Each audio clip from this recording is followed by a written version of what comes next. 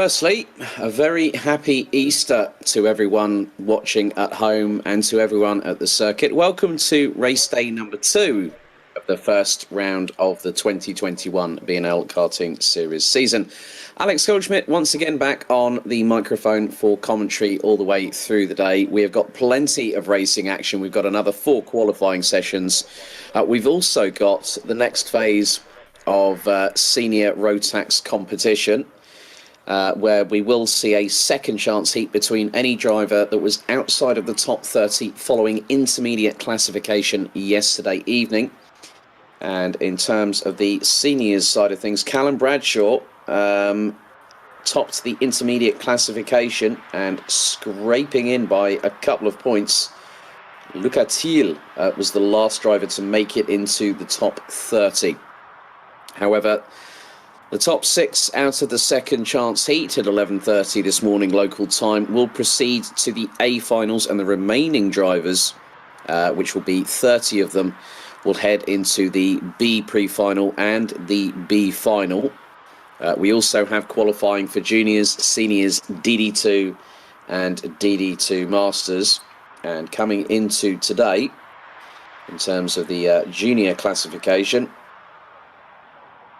it is Kai Rielers that actually was not declared the victor after a decision by race control. He was demoted to 3rd place, but still on 36 points. Has the initial standings lead ahead of Edgars Wilkans. Joip Briedveld took the eventual race victory as a result of the penalty for Rielers, which saw contact between him and Stolzemanis going through turn 8. Stolzemanis is in with striking distance, and the top 4 at the moment covered by 11 points. Not too far outside of that window in junior road tax is Bruno Malders and Farin Mega, both on 20 points apiece, and Max Klappen rounds out the top 7 a further point adrift. In terms of DD2 and DD2 Masters, who also have a pre-final and a final today, in terms of the points coming into this, the defending champion, Glenn Van Prijs, leads the way with 45 points after a victory in a 2nd place yesterday. Davide Fore rounds out the top 2, taking a win in race 2 and 3rd in race 1. Mick Knowlton rounds out the top 3. And then going towards DD2 Masters, it has been a clean sweep so far for France's Rudy Champion. In the 5-4-4 from Piquet's Competition, Carl Klebort, a solid double result yesterday, 2nd in qualifying, but then also 2 2nd places. Christoph Adams rounds out the top 3 with 29 points to his credit after the 2 races yesterday. However, qualifying is shortly going to get underway, and up first it will be junior road tax. So 35 different drivers from 6 different nationalities competing in this class. So the person that is the one with the target on his back is Kai Rielers. We've already had morning warm-up, so each class has had 10 minutes to get used to the conditions. So Group 1 going out first, 5-minute qualifying session, as rapid fire as it will be as we had yesterday. It's cloudy overhead at the moment, so no sunshine predicted until later on in the day. 7 degrees Celsius at the home of champions. Humidity of around 68%, and a north-northwesterly wind of around 5 kilometers an hour. So the timer has already started ticking away, and with juniors, as we found out yesterday, that the groups were decided by electronic lottery. So it was the electronic version of pulling your number out of a hat and seeing how that goes. But Max Knappen from the Netherlands in the 2:48 was the first driver to make his way out of the pit lane. So all the drivers are out on circuit, including the last 2 drivers, both representing Stampex Motorsport, Tom Braken and Casper Schormans from Belgium and the Netherlands, respectively. Max Knappen will set the initial benchmark, and we'll find out who is going to be putting down the marker for Group 2. which will be up at 10:45 this morning, and that will have Thomas Stolzemanis and Kai Rielets. Now, obviously, Kasper Schormans was looking good in qualification, but obviously a technical non-conformity last time out put the young Dutchman, just 11 years of age, at the back of the grid. Enzo Bol is the one that has set the first lap time, a 1 minute 3.915. Max Knappen 92 thousandths behind. Ethan Jeff Hall has had a solid junior debut here in the BNL karting series. He's currently third fastest, ahead of Latvia's Edgars Vilkans. Thies Dams, Tom Braken and Olivier Jonkers round out the top 7. Kasper Schormans up into 8th at the minute on a 1 minute 6.152. So Max Knappen will now hopefully punch that envelope down below the 60-second bracket as he heads across the line. 57.424, and then Enzo Bol responds in kind, as does Ethan Jeff Hall, with the latter going up into provisional pole in this session. But then Joik Briefeld, Edgars Vilkans, they now start pushing the envelope even more because that gap has gone quite significantly. Edgars Vilkans setting the pace in this session so far with just under half of it remaining. A 57.014 from the Latvian, but Tom Braken, first driver to go sub 57 seconds in this session. And that was with the 56.957 from the 218. So top 10 currently rounded out by Germany's Montego Marsen in the 282 with a 57.524, exactly a tenth behind Max Knappen in the 248. Enzo Bol is in 8th ahead of Theo Blanc. Ethan Jeff Hall in 6th as Enzo Bol and Max Knappen, the two drivers from JJ Racing, go sub 56.5. But then Ethan Jeff Hall was the first one to absolutely romp his way into the sub 56s. But then Edgars Vilkans from Latvia has just done the same. He's done a 55.6. Jori Schoens a 55.773 from the Dutch driver. Ethan Jeff Hall rounds out the top 3. But then Tom Braken with a 55.519 with just under a minute and 20 still to go on the clock. So SP Motorsport leading the way in this first session. So it just depends on who is able to get there first and set that initial benchmark time that the others have to follow in kind with. So again, we'll see if Max Knappen and Enzo Bol improve. Well, they don't on that particular occasion. But Ethan Jeff Hall jumps up to 2nd. Thies Dams up to 4th place. Montego Marsen goes to 9th. We'll make that 10th as Joik Briefeld and Edgars Vilkans have both taken 3rd and 4th respectively. Jori Schoens goes top of the timesheets with just over 30 seconds on the clock remaining. A 55.443 from the Dutch driver. Tom Braken responds and goes. Well, that's an epic lap from Braken. A 55.242 second lap time from the young Belgian. And he did that with just over 20 seconds on the clock remaining. Time is fast running out. All results called today by myself are provisional, pending sporting and scrutineering checks post-session. That's it. Check it out for the session. The first of 4 5-minute qualifying sessions here today. Enzo Bol, provisionally 6th at the moment. Ethan Jeff Hall goes to within 5/1000ths of Tom Braken, and that's P2 for the Brits. Thies Dams 9th, Theo Blanc 3rd. Joik Briefeld goes to 6th as Edgars Vilkans goes across the line and takes 4th. Jori Schoens 5th. So just waiting on a few other drivers. Tom Braken might just complete another lap, and he goes even quicker. Oh, that's a great lap time from Tom Braken. A 55.141 second lap time around this 1,360 metre circuit. So Tom Braken has the benchmark lap time to beat, and that will be for session 2. So Tom Braken takes the session by just over a tenth from Strawberry Racing's Ethan Jeff Hall. Then it's Theo Blanc from France, Edgars Vilkans, and a good showing from Kasper Schormans. So 2 SP Motorsport karts in the top 5. Jori Schoens in 6th ahead of Joik Briefeld, Enzo Bol in 8th, Julian Kloosman in 9th, Devian Rost in 10th ahead of Thies Dams, Baptiste Levezak, Montego Marsen, Max Knappen, Ralf van Pevert, Olivier Jonkers, Richard Thomas, and Rune de Broeke rounding out the 18 strong, all covered by under 1.5 seconds. Okay, first of 4 qualifying sessions done.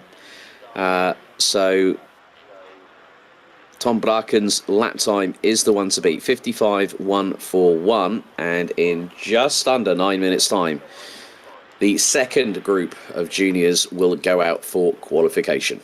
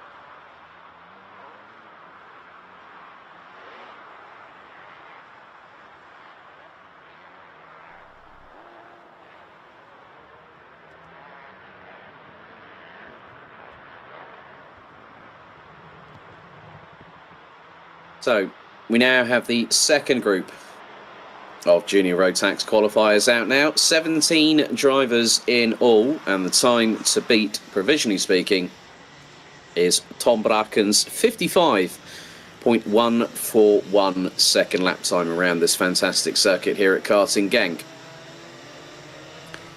So the drivers will have about just around about 4 minutes or so to get themselves ready for the racing.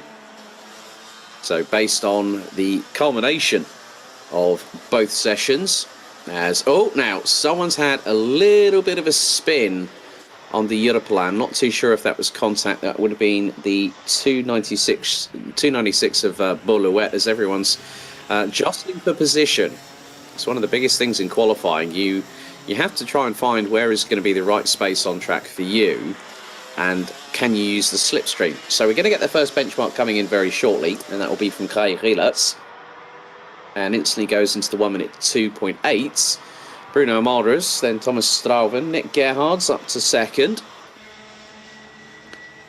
So as we will see, like we did in the first qualifying session for Junior Road Tax, that the times will drop rather dramatically the minute that Kai Rielert drops the hammer, so to speak. You'll also have to watch out for the likes of Thomas Stolzemanis, Austin Lee up in 5th at the moment, but obviously not truly reflective of the times that these drivers will be setting. Probably one of the more, well, just as competitive as the other group. I mean, especially when you had Tom Braken in there, as some are still jostling for position. Enzo van den Dickenberg on the Sodicart chassis, just coming through turn 9 as we speak, and he's just ahead of one of the Dams racing carts. Possibly looks to be Boluet, maybe, or even Vic Stevens, as Rielert goes in and gets to within 1.4 seconds. Stolzemanis responds, and then that was Stolzemanis actually going up the inside of Germany's Austin Lee, who's put himself in 8th position in this session at the minute on a 56.940. And then Nick Gerhards manages to get past him. Austin Lee, who is actually originally from the US but now resides in Germany, racing on a German licence. Going into juniors this year full-time, having won the 2020 Rotax Max Challenge Germany Minimax title last year at the season finale at Wittgenborn.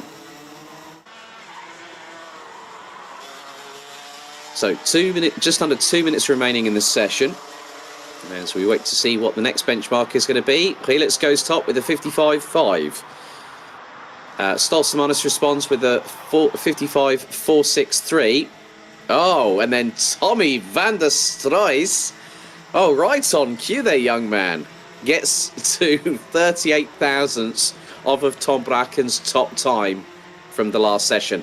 So that can show that it can be beaten. But who is going to beat it? Because now we've got van der Struijs, Mega, Stolzemanis, and Rielert. They're all covered by just over 0.33 of a second. Then it's Terlouw, Strauven, Bachmartiuk, Neeson, Gerhards, Malders, Stevens, Stiak, Van den Dickenberg, Lee, Loet, Broggio, and Gubbles rounding out the 17 strong.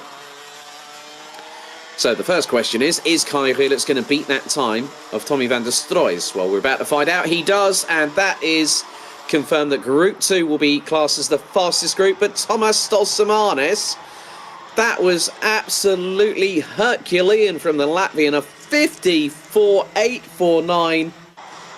That is incredible pace. Once again, the Latvian showing that he is not to be trifled with. And I don't think that's the last we're going to see on this session, because we still have 25 seconds of it left to go. And these drivers still have this lap. So they're still going to be pushing like crazy. Some will decide to go into Parc Fermé very, very shortly, but some will want to complete those laps. And I know for a fact that Stolzemanis will want to improve that lap time. And that's with any driver worth their salt. They want to improve on that previous lap time. So Rielert, will he cross the line before the checkered flag flies? Well, he's crossed the line. He goes top, 54.765. Stolzemanis does not respond. So Kai Rielert just literally before the checkered flag. 54.765 by Kai Rieler. So it is a Belgian driver in the top of both. And I'm wondering, is Rieler still out on a hot lap? He must be, because he was like literally a couple of seconds away from hitting, from getting across the line when the checkered flag flew. So a lot of drivers. So Kai Rielertz, is he going to complete the lap? He is. So let's see if Kai Rielertz can improve on that 54.765. We're about to find out as everyone makes their way into the pit lane. And what's the time from Rielertz? Not on that particular occasion, but he has done enough to take the top time by 84 thousandths of a second. And again, for the second day in a row, Kai Rielertz takes pole position for the first round of the season. So Rielertz takes the session with a 54.765. Stolzemanis, 84 thousandths adrift in second. Matthijs Turlo, a further 97 thousandths behind. Farin Mega edged out Combi Kart Racing's Tommy van der Stroys from the Netherlands by 7 1,000ths to take fourth place. And then it was a further 6 thousandths back to Nick Gerhards. 38,000 separated Gerhards from Thomas Strauven down in 7th. Bach Matiuk in 8th. Luke Neeston and Bruno Malders ran at the top 10, who were covered by 7 tenths for a second. Austin Lee, 11th in this session. 4 1,000ths off of breaking into the top 10. Janis Dieck in 12th. Vic Stevens in 13th. Enzo van den Dickenberg in 14th. Ahead of Boluet. Antoine Borocchio, and it looks like the recovery truck is now out for Puck Gubbles in the number 288, who registered the 17th time, fastest time in this, 57.172. So, not a bad showing there for both Gini Rotax groups. And next up, at 11 o'clock, that is in just over 8 minutes' time, we'll have our final DD2 qualifying session of the first race weekend of the year.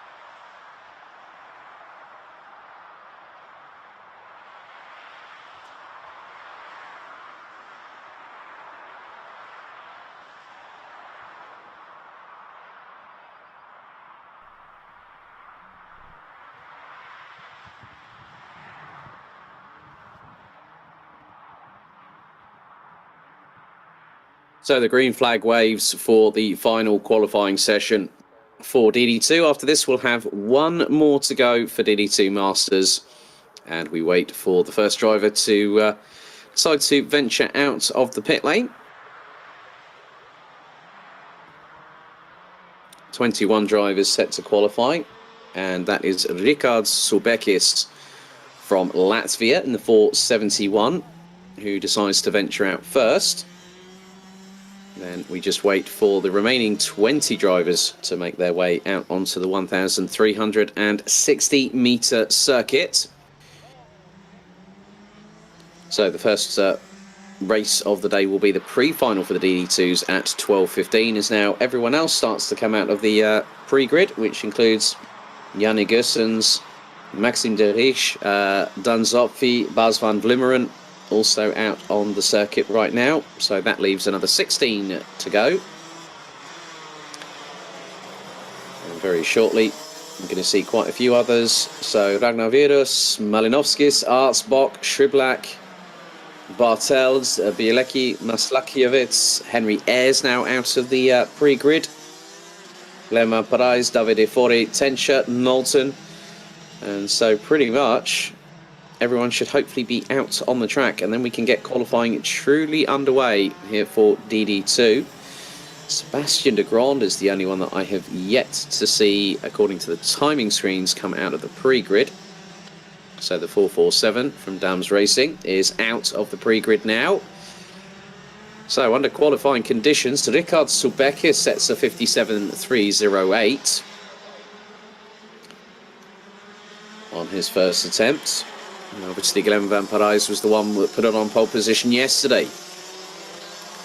So we'll see how things proceed over the next 2 3/4 minutes of this race. Shriblack goes second, Imke Arts third, Bielecki, Bach, Malinovskis, Virus, Bartels.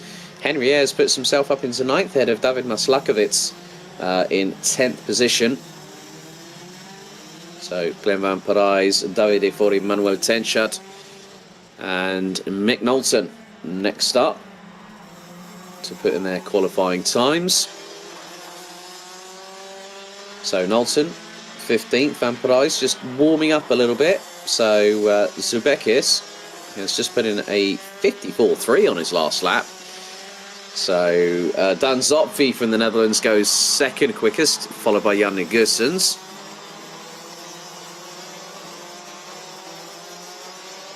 So it looks like Virus has just crossed the line and goes top of the timesheets, 53.942 for the Estonian. Then Kasper Bielecki from Poland goes even quicker by over 2.5 tenths.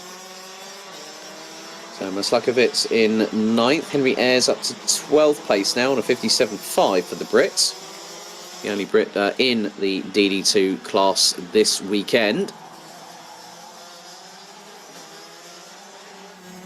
So top 15 at the moment, rounded out by the number 447 of Sebastian de Grand from Belgium, running with Dams Racing.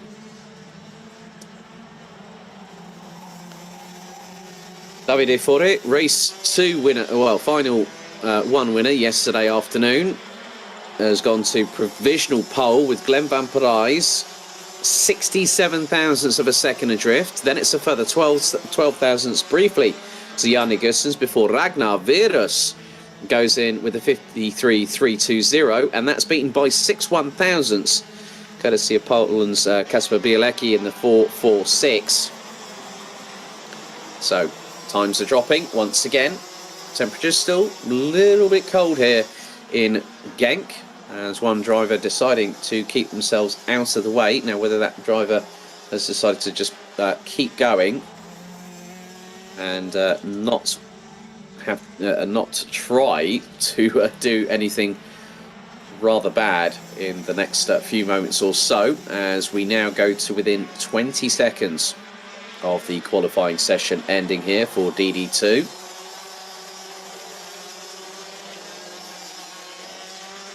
And then Van Parijs has gone provisionally top of the timesheets, 52.876 for the defending champion. That's over 2 tenths quicker than Davide Fori. Checkered is out. Zubekis 18th, Maslakovic 20th, Henry Ayres 16th. Those are the first 3 drivers to cross the stripe here at Genk.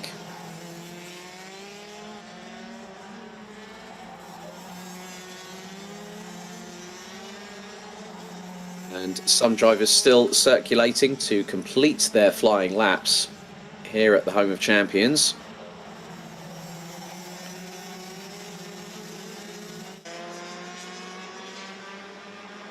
So Janchevsky goes 7th, Tenscher 10th, Knowlton down in 9th.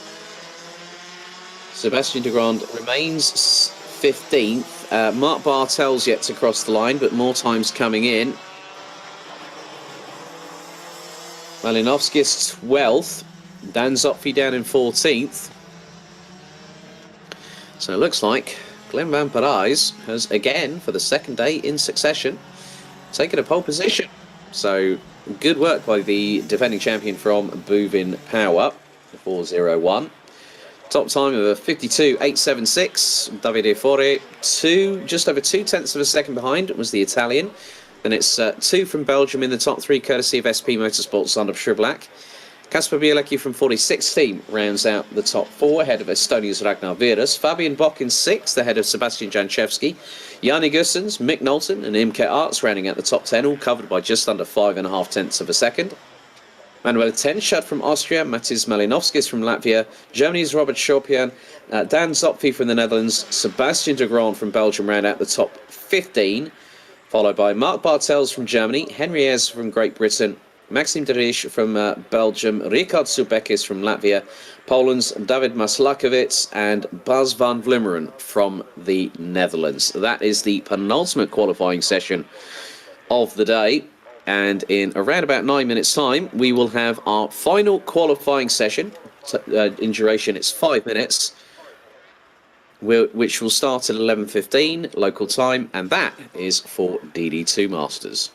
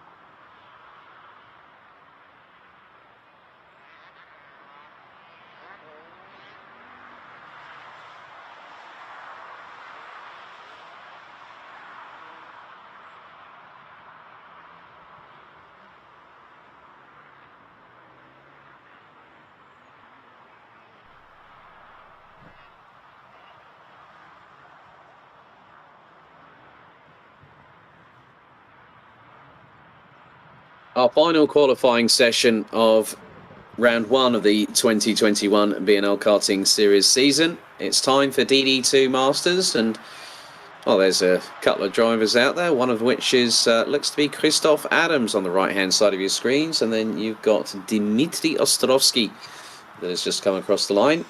Pritsai and Juris Zalaitis from Estonia and Latvia, respectively, have also ventured out onto the circuit.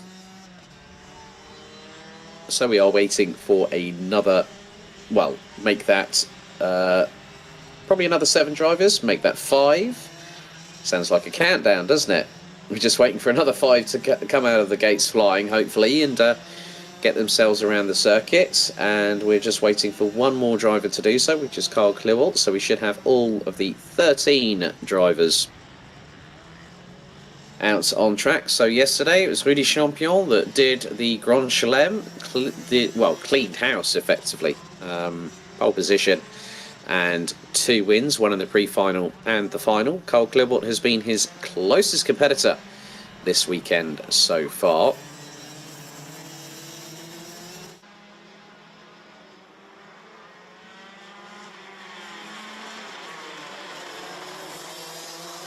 So with regards to the weekend results, the pre-finals and finals from today and yesterday for juniors, DD2 and DD2 Masters will decide the weekend result. For seniors, the A finals the A pre-final and final will determine the weekend result, and the B final for the senior road tax will be declared their weekend result. So effectively, there's still quite a lot to be decided this weekend. A lot of racing action, but obviously we will have a highly charged second chance heat at 11:30 local time with those drivers that qualified from 31st to 66th. And the times have started to come in. Dmitry Ostrovsky is the one that is really starting to wind up the wick on the 580. The German has just put in a 55.056 second lap time around the track here, but Rudy Champion goes top of the timesheets, top of the pops, if you will, 54.438, and then Slavomir Moransky, who will be back here this week for the Euro Trophy. He is second and was just fractionally ahead, 47 thousandths to be precise, of France's Jonathan Wimor from France.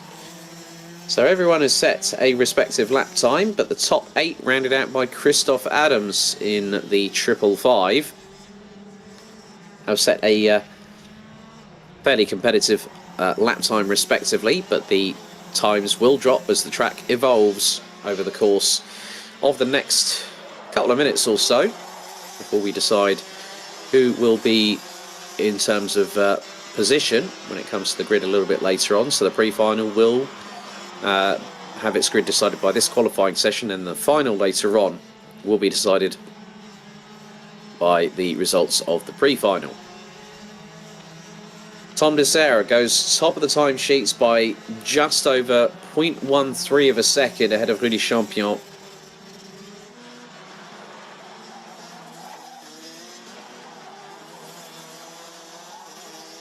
So Nasser and Champion, the only 2 drivers to go below the 54-second barrier in this qualifying session. Bruno Dos Santos goes 7th, Frederick Baker in 10th place, and everyone in that, well, Ian Gepps has just dropped Baker out of the top 10. Klebo up to 3rd place with a 54.056.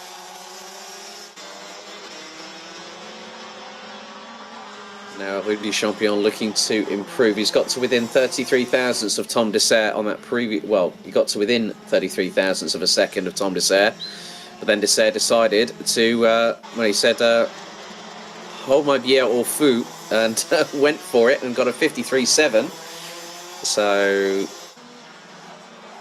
again, well, Rudy Champion hoping that he can... Well, he's got this lap. Could be the brightest opportunity that he's got with regards to this, and we'll find out whether Tom de Serre or Rudy Champion would put it on pole position, because the qualifying session has now got the checkered flag waving. Capitan goes fifth. Clevel goes up into P1 with a 53.611. It looks like Carl Clevel has decided to... it's not Carl Clevel, it was Christoph Adams that pulled in the pit lane. So he will drop towards the bottom of the top 10. That will put him 9th. So Carl Clevel in pole position for this session. Rudy Champion, Tom Dessert, Jonathan Wemo, Christophe Capitan, Pritsai, Slavomir Moransky ran at the Ian gets in 8 ahead of Christoph Adams, Bruno Dos Santos, Dimitri Ostrovsky, Yuris Alaitis and Frederick Baker running at the 13 strong, all qualifying within 8/10 of each other. So that is qualifying completed for the first round of the season. And at 11:30, in about 10 minutes' time, we get the racing action truly underway with the Senior Road Tax Second Chance Heat at 11:30.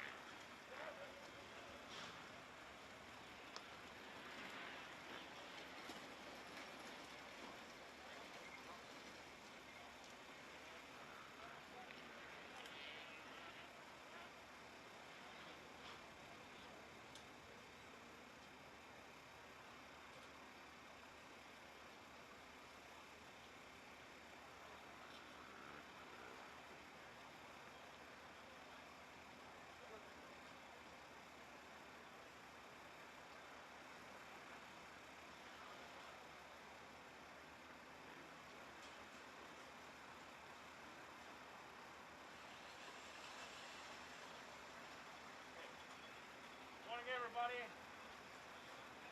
first race of the day is the second chance sheet. Only a reminder for you. You're fighting for 6 positions that bring you up to the final A. Everybody's driving a final A and final B. You only fight for the 6th position within the final A. Think of it, first of all, you have to finish the race and you have to finish it off. You get a penalty for causing a collision or something else. You miss the final A automatically. Keep in your mind, stay fair, keep pace to the driver beside you, stay on track, fight for your position fast, but stay fair. Good luck.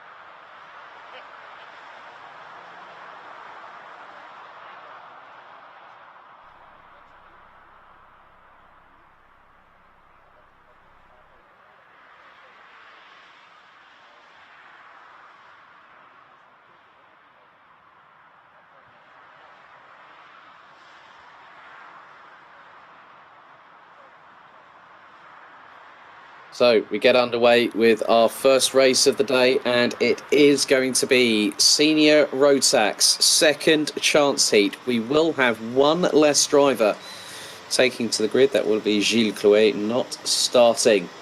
However, here is the starting grid for the second chance heat for Senior Rotax. On pole position, Ralph Winkel will have alongside Emily de Hoys, so it's an all-Dutch front row. Devin Segardi from Estonia and Thomas Martins from Belgium, that's row 2. Beer Dorrestein and Storm Brouwer, row 3. Nicolas Picot and Paul Forquemer make it an all-French row 4.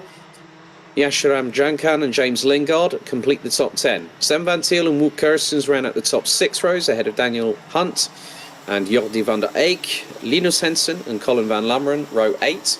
Lucas Schoonmakers and Mario Sittler, row 9. Scott Westhovens and Flint Schuring, they complete the top 20. Running out the 35-strong grid, Adrian Labuda, Jens van der Heijden, Bastien Barlage, Luca Costa, Bart de Wit, Vincent van Kerkhoffen, Julien Hache, Teun Schmidt, Stéphane Lemuneau. Then we've got Anthony Bilou, Yuri Tenhef, Remco Baan, Clémentine Benoit, Max Bush and Antoine Antier.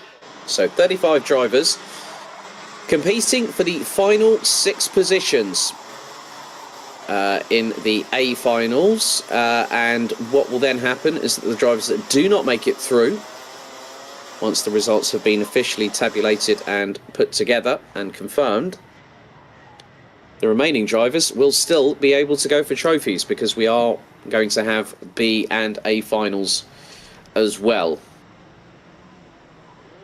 So 7 minutes on the clock, the final time that we're going to have a fast-paced, furiously filled, dramatic race here as we wait for drivers to now make their way through. Looks like things are getting set and ready to get underway.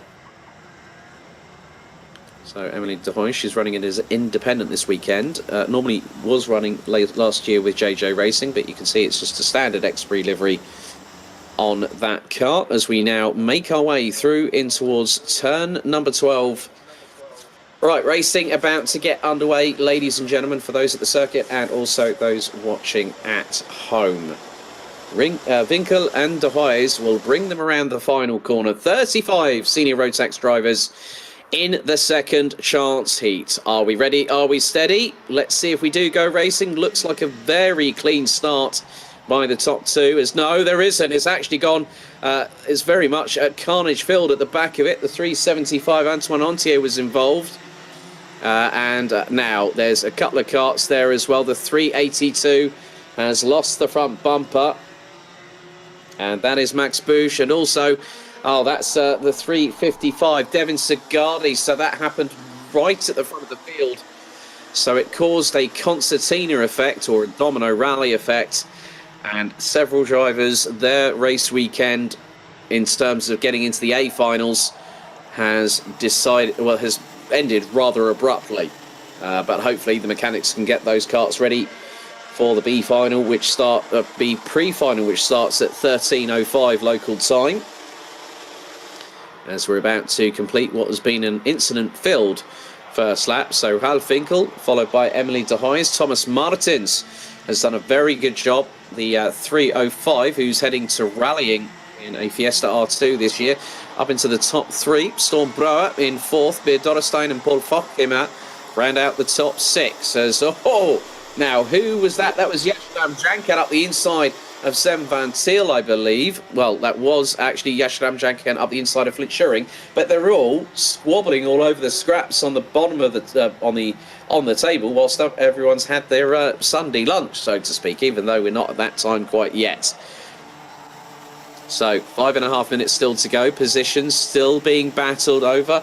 Linus Hensen battling with the likes of Luca Costa as Emily de Hoys up the inside of Ralph Winkel to now take the lead on the completion of lap number 2 through turn 12. So Emily de Hoys, Yasharam not Yasharam Jankan, it's Ralph Winkel, but you can just see more drivers going for positions. It looks like there's one of the Dams Racing drivers. Now, that particular driver, that was, I'm just going to keep my eyes on, that is James Lingard that just absolutely sent it up the inside of Jens van der Heijden. and the Brit looking to move up into the top sixes now.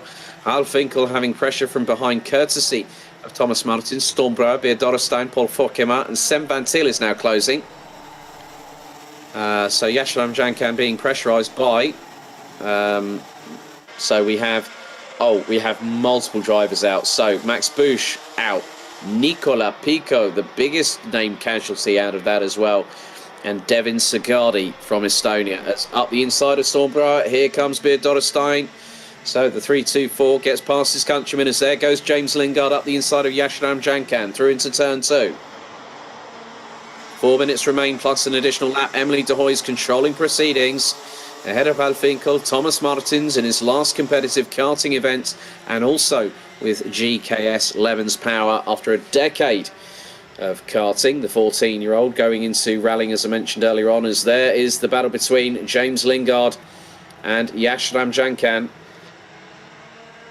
And that is not abating, but whilst they're battling, it's allowing the 7 in front to get away, and Sem Van Til is trying to close in on Paul Fokkeman. Last time he took nearly 4 tenths out of the there was a move that was from Paul Fokkeman on Stormbrower, so Stormbrower drops to P6 as there goes Thomas Martins up the inside of Halfinkel through turn 2. Nice and neatly done by the Belgian, bided his time and waited. Beer Dorrestein will be next up on the drivers looking to get past Halfinkel and could get a good run, but keep your eyes on Paul Fokema and Stormbrower not too far behind.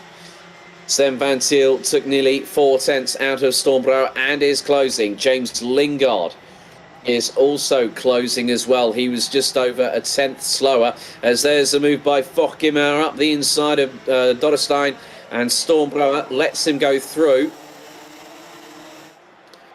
So we have 2.5 minutes of this race still remaining. And Emily de Hoy's having taken the lead through turn number 12 at the end of lap 2. She has stayed ahead so far, but Thomas Martins will want to do something about it, and he does so. The Belgian up the inside to take the lead on turn number 2 on lap number 6. So Thomas Martins on home soil leading the way. 2 minutes still to go, plus 1 additional lap. The top 6 maybe make that even. The top 8 could factor in for the victory here in the second chance heat. As Linus Hensen battling away with Lucas Schoenmakers. So Schoenmakers, now there's a move from Fokema up the inside of Halfinkel through turn 9. And there's Beer Dorrestein. Winkel hits the curbing going through the exit of 9 as a result of losing 2 positions in 1 corner.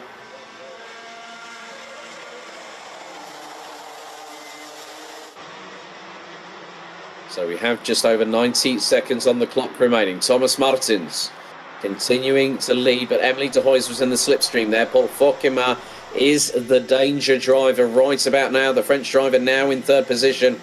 Beer Dorrestein, Halfinkel, Stormbrower, they round out the top 6. However, that top 6 very much under threat as Stormbrower is being pressurised, not just by Sem Van Til, but James Lingard, who's put in the fastest lap of the race. He goes up the inside of Sem Van Til. So James Lingard has put in a 53.995 on the previous lap, as there is a move by Fokema up the inside of Emily de Hoy's. Beer Dorrestein looking up the inside of the 337, not on that particular occasion going through the exit of turn 9.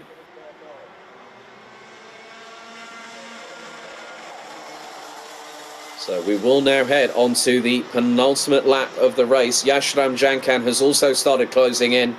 And not too far behind is Jens van der Heijden from Combi Kart. As Dorrestein looks up the inside there on the number 337 of Emily de Hoy's.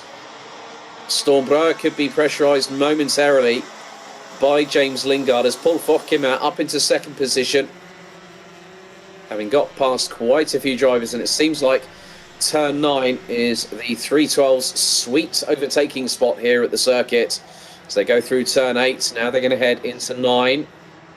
This particular occasion, as the timer hits 0, as Thomas Martins will lead them into the right-hand sweeper at turn 10 for the penultimate time. Paul Fokema looking rather menacing. The 312 on the Sony Kart chassis goes for the lead. Nyon goes sideways and catches the drift and keeps it ahead of Thomas Martins. One more lap remains. And on this particular occasion, Stormbrower getting pressurised again by James Lingard. So it's Fokkema, Martins, De Hoyes, Dorstein, Winkel, Brouwer, Lingard. That's the top 7. Lingard trying to seize the opportunity. Looks to get the cut back on Stormbrower. It looks like he's made it work. Great move there by James Lingard. But Stormbrower is going to try and keep it pinned around the outside. Lingard up the inside and takes 6th position on turn 7 on the final lap of the race. A brilliant spirited drive from the Brit. As we have just 2 more corners to negotiate. And provisionally winning the second chance seat in Senior Road Tax will be Paul Fokkema. He takes the checkered flag. Thomas Martins second. Emily De Hoyes in third. Beert Dorrestein, Hal Finkel and James Lingard are your provisional top 6 that will be heading to the A finals along with the top 30 led by Callum Bradshaw from Great Britain. The first A final will take place at 13:30 local time. That's 12:30 UK time. So, making it into the B finals, we don't say goodbye to them just yet because the fact that they will have 2 other races to go. So, Stormbrower, Sam van Thiel, Yashram Jankan, Jens van der Heijden, Linus Hensen, Lucas Schoonmakers, Colin van Lammeren, Jordi van der Eyck, Wood Kirstens, Flint Schuring, Luca Costa, Vincent van Kerkhoffen, Mario Sidler, Anthony Bellew, Scott Westhovens, Daniel Hunt, Tern Schmidt, Juri Tenhef, Remco Bahn, Adrien Lebuda, Bart de Wit, Antoine Antier, Clémentine Benoit, Julien Hache, and Stéphane Lemenou were the last of the 31 drivers that made it to the checkered flag. Bastien Barlage retired on lap 3, and a multi-kart first lap incident took out Devin Segardi, Nicolas Picot, and Max Bush, with Gilles Clouet a non-starter.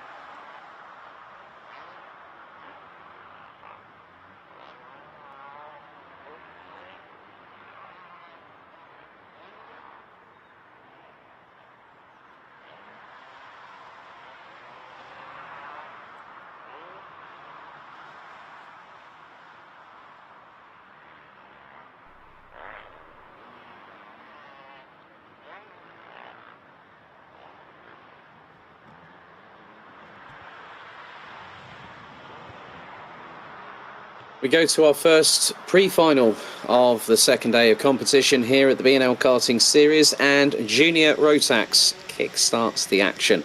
Let's have a look at the starting grid, and it is as follows. On pole position, Kai Rielets will be alongside Tom Braken, so an all-Belgian front row on home soil here in the pre-final. Thomas Stolsemanis and Ethan Jeff Hall round out the top 4 positions ahead of Mathis Turlo and Theo Blanc, representing the Netherlands and France respectively. Farin Mega starts 7th, and alongside him will be another Latvian in the form of Edgards Wilkans.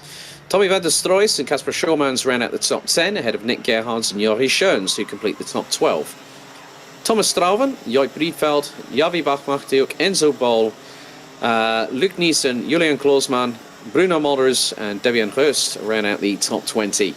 Austin Lee and Days Dams will be on row 11 ahead of Yanni Stiak, Baptiste Levesac, Vic Stevens, Montego Maassen, Enzo van den Dickenberg, Max Knappen, Boluet, Ralf van der Pevert, Antoine Broggio, Olivier Jonkers, Richard Thomas and Rune de Broeke. Following on from qualifying earlier on, Pat Gubbles was checked over by the medical team here at Karting Genk and has opted to non-start following some checkovers. So 34 drivers, 13 minutes plus an additional lap. So now with the facts that you have Ethan Jeff Hall and Tom Braken, you've also got some very, very quick juniors in here, the likes of Tommy van der Stroys, Farin Mega, Nick Gerhards, Casper Schormans. There's quite a lot of talent in here. So I don't think it's going to go all of Kai Rielets' way. And that can depend on the drivers behind.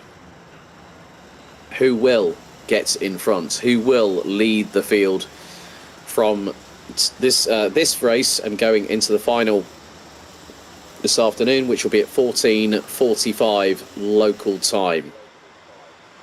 So we're now at the tail end of the formation lap here for the juniors. 34 drivers, 17 competitive rows, 13 minutes on the clock, plus an additional lap as they all come into the 2x2 rolling start formation. Into the tram lines we go. Are we ready? Steady. Let's go racing. And Rielets gets a great getaway, and Stolsemanis manages to get past Tom Braken, who now has to use the runoff area to keep Ethan Jeff Hall, well, Matti Turlo at bay, it looks like, as they all make their way through turns 3, 4 and 5 for the first time of asking. Ethan Jeff Hall has now dropped behind Farin Mega, as that's Nick Gerhards going exit stage left off of turn 6. As it's 3 abreast at some points. Oh, someone's gone spinning. Lot the back brakes, and that was the 272 of Devian Rost, and that is also that's Austin Lee that's just ended up backwards going through turn 7, and there's more dramas coming out of turn 8, and that is from one of the Dams racing carts, I think possibly Boloet. So it has really, you know, there's still a lot of ring rust to get out of the get sort of shaken away, because some of these drivers are going to be racing the Euro Trophy next week, and that's the start of a very, very big championship, which will be held here at the home of champions Karting Genk between the 9th and 11th of April, with myself back on commentary. So there is a bit of a battle here. This is for what is 7th position. Ethan Jeff Hall is in there, Theo Blanc and also Tommy van der Stroys, but Kai Rielets leads on lap number 2 of this race. Stolsemanis just behind, Tom Braken in 3rd, Mathis Turlo, Farin Mega and Ethan Jeff Hall. They are the top 6 in the minute. Stolsemanis now goes for the lead on Rielets going through turn 12 on lap number 2, which now quickly gets completed. And sometimes it's about keeping your cars close to your chest. Well, Tom Braken's letting his fly early. As, a little bit of a bump over the curbs there for Kai Rielets, as Mathis Turlo goes round the outside of him through turns 3 and 4 and gets the job done as far in Mega. Turlo lost out there because Rielets literally went right up the inside of him, nigh on dive bombed him. And one of the things you don't want to do, Mathis Turlo, is to give a bump to the driver behind, because first of all, you could compromise your front fairing, and second of all, the driver in front will get a little bit of an assist. And in the meantime, Farin Mega has been passed by Ethan Jeff Hall, Tommy van der Stroys and Thomas Strauver. They ran at the top 8. Theo Blanc and Casper Schormans ran at the top 10. So all 34 drivers that made it to the start are still circulating at the moment. Devian Roos has now got up to 31st. Austin Lee finds himself down in 33rd. But Thomas Stolsamanis leading the way from Tom Braken. Gap between them just under half a second. Kai Gilets in third. Matty Sterlo fending off Ethan Jeff Hall. So with Mega, Van der Stroys, Strauver, Theo Blanc and Casper Schormans running at the top 10. As they filter their way through into turn number 8, into the right-hand sweeper.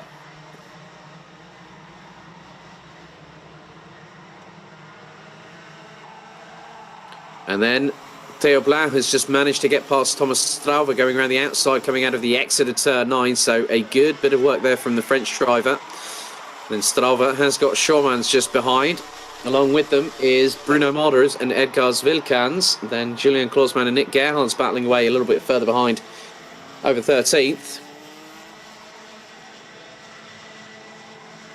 So things still looking rather feisty out there as Kai Rilets trying to get back past Tom Braken and then go after Stolsamanis. And through turn 6, a good bit of turn of pace from Kai Rilets as he closes up to Tom Braken into turn 7. Through turn 8 they go as Matthijs Turlo still there or thereabouts.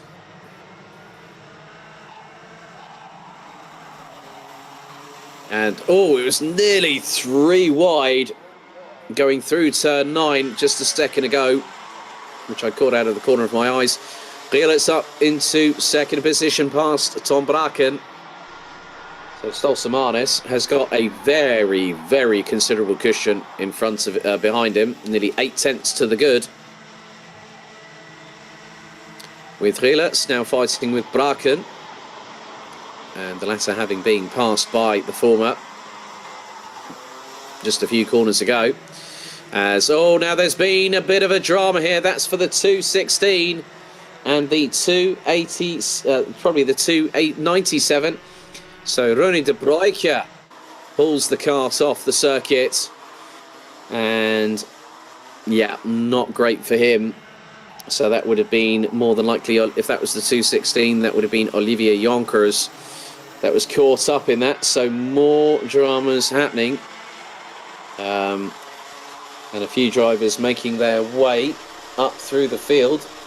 Ralph van der Pavert is being followed by Olivier Jonkers. Well, was being followed by Olivier Jonkers. Is now up the inside of Tom Braken goes Matthijs Turlo, and that's for P3. Farin Mega gets past, well, Tommy van der Stroys has dropped all the way to 9th position, courtesy of Farin Mega, Theo Blanc and Thomas Strauver. So Olivier Jonkers and Rune de Broeke dropped to the bottom of the field. De Broeke not taking any further participation in the pre-final and will start from pretty much last position later on this afternoon.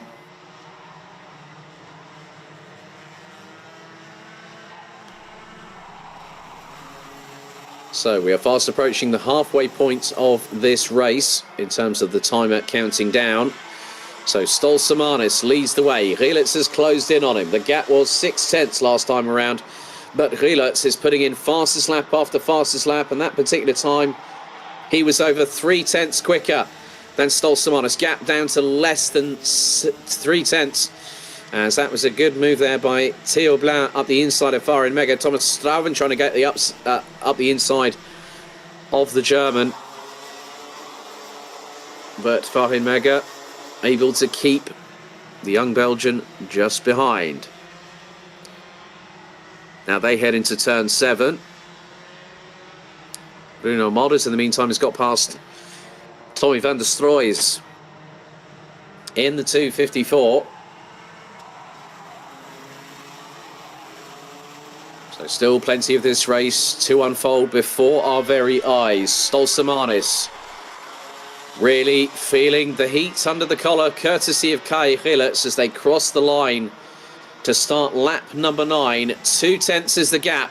Gilles goes for it and sends it from absolutely another area code here in Limburg. Does a really, really good job there to get past Stolsamanis nice and cleanly. But Stolsamanis, the Latvian, trying to keep pace with Gilles on this particular occasion, gets into the bump draft going into turn number 7. So Gilles still leads. Stolsamanis in second position. Turlu, Braken, Ethan Jeff Hall, Theo Blanc, Farin Mega, Thomas Strauver, Bruno Molders, Edgar Zvilkans now makes it the pair of Latvians into the top 10, courtesy of getting past Tommy van der Struijs. So Rune de Broeke has called it a day and has been confirmed as an official retirement on lap number 5. Baptiste Levesac also has retired from the race. So down to 32 drivers we go. And on your screens, you've got the battle for first and second. So Stolsamanis trying to fight tooth and nail, side pod to side pod with Kai Gilles. Matthias Turlo battling away with Tom Braken and Ethan Jeff Hall. So at the moment, we have in the top 5, 2 Belgians, a Latvian, a Dutch driver and a Brit. So still many, many twists and turns for this race to unfold. And this is where things get rather interesting, because when is Stolsamanis going to strike? Not quite yet, but we've still got 3 3/4 minutes plus an additional lap still to go here. So Gilles took pole position like he did yesterday and is leading with 3.5 minutes on the clock remaining in this session. And the pre-final will decide the grid for the final, and that will take place at 14:45 Central European Summer Time. That's 13:45 for anyone watching in the United Kingdom that's cheering on Ethan Jeff Hall at this particular moment in time, the only junior from the United Kingdom that has ventured over to the home of champions to compete for this week. 180 seconds remain on the clock. So Stolsamanis waiting for his opportunity to strike. Tom Braken being closed in by Ethan Jeff Hall. Theo Blanc, Thomas Strauven and Farin Mega. They are battling over what is 6th position on the road. And Stolsamanis was just over 0.2 away from the back bumper of Kai Gilles. However, Gilles still very, very much defending early, I might add. As Strauven looking up the inside of Theo Blanc from France, Farin Mega from Germany just behind the pair as they go down the Europolan and actually passing parallel road-going traffic, as always is a customary sight when there's ever any racing here at the home of champions.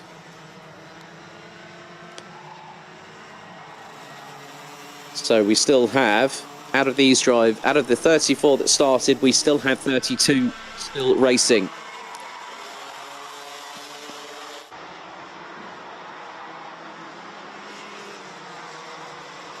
So your guess is as good as mine.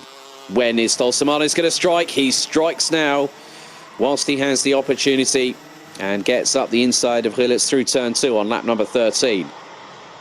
So Stolsamanis again, waiting and biding his time. Now it's a case of Gilles waiting until he has the perfect moment, the perfect window of opportunity thereof to get past Stolsamanis and take a second win. He's had a first and a third this weekend.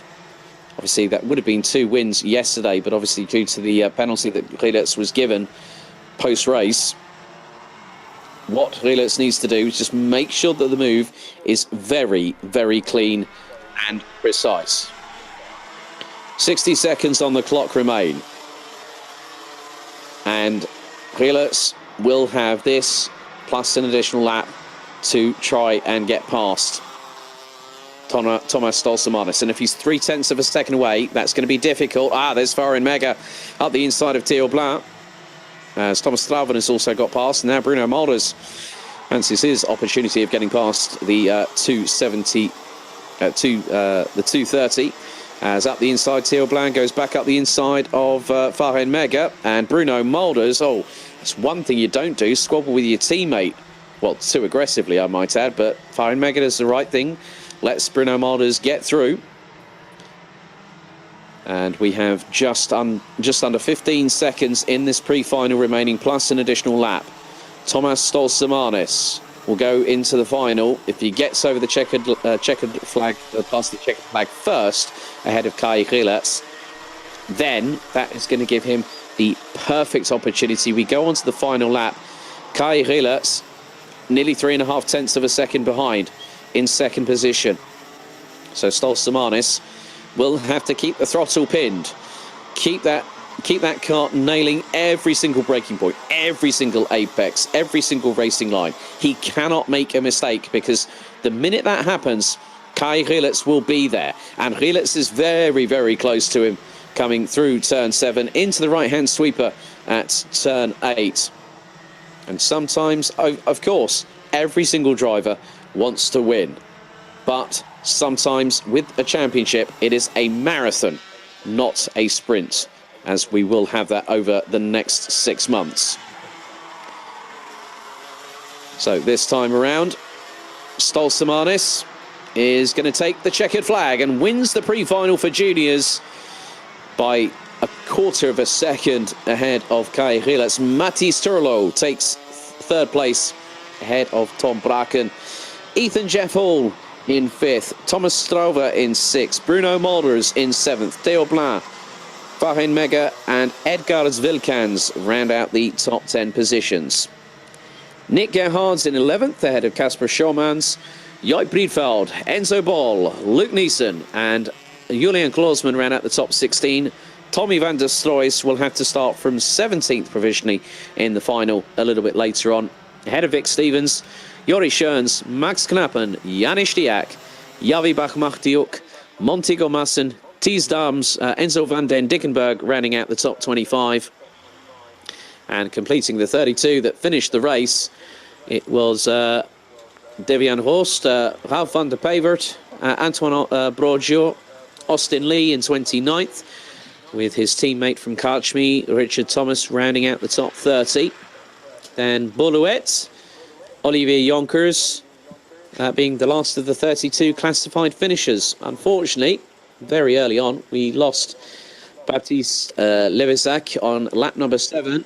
Rune de Broek having a collision with Olivier Jonkers would promptly retire on lap 6, with Puck Gubbles not starting the race.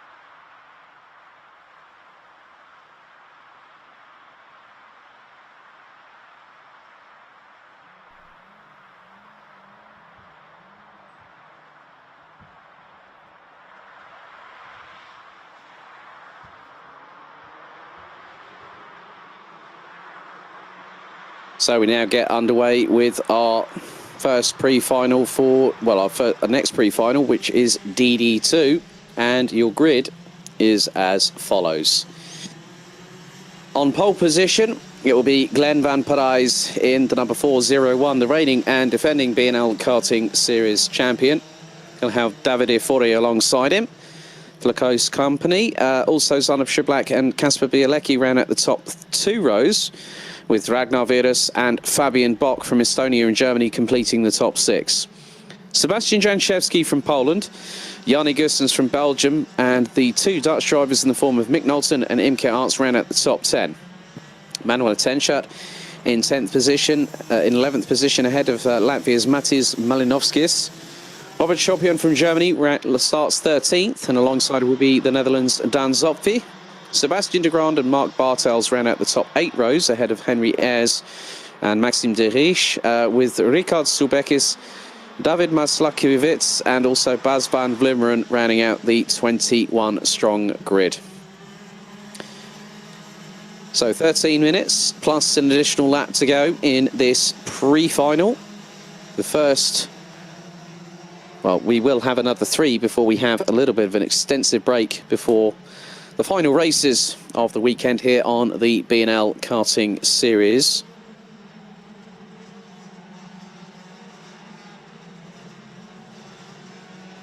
The drivers are ready and set to get themselves going once again, as are those watching in the grandstands that are permitted to be here. This has been a closed-door event. Every single individual here at the circuit has had to have a negative PCR test in order to compete. Anyone that has had a positive test will not be able to access the paddock and will have to remain home and isolate as per the respective governmental guidelines, wherever they are from. However, these drivers now get themselves ready, steeled up and ready to fight. Into the tram lines we go. So, ladies and gentlemen, are we ready? Are we steady? The revs rise, the lights go out, and it looks like we are good to go for racing as Glenn Van Parijs takes the initial lead, but Zon of Schiblak uses the runoff to get himself into second position. Ragnar Virus was battling away with Davide Fori. Oh, there's been a massive moment at the back part of the field. Mick Knowlton and Imke Arts have come together, and Imke Arts gets spat out. She ends up exiting stage right as Davide Fori goes up the inside of Zon of Schiblak, going through into turn 7 off of the Europolan. So this is going to allow Glenn Van Parijs to get a little bit of breathing space for the minute, but Ragnar Virus from the Birol Art Baltic squad, running on the Birol ART chassis, rounds out the top 4. As there's more moves, looks like Yanni Gussens has made a move, and that could possibly be up the inside of possibly, I'm not too sure whether it's Richard Subekis or it could be, well, it's not Sebastian Janczewski, that much is for certain, because Janczewski is ahead of Yanni Gussens, but Van Parijs leads Davide Fori by 0.4 of a second. Zon of Schiblak rounds out the top 3. As Yanni Gussens being pressurised by Manuel Tenschat, as Kasper Bielecki has the likes of Matis Malinovskis behind him. Well, no, that's Fabian Bock, and he's battling away now with Belgium's Sebastian de Grand. And also Maxime de Riche is in there as well.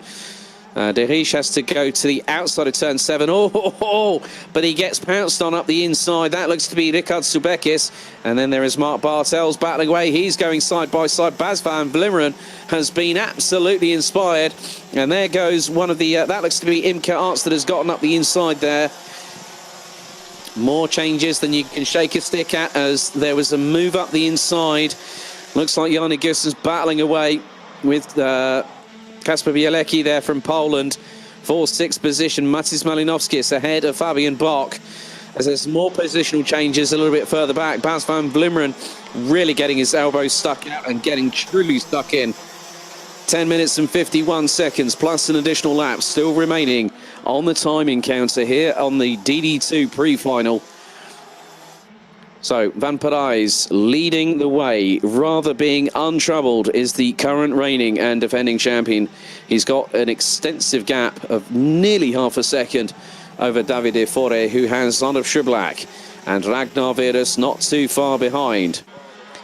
Manuel Tencher battling away with the likes of Bielecki just ahead, Malinovskis just behind, and then you've also got Fabian Bock and Sebastian de Grande. So Mick Knowlton has parked the cart. The Dutchman's drive is over for today, as in this race, as Zanov Schablak makes his way past David Efori, going through into the inside of turn number 2 on lap 4.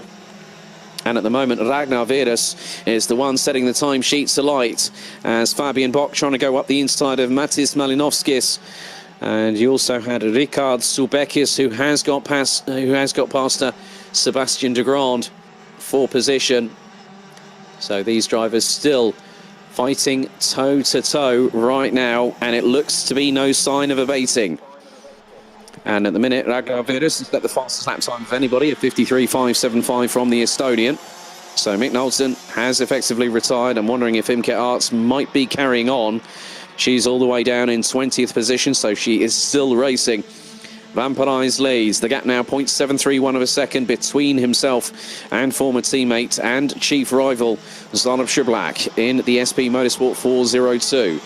David Efori in third for KSB. Ragnar Veres for Beerlaat Baltics rounds out the top 4, and then Sebastian Janczewski from Poland, the 483, rounds out the top 5. Yannick Gustens is about 1.4 seconds behind, but he's got a fight on his hands with the likes of Austria's Manuel Tenchert, Latvia's Matis Malinovskis, Germany's Fabian Bock to boot, with Kasper Bielecki now rounding out the top 10. And behind him, Sebastian de Grande is not too far behind. He's about 0.3 of a second off. But this fast-paced game of chess here in DD2 continues unabated. So Van Parijs now has a 0.765 lead over Schablak, as Fabian Bock closing on Matis Malinovskis from Latvia for P8. So some good driving from Fabian Bock in his debut in DD2, from what I understand it. The Voigt Motorsport driver based out of Germany now closing and trying to close going down the Europalan as they head into the right-hander at turn 7. Manuel Tenchert from Austria, also running in the KSB racing colours. He is just up ahead in the 484, rounding out the top 7 thus far. Some argy-bargy behind these two on your screens at the minute, as you've got the likes of Subekis, Dirish, Shopian and Zopfi. They're battling away over what is 12th position, as there is a move a little bit further down the order, as finally Fabian Bock deposes of Matis Malinovskis before the end of lap number 6 and keeps it ahead of the Latvian in P8, going through turns 3, 4 and 5 on lap number 7 of this race. We still have 7 minutes and 10 seconds to go, and Glenn Van Parijs' lead is slightly being truncated by Zanov Schablak, but not by much.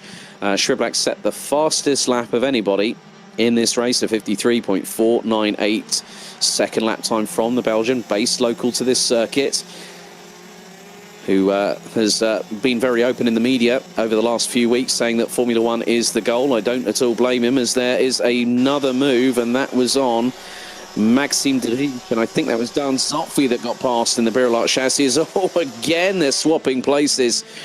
So Dirish on the KR chassis, battling away with the Beerlaat of Zopfi there. So they're both swapping places quicker than I've had, more times than I've had hot dinners in the last few weeks. But Glenn Van Parijs continues to lead, has a 0.7 of a second advantage over Zanov Schablak, and went slightly faster than his countryman on that particular last lap. We're on lap number 8 of this race with 6 minutes and 12 seconds plus an additional lap remaining. So far, the running order is as thus. Van Parijs leads from Schablak, Faure, who's got Veres behind him, Janczewski from Poland in 5th, Gustens, Tenchert, Bock, Malinovskis, Bielecki, they round out the top 10. Zubekis, Shopian, de Grande, Zopfi, Dirish, Bartels, Henry Ayres, David Maslakovitz and Bas van Vlimmeren round at the top 19. Imke Arts is the 20th and final driver still running on this circuit. However, on lap 2, an incident between her and Mick Knowlton meant that Mick Knowlton would promptly retire. So Knowlton will start from the back of the grid in the final for DD2, which will take place this afternoon at 15:10 local time. Also, the prize-giving ceremony will take place at approximately 5:15 this afternoon, Central European Summer Time. That's 17:15. A big thank you to those that also joined us for the live streaming of the championship prize ceremony for the 2020 season, where we had 4 classes presented with their trophies.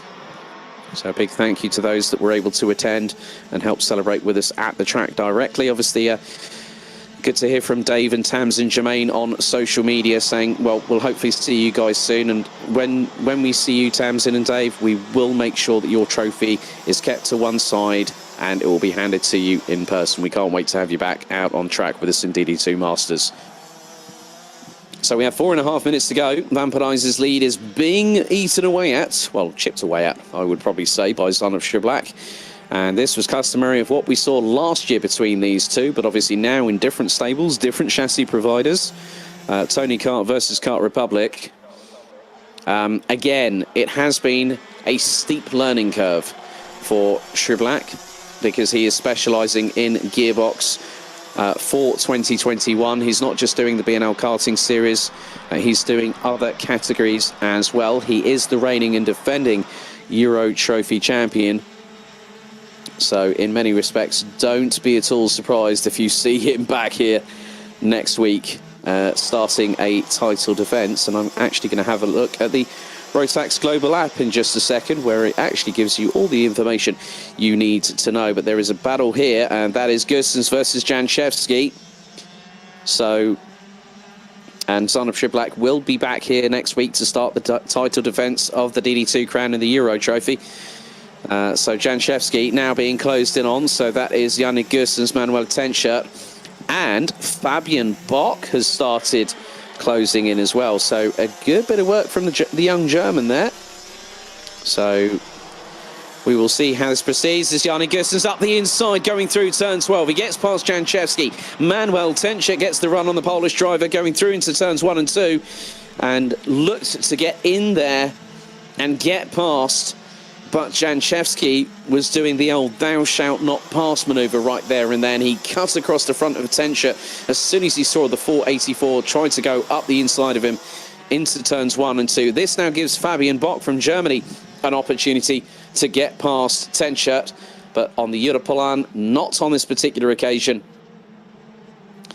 So we still have quite a few things to be decided in the next 2.5 minutes plus an additional lap here at the pre-final on race day 2 of the season. 6 race days in total, so we have 2 double headers at each of the rounds taking place. So the first weekend of July will be at Karting des Fagnes in Marienburg in the Namur region, and then we'll head back here as there is a rechange of position because Fabian Bock had quickly got past Manuel Tenscher, but the Austrian decided, well, I'm not going to have any of that sunshine. You just watch this. Watch what an experienced veteran does in this class. And Manuel Tenscher has done a lot of racing in DD2 over the last few years, so he's no slouch, and he has been ultra competitive and has shown flashes of brilliance as well.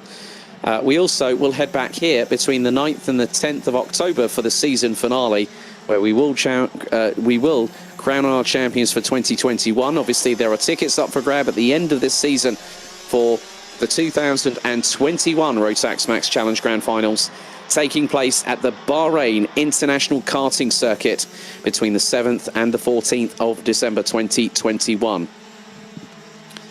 So Vampirize's lead really hasn't been challenged that much by Son of Shiblack, but sometimes it is not always about going out there and winning. I mentioned this earlier during the Junior Rotax pre-final, that sometimes consistency can help you out. Every single driver goes out there to race, to win, to push the envelope, test the limits of adhesion. But the biggest thing about championships, consistency. And that's what you need. And Glenn Vampirize, a first and a third yesterday. We're going to go on to the 15th and penultimate lap of the pre-final here in DD2. Gap now nearly a second. Van Parijs puts in a 53.592. And that was ahead of Zanov Shublak by, well, close to 0.3 of a second, as Janchevsky now being pressurised by Fabian Bock as the timer is about to hit 0. So when Glenn Van Parijs gets to the end of the Europalan, it hits 0. So the timer has run out. After this, we'll have the 16th and final lap of this pre-final. So Fabian Bock trying to do his level best to get past Sebastian Janchevsky, who has lost out to Austria's Manuel Tenschert in the meantime. As Fabian Bock looks up the inside, Janchevsky again shut the door in the direction of the German's face and said, "You are not getting past right about now." But Fabian Bock will do everything in his power as we go on to the final lap. Glenn Van Parijs bringing it home like a Sunday afternoon casual drive in the sunshine, despite the fact we've got clouds overhead. He comes through the Europalan for the final time, as does Zanov Shublak. So Van Parijs again showing the class, the experience. He's cool, calm, collected once again. And we'll head through turn 9 very, very shortly. So leader comes through turn 10. It's going to be 2 wins out of 3 for Glenn Van Parijs from Buvin Power.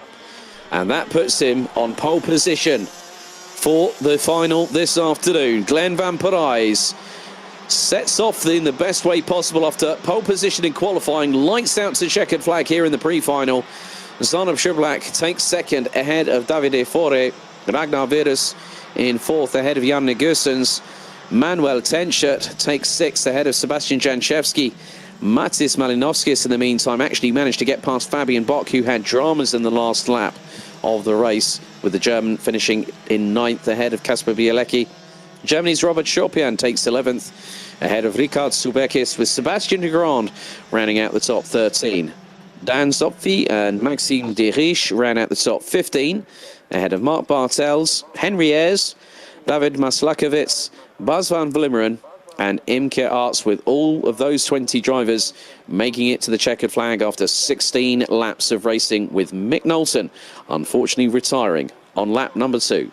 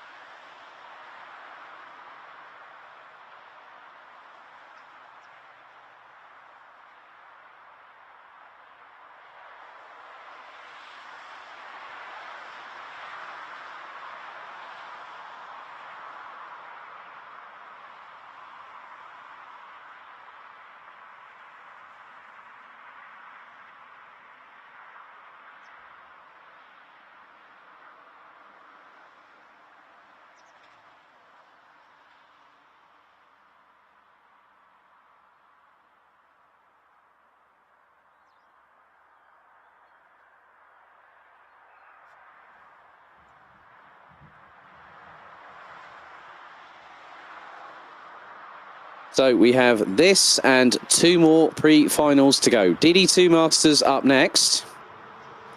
And your starting grid is as follows. Karl Klebert starts from pole position, and he has the defending champion from 2020 alongside him, France's Rudy Champion from Piquet's Competition. Tom Dessert and France's Jonathan Wimmer ran out the top 2 rows, so it is a Belgian and a Belgian and French driver on both front rows respectively. Christophe Capitain from France and Estonia's Pritsai ran out the top 6 positions. Slavomir Moransky making his debut this weekend at the BNL karting series. He's won multiple races and titles in Poland and also in continental Europe, along with the 2018 DD2 Masters crown from the Euro Trophy. So he, along with Ian Getz, ran out the top 8 positions. Christoph Adams and Bruno dos Santos ran out the top 10, with Germany's Dimitri Ostrovsky, Latvia's Juris Zalaitis, and Belgium's Frederick Goose Baker round out the top 13 positions. And, well, they do say that the number 13 is lucky for some. Well, it could be unlucky for others, because not only have we got 13 drivers, we have got 13 minutes plus an additional lap of racing. The DD2 Masters final will take place at 15:35 Central European Summertime this afternoon. That's 14:35 or 2:35 p.m. for those watching over in the United Kingdom.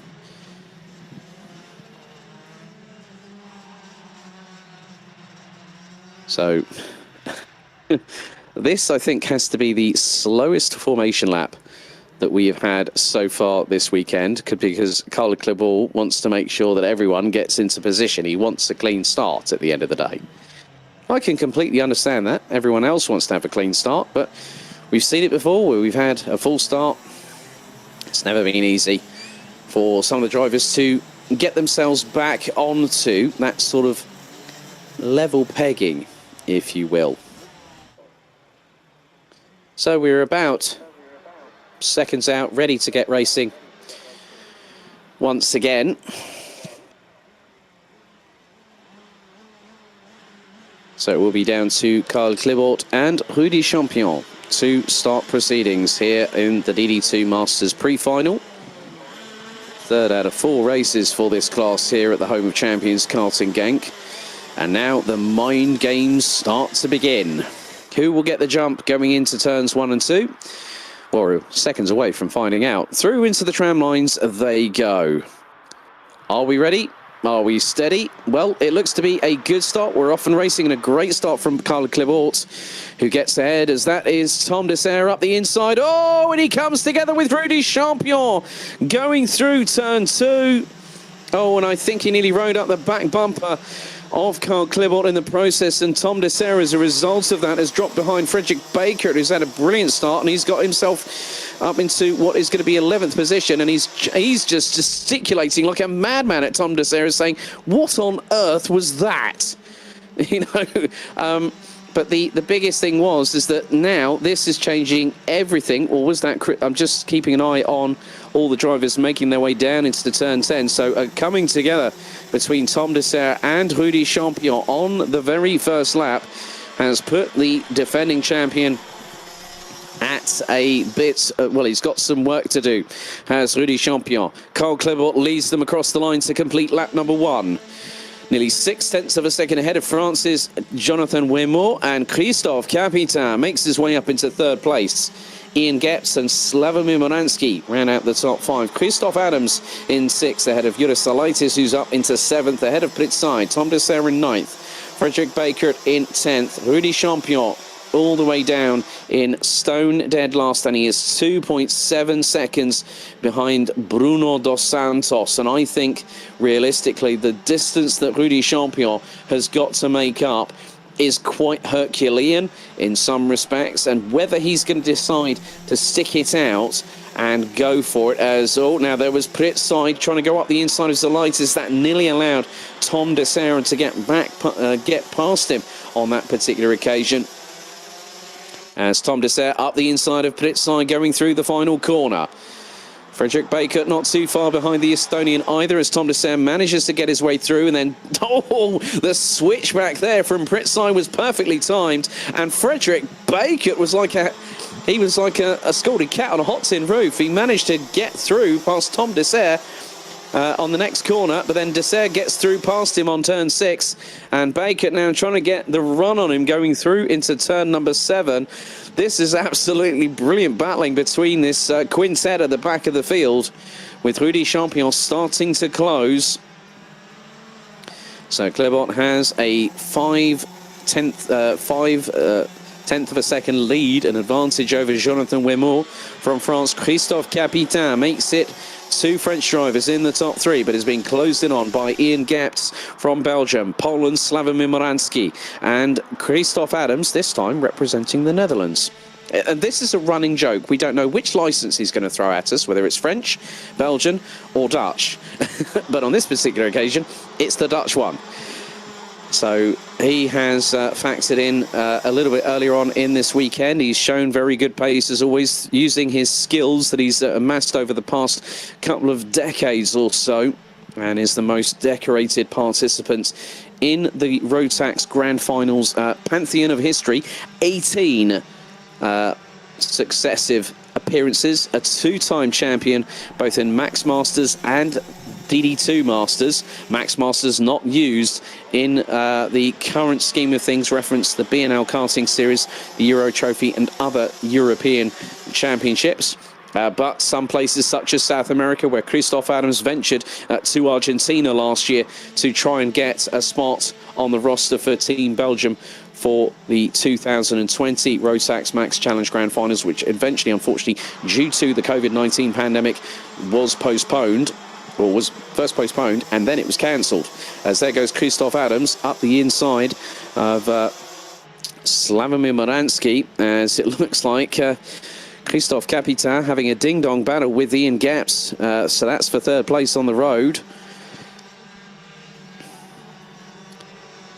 And Christophe Adams, last time around on the completion of lap number 4, set the fastest lap of the race at 54.302. There is still 8.5 minutes of this race still to go.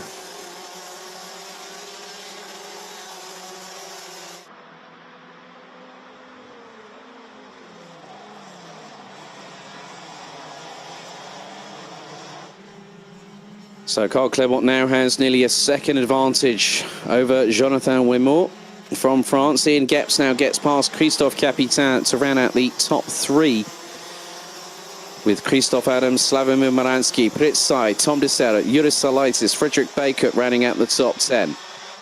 Dmitry Ostrovsky in 11th, Bruno dos Santos in 12th, but Rudy Champion has closed up over the last few laps, which is, well, that's nearly 4 minutes. He's closed up a nigh on 2.3 second gap between him and Bruno dos Santos, and Rudy Champion in the process has set the fastest lap of the race. And there goes Champion up the inside of dos Santos, so up into 12 goes the reigning defending champion, and he's got to make some moves in the next few laps to try and close in. I would probably imagine if he gets into the top 5, that's going to put him in good standing for the final this afternoon, which takes place at 3:35 p.m. this afternoon. So after this, we will have the first B pre-final that I think I've commentated on in the BNL karting series since I joined the championship back in October 2018. And then we'll have the senior A final as Frederick Baker makes a nice move up the inside of Yuris Salaitis through into turn 10 to take 9th place. Carl Clermont continues to lead. His gap now, his lead, his advantage is 1.2 seconds. Ian Gapts closing on the French driver in 2nd position, the 560 of Jonathan Wemont, as we are past the halfway point of this race. And these drivers now still have to do their level best for the next few laps or so. But Ian Gepps is closing and trying his level best to close and get onto close quarter combat terms with Jonathan Wimmer. Christophe Capitan is being hunted down by the likes of Christophe Adams, Slavomir Moransky, Pritzai and Tom Dessert. Frederick Baker leads the train behind, which looks to have Rudy Champion now in 10th position, as Champion is quickly deposed of Ostrovsky and Zalaitis.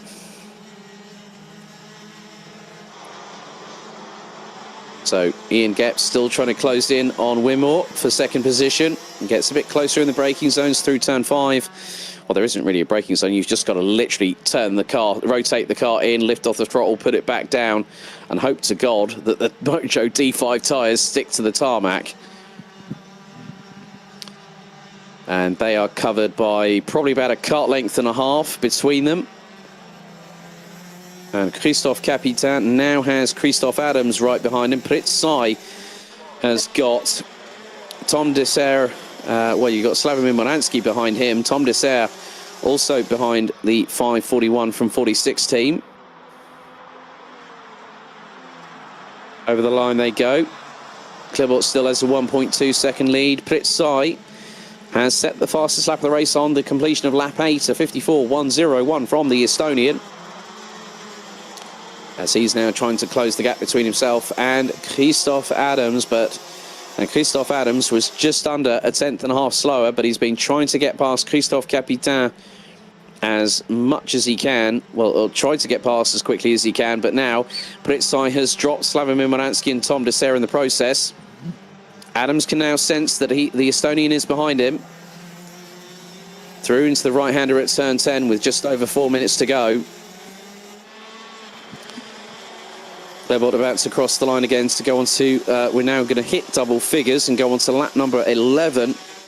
And Carl Klebot has been running consistently in the 54.3s for the last 3 laps in succession.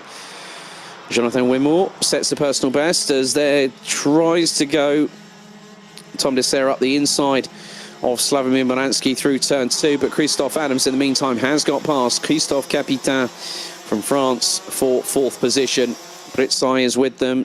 Moransky and Dessert dropping back a little bit, going down the Europolan, as there goes Pritzai. Absolutely sends it like a good one up the inside of Christophe Capitan through turn 7. And the Frenchman quickly counter-attacks, but can't get past the Estonian through turn 8 on that particular chance. Well, that was a good move there from Pritzai. That livened up the race somewhat, didn't it? But Carl Klebot just being metronomic, keeping things controlled at the front of the field as he is about to cross the start-finish line once again, as Moransky gets past Capitan going through turn 12. Klebot now sets a personal best of 54.265 for his race so far. He's been able to keep it consistent as Dessert now forces his way past Christophe Capitan going through into turn 2, and there is Rudy Champion, who's now up into 9th place. So having dropped down to 13th position, he's back in the top 10. Whether he's going to chase down those in front, he's been running in the 54.4s. Worst lap from anybody this race so well in the last lap was Christophe Capitan, who did a 55.9. Rudy Champion last time a 54.4 from the Frenchman, and he was just over, or close to 3.5 tenths of a second quicker than Tom Dessert. So Dessert will find him closing down on him, and you can see it won't be Dessert, it will be Capitan, as now Ian Gepps still trying to get past Jonathan Wimmer, as Dmitry Ostrovsky on lap number 11 parks the cart in the pit lane. A real shame for the German. Again, another DNF for Ostrovsky, who will start from 13th position for the final a little bit later on this afternoon. But Ian Gepps is fast running out of time. He's now got to use that slipstream, but Ian Gepps, as I say that, decides to set it up the inside of Jonathan Wimmer from France, and the 567 gets the job done nice and cleanly through turn 7. It's a beautifully orchestrated overtake that was. Just waiting, using the slipstream, and then use the running momentum of the kart to get past, because you're not using as much throttle until you come out of the slipstream and you have that extra bit of travel. So the throttle cable and the potentiometer will then kick the engine into a bit more life, and you get a little bit of additional assistance through the slipstream to get past. So Ian Gap's up past Jonathan Wimore. Wimore now trying to get past the Belgian, trying to go through into turn 2, but they're going through into turn 5 now, into the right-hander at 6, and there goes Wimore to try and return the favour to Ian Gap's, but Gap's keeps it planted around the outside and powers round past the Frenchman on the outside of the exit of turn 6, heading onto the Europalan. Time fast running out. Carl Klebort's lead is now nearly 2 seconds, because whilst Ian Gap's and Jonathan Wimore have been battling, it's allowed Carl Klebort to get away into the distance. And at the moment, looking at the sector times, well, Carl Klebort is one of the quickest out there. Looks like Christophe Adams seems to be the quickest, or nearly the quickest. Well, that honour goes to Tom Dessau. Oh, technical dramas for Frederick Baker, as, oh, there's a switchback party going on between Ian Gap's and Jonathan Wimore. Wimore sent it up the inside of Gap's, who retaliated going through the entrance into turn 2. The Belgian just absolutely nailed it, as now we have hit the expiry of 13 minutes on the clock. So after this, Carl Klebort will go onto the 16th and final lap of this race, the penultimate race for DD2 Masters this weekend. And then after this one, well, you're going to have to grab some popcorn and hold on for the roller coaster ride that we're going to have over the next 2 races, which in duration will be around about 28 minutes of racing, nearly half an hour worth of senior Rotax action, both B and A pre-finals about to happen very soon. But Carl Klebort onto the last lap now has a lead, a comfortable lead of nearly 2.7 seconds. Rudy Champion's made his way up into 8th position. So Frederick Baker and Dmitry Ostrovsky have both retired. 11 drivers left. As now Tom Dessau battling away with Christophe Adams for P5 on the road as they go through turn 6 for the final time. Slavomir Moransky behind the pair at this particular moment. Carl Klebort still leading, has been rather untouched. As, oh my goodness me, a little bit further up the order, Pritzai was trying, well, that was Ian Gap's trying to get past Jonathan Wimore for second position. Pritzai was behind them, and it's going to be a run to the line, I think, for second place. But Carl Klebort, De Backer, he's back on firing form. Through turn 12 comes the number 510 from KMD, representing Belgium, and he wins the pre-final here on day 2. Jonathan Wimore beats Ian Gap's to second position, with Pritzai taking 4th. Christophe Adams takes 5th position. Now, there were some dramas. Tom Dessau actually down in the top 10. Christophe Adams in 5th place. Rudy Champion in 6th. Christophe Capitain in 7th, ahead of Slavomir Moransky, with Juris Dalaitis, Tom Dessau and Bruno Dos Santos rounding out the top 11 drivers, with Frederick Baker parking it up at 3 laps before the end on lap number 13, and Dmitry Ostrovsky from Germany retired on lap number 11.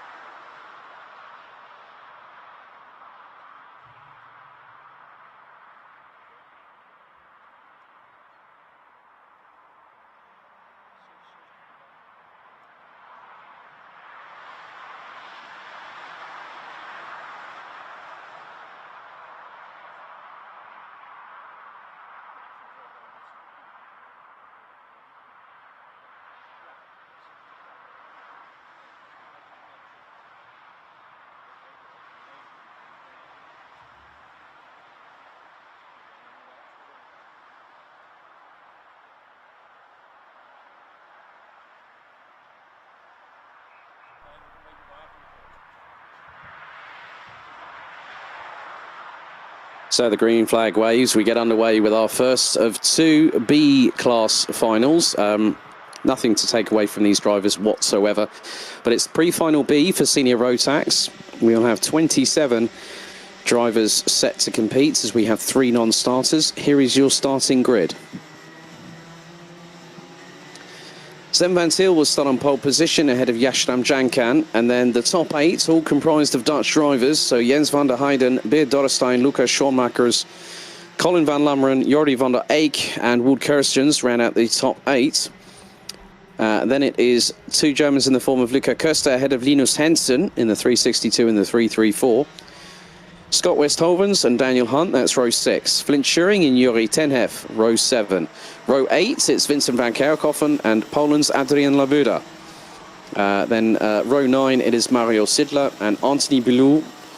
Row 10, completing the top 20, Antoine Antier and Remco Bahn.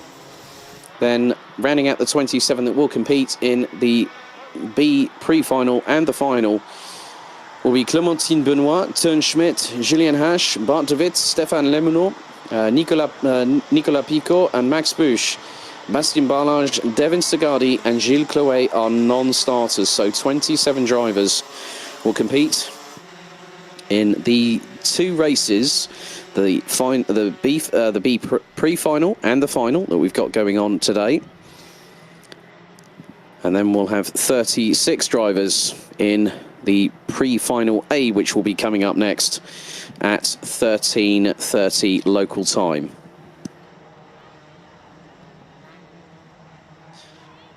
And these drivers will also be battling for trophies this weekend.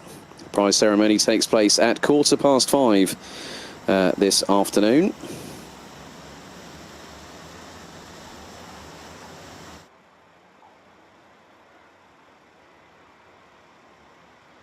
So it'll be down to Sven van Til and Yashram Jankan to control the pace here for this race. 13 minutes on the clock plus an additional lap. We go into the tram lines. Are we ready? Are we steady? Let's go racing. No, it's not let's go racing. Let's have a full start, shall we? Oh, that's the thing. Some of you might already know that the commentary box is currently empty at Karting Genk because I'm actually commentating from home, but I will be there for the Euro Trophy next week. I can't actually see the red lights is a big thing, but as soon as I saw hands go up, that was it. That was the warning sign to say, well, we're not going to get this race going straight away, are we? However, the good thing is that these drivers will be able to steel themselves and get ready once again to try and get a good race start. And that's what you need, especially when you have that opportunity to fight for trophies this weekend. So the grid will be Van Til, Bram Jankan, Van der Heijden, Dorrestein, Schoonmakers, Van Lammeren, Van der Eyck, Kerstens, Köster, Hensen. That's the top 10. Westhovens, Hunt, Schuring, Tenhef, Van Kerkhoffen, Labuda, Sidler, Bilou, Antier, Bahn, Benoit, Schmidt, Hasch, De Wit, Lemounot, Picot, and Max Busch. That rounds out the 27 strong. Okay, take 2, shall we, ladies and gentlemen, because now it is time to hopefully get senior Rotax B pre-final underway. The revs rise, the lights, they do go out, we go racing, and already going into turn 1, Sven van Til holds the lead for the minute as all. There's a nigh-on bit of argy-bargy, but they all make their way through going into turn 2 for the first time. Drivers going 2 by 2, hurrah, through turn 4. But at the moment, Sven van Til leads the way, as it looks like Beert Dorrestein trying to go up the inside. Oh, now someone got caught on the apex off of turn number 6. And someone's been in the barriers. That is the 317, I think that is. The 317. That is Nicolas Picot. The Frenchman's luck has gone from bad to worse in the drop of an eye. The drop of an eyelid when you're trying to blink. So unfortunately, Picot drops all the way down to 27th. And I'm not too sure who that was. It might have been Yuri Tenhef that got caught up on the curbing as they all start making their way through to complete lap number 1. Zem Van Thiel leads the way. Yashdam Janken trying to go for the lead, going through turns 1 and 2. Beer Dorrestein just behind. Lucas Schoenmakers rounds out the top 4. Jordi van der Eyck behind Jens van der Heijden by about 0.3 of a second. Linus Hensen has now made his way up. Looks to be 7th. That could be 6th right now as there's a battle for the lead. Ram Jankan went for the move on Van Zyl going through into turn number 6 onto the Europalan. And Sem Van Zyl said, no, you don't, sunshine. You are not getting past me right now. And that has allowed Beer Dorrestein to go towards the inside. But Dorrestein gets pounced on by Schoenmakers through the inside of turn number 9. And there's definitely a train happening a little bit further down the order. So these drivers really pushing like crazy.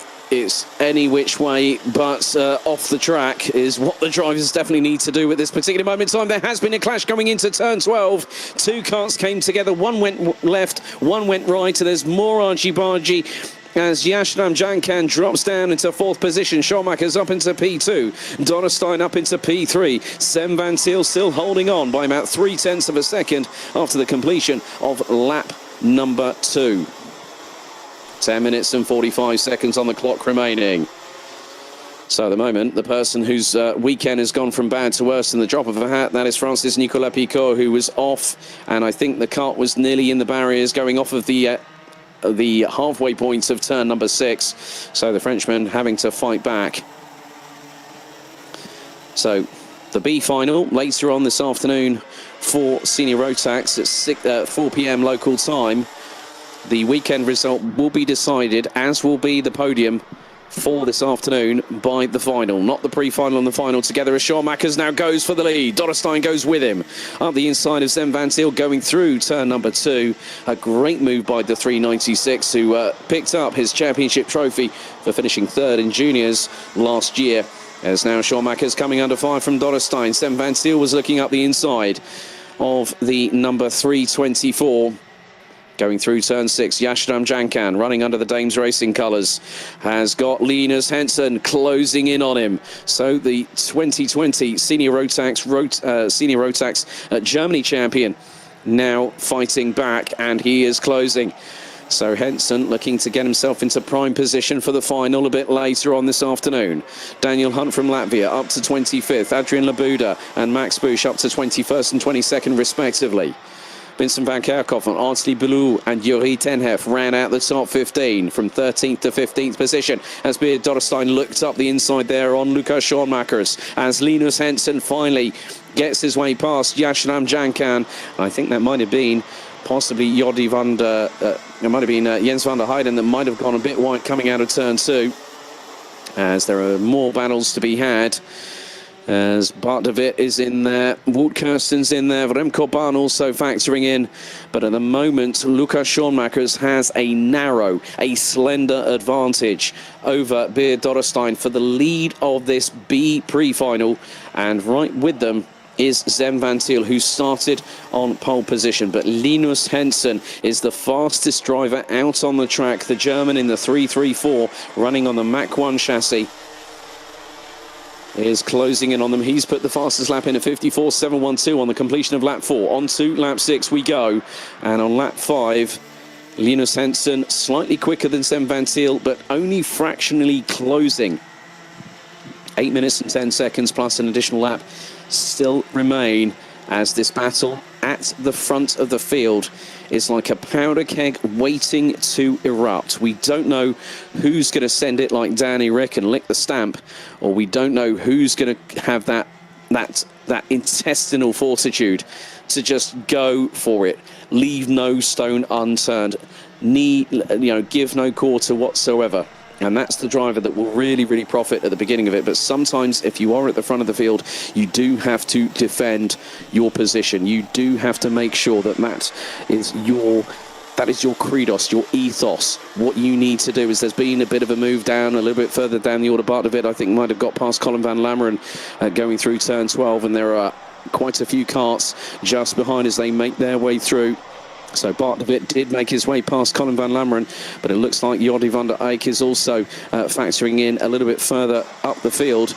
but Jens van der Heijden rounding out the top 10 at the moment. This is an absolutely titanic squabble as they go through turn 6. Oh, bit of nearly contact there, and it's 3 abreast going down the Europolan, and at the moment it looks like there's been a bit of an assist, and someone's capitalised big time coming through into turn 8. Oh, and there's been dramas, massive dramas there for the 345.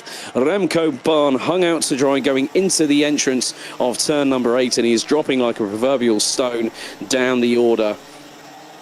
So that was definitely, I don't think that Remco Baan wanted to do any rally crossing this weekend, and that picture clearly showed it was the case. So Vincent van Kerkhoven having a bit of a battle, looks to be possibly with Yuri Tenhef, and that is for what would have been, or that could be Luca Koster actually. Luca Koster made his way up to 14th position as the leader's still battling away. Linus Hensen now past Sam Van Thiel for 3rd place. Or is that possibly Dorrestein? No, it is Sam Van Thiel who's on the back bumper of the German going through into turn 7 off of the Europolan. Lukas Schoenmakers continues to lead. We're on lap number 8 of this race, and Linus Hensen again has put in the fastest lap time of anybody at 54.599 by the German on the previous lap, on the completion of lap number 6. Lukas Schoenmakers has put in his fastest lap of the race last time around at 54.786. But look at the train at the front of the field. The top 4 getting ever closer together. So Schoenmakers leads going on to lap number 9. Beer Dorrestein, Linus Hensen. Dorrestein looking up the inside of Schoenmakers. That is allowing Linus Hensen to close in the braking zone for turn 2. Yashram Jankan in 5th place is a little bit further away from this quarrelling quartet. He's about 0.6 of a second behind. Jordi van der Eyck is behind Yashram Jankan in the 390 by about 4.5 of a second. But Schoenmakers trying to hold on at the moment. Dorrestein still in 2nd. Linus Hensen waiting for his opportunity to strike as we go into the last 5 minutes of this race. Sam Van Thiel still in 4th position, waiting. He's got the ringside seat. He's going to wait to see what develops in front of him. But at the moment, Schoenmakers is hanging on for dear life, like he depended on it. And that is exactly what the JJ Racing driver is doing at this particular moment in time. They go across the line, on to lap number 10. Dorrestein up the inside, Hensen up the inside. Schoenmakers drops down 2 positions in 1 corner after turn 2. Sam Van Thiel still rounding out the top 4 and is still keeping pace. And out of the quartet last time round, Linus Hensen was the quickest of the quartet as well. Hensen now being pressurised by Dorrestein. This is for the lead of the race. They're nearly side by side. And Schoenmakers looking to get up the inside. Dorrestein and Schoenmakers get through. Hensen manages to slot back in behind Schoenmakers and in front of Sam Van Thiel on that particular occasion. But in the meantime, Yashram Jankan and Jordi van der Eyck have all caught up with this quartet, so it's now become 6 at the front that are starting to battle away for the victory in the B pre-final for senior road tax with just under 4 minutes to go. My question to you people out there, who's your money on this afternoon? Well, I think at the moment my money is not on anybody because the unpredictability nature of karting is very much front and centre as Jordi van der Eyck gets past Yashram Jankan going into turn 2, hangs on, makes the move complete by turn 3. But at the moment, Beer Dorrestein still keeping a hold of that lead, but we've got just under 3.5 minutes of this race still to go. So Dorrestein leads from Schoenmakers, Hensen in 3rd, Van Thiel, Van der Eyck, and then Yashram Jankan rounds out the top 6 positions. Wout Kerstens, Jens van der Heijden, Anthony Bilou and Colin van Lammeren round out the top 10 positions as we are heading ever deeper into the bottom of the 9th, as they would say in the United States of America. 3 minutes to go plus an additional lap. Dorrestein hanging on. Schoenmakers waiting. Linus Hensen also waiting and biding his time. They are the 2 with the ringside seat effectively. As there's a move up the inside a little bit further down the order. Looks like Vincent van Kerkhoven might have just been passed. But this battle between the top 6 at the front of the field as now someone is definitely... Oh, now Vincent van Kerkhoven has retired and it looks to be... Is that a full course yellow? It is a full course yellow. Full course yellow has been instigated. And you can see that the cast is actually on the other side of the tyre barriers. So that is going to require a repair job. So if that is a full course yellow, let's just see. Yep, full course yellow. Slow down signs have been shown to the drivers with just about 2.5 minutes of this race remaining. So the main thing is, I'm so glad to see that Vincent van Kerkhoven, who admitted on social media after the kickoff that he had a slight injury worry, when he came back to compete, that has not helped him at all. So that is going to be requiring a clean-up operation. So going through into turn 6, Van Kerkhoven might have had contact with somebody. So effectively, Van Kerkhoven is out of the race. Full course yellows. Flint Schuring is down in 26th. So we have a full course yellow here in the Senior Road Tax B final. It takes us something as rearranging barriers for that to happen. We did have a full course yellow back at the kickoff in one of the junior road tax races a bit earlier on a couple of weeks ago. So safety is paramount, and a great decision by the clerk of the course and the race director to make that decision to put out a full course yellow. So once they do have the opportunity to go racing once again, then it will be a flat out sprint. And the biggest thing here right now is that Dorrestein, Schoenmakers, Henson, Van Til, Van der Eyck, Lamjankan, you might even be able to consider that someone in the top 15 could go for the victory. The timer will still count down, so whether we finish under full course yellows is anyone's guess, yours and mine included. So we'll wait for the signal on the start-finish straight, whether we do go racing. So, right, looks like the pace has increased. They're going to come through turn 12. Let's just see. Does it go green flag? So yellow flag still out. This is going to be the penultimate lap. So I think with it being 2 minutes towards the end of the race, that is going to spell the fact that we could have a final lap where everyone has to get the jump on everybody else. So I'm not too sure what's going to happen here, but we are on the penultimate lap of the race. So we're going to be a lap shorter than what we normally would be. Van Kerkhoven obviously considered as an official retirement on lap number 11 when the yellow flag, full course yellow, was initiated here at karting Genk. And I know the fact that the drivers will be chomping at the bit to go racing again. So the yellow flag's still out at the moment as they head down from turn 9 into the right-hander at turn 10. And if it is a final lap that's going to be done under green flag conditions, then it will be about who decides to push the hammer down first. So your guess is as good as mine. We'll just see what happens here as they come through the final corner. So green flag for the final lap. Now they start pushing the accelerators down. And Beer Dorrestein, Schoenmakers goes for the lead and gets it. Oh, and it's turnaround for Linus Henson going through turn 2. He went for the move and then has split everyone left, right and centre. So Henson was trying to go up the inside of Dorrestein to pass through behind Schoenmakers as Sven Van Til now gets up into second position. It's 3 wide coming out of turn 6 on the final lap. I thought there might be dramas, and I didn't expect Linus Henson to be turned around coming out of turn 2. So the 3-3-4 from Germany will drop down the order quite substantially. But Lukas Schoenmakers has been the one that has absolutely nailed it when it counted the most, as he will come through turn 11 for the final time. So winning provisionally the Senior Road Tax B pre-final as Sven Van Til has got past Beer Dorrestein. It's going to be Lukas Schoenmakers from the Netherlands that takes the win. So Sven Van Til takes second, Beer Dorrestein in third, Jordi van der Eyck takes fourth ahead of Yashiram Jankan, Jens van der Heijden, Colin van Lammeren, Wout Kirstens, Anthony Bilou, Bart de Wit, Teun Schmidt, Luca Koster, Antoine Antier, Yuri Tenhef, Clementine Benoit, Nicolas Picot, Adrien Labuda, Scott Westhovens, Remco Baan, Mario Sidler, Max Busch, Julian Hash, Daniel Hunt, Flint Schuring, Stefan Lemono. Linus Henson would finish in 26th after that turnaround. He was battling for the lead. He could have gone for it on Schoenmakers, but ended up 26th at the end of it, with Vincent van Kerkhoven bringing out the full course yellow on lap number 11, with non-starters in the form of Bastien Barnage, Devin Sagadi, and Gilles Clouet.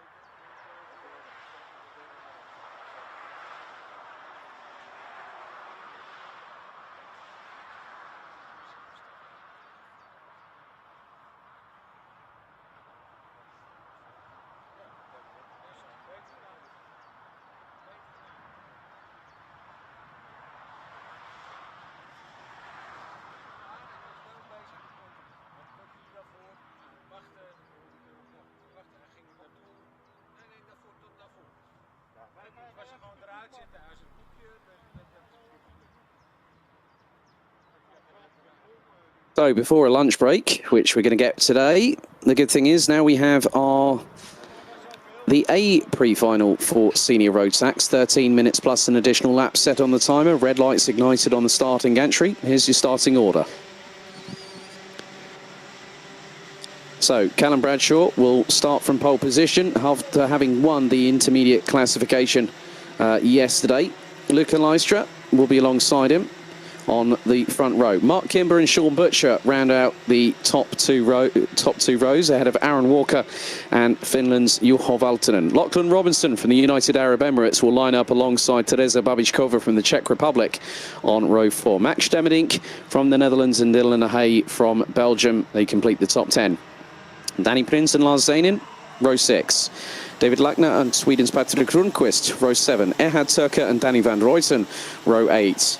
Christian de Klein and Nuna Blom, row 9. Lewis Gilbert and Noah Hipp, row 10, completing the top 20.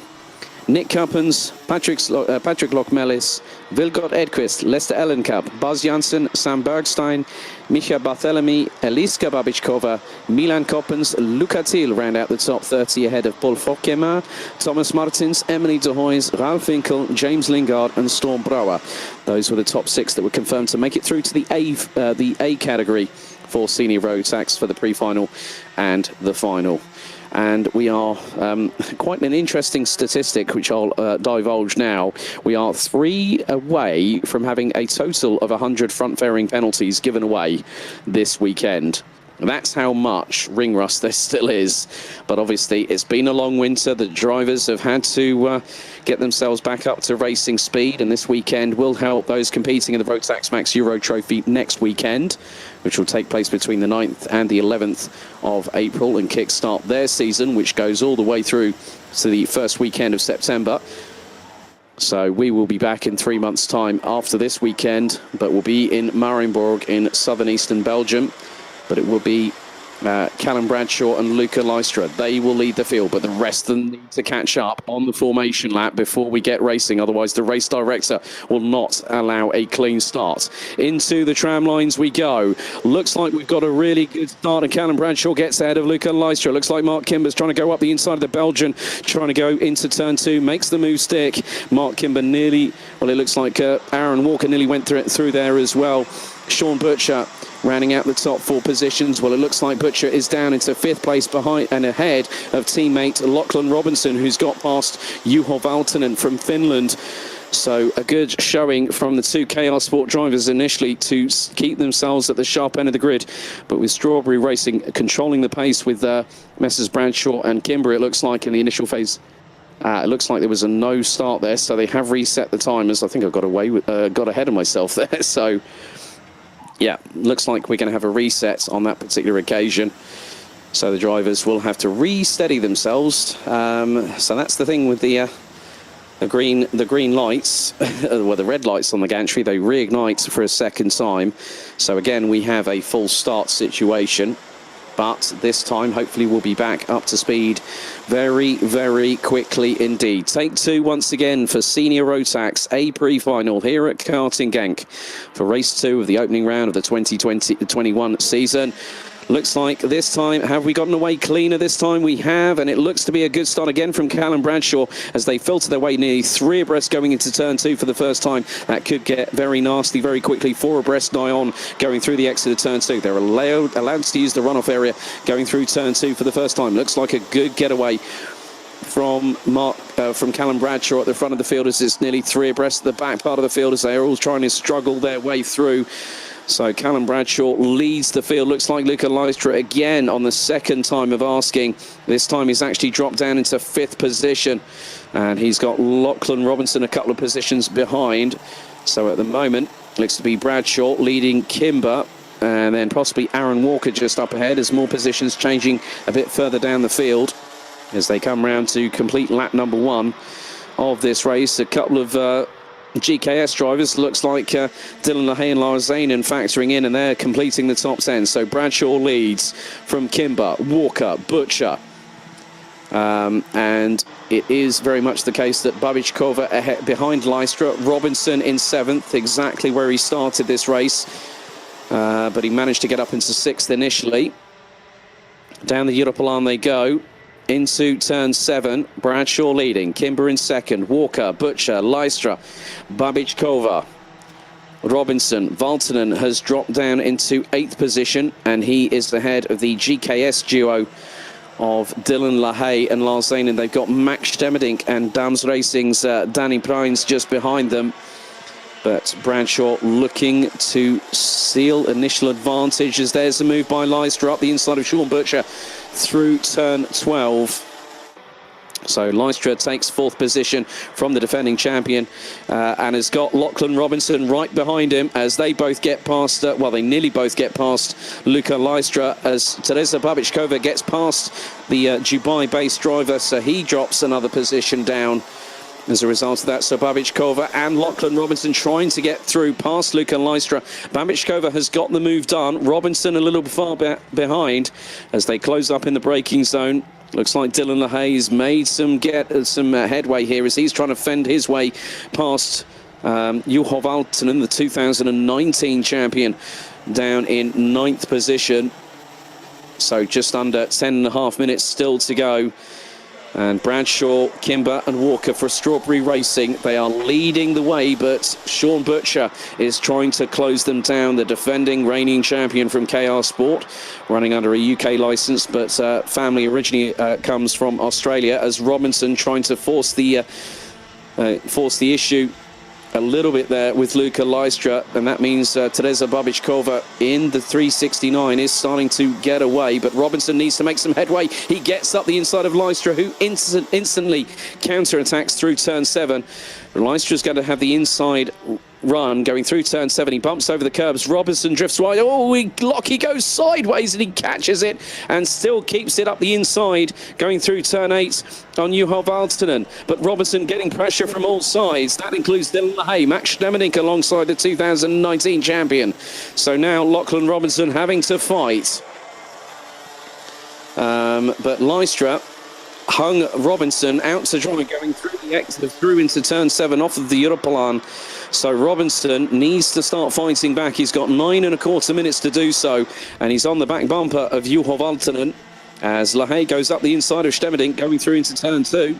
Seems like a couple of the Dams racing drivers, including Nick Cuppens, who's in 13th. Looks like he's gotten up into 12th place at this particular moment, this particular juncture, as now Robinson gets past Valtonen going through turn 6. So Robinson back up into P7. And there we have LaHaye, looks like Stemenink just behind, and also Danny Prins just behind them as well. Danny van Rooyen is a little bit further back than probably where he would like to be, but Lachlan Robinson now starting to chase down Luka Lystra in 6th position. And at the moment, Callum Bradshaw, from what I understand, it might have been that he might have had an issue in the last race, as there is another move, and that was Lewis Gilbert, who started 19th, and he's got his way past Patrick Rundqvist up for 12th position. So the Dalry Diamond, who was actually disqualified for technical non-compliance for one of the heats, it actually took away one of his victories yesterday. So Gilbert on the comeback trail as well. There's Lachlan Robinson once again. He's trying to close on Luka Lystra, and actually Robinson, who was fastest in morning warm-up, with a 54.0 this morning, he was a 10th quicker than Luka Lystra. Gap between them 7.5 tenths at this particular juncture. So Bradshaw leads from Kimber by just over 5 tenths of a second. Aaron Walker a further nigh on 6 tenths adrift. Sean Butcher goes in and puts in a 54.3, but Lewis Gilbert has put in the fastest lap of anybody. That was a couple of laps ago, 54.2 from the Dalry Diamond, as we now go on to lap number 7 of this Senior Rotax A pre-final. This will decide the grid for the final a little bit later on this afternoon. Senior Rotax A final will actually close the action here at 16:25. That's when the race starts, barring any stoppages or any delays, as the leaders now make their way through into turn number 8.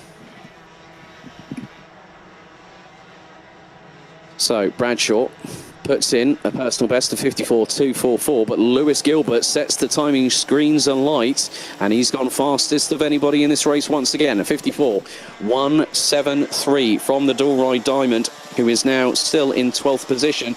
And closing on Nick Cuppens, as Lachlan Robinson has closed in to within striking distance of Luka Lystra. The Dubai-based driver now goes up the inside of the Belgian. Robinson, based in Dubai, has Australian parents, but also was born in the United Kingdom down in Kent. So he does have dual nationality, but runs under an Emirati licence.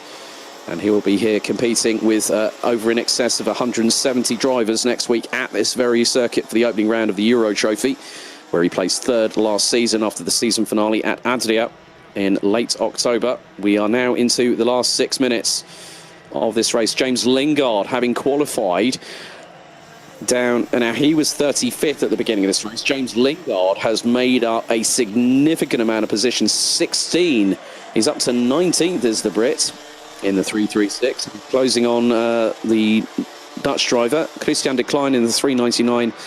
So James Lingard making some headway in this race. So whilst others are losing their heads, he is keeping his rather cool and calm and collected at the moment. Gap between the two leaders, Callum Bradshaw and Mark Kimber, extends now to just under 9.5 tenths of a second.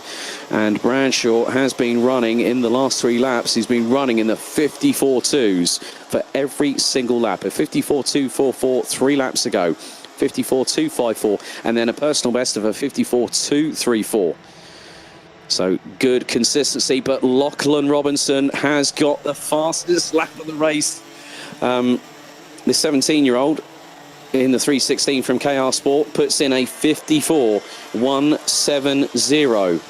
And now the first person he's got ahead of him, there is some clean air. He can go after that gap. It's 1.2 seconds previously between himself and Teresa Babišková.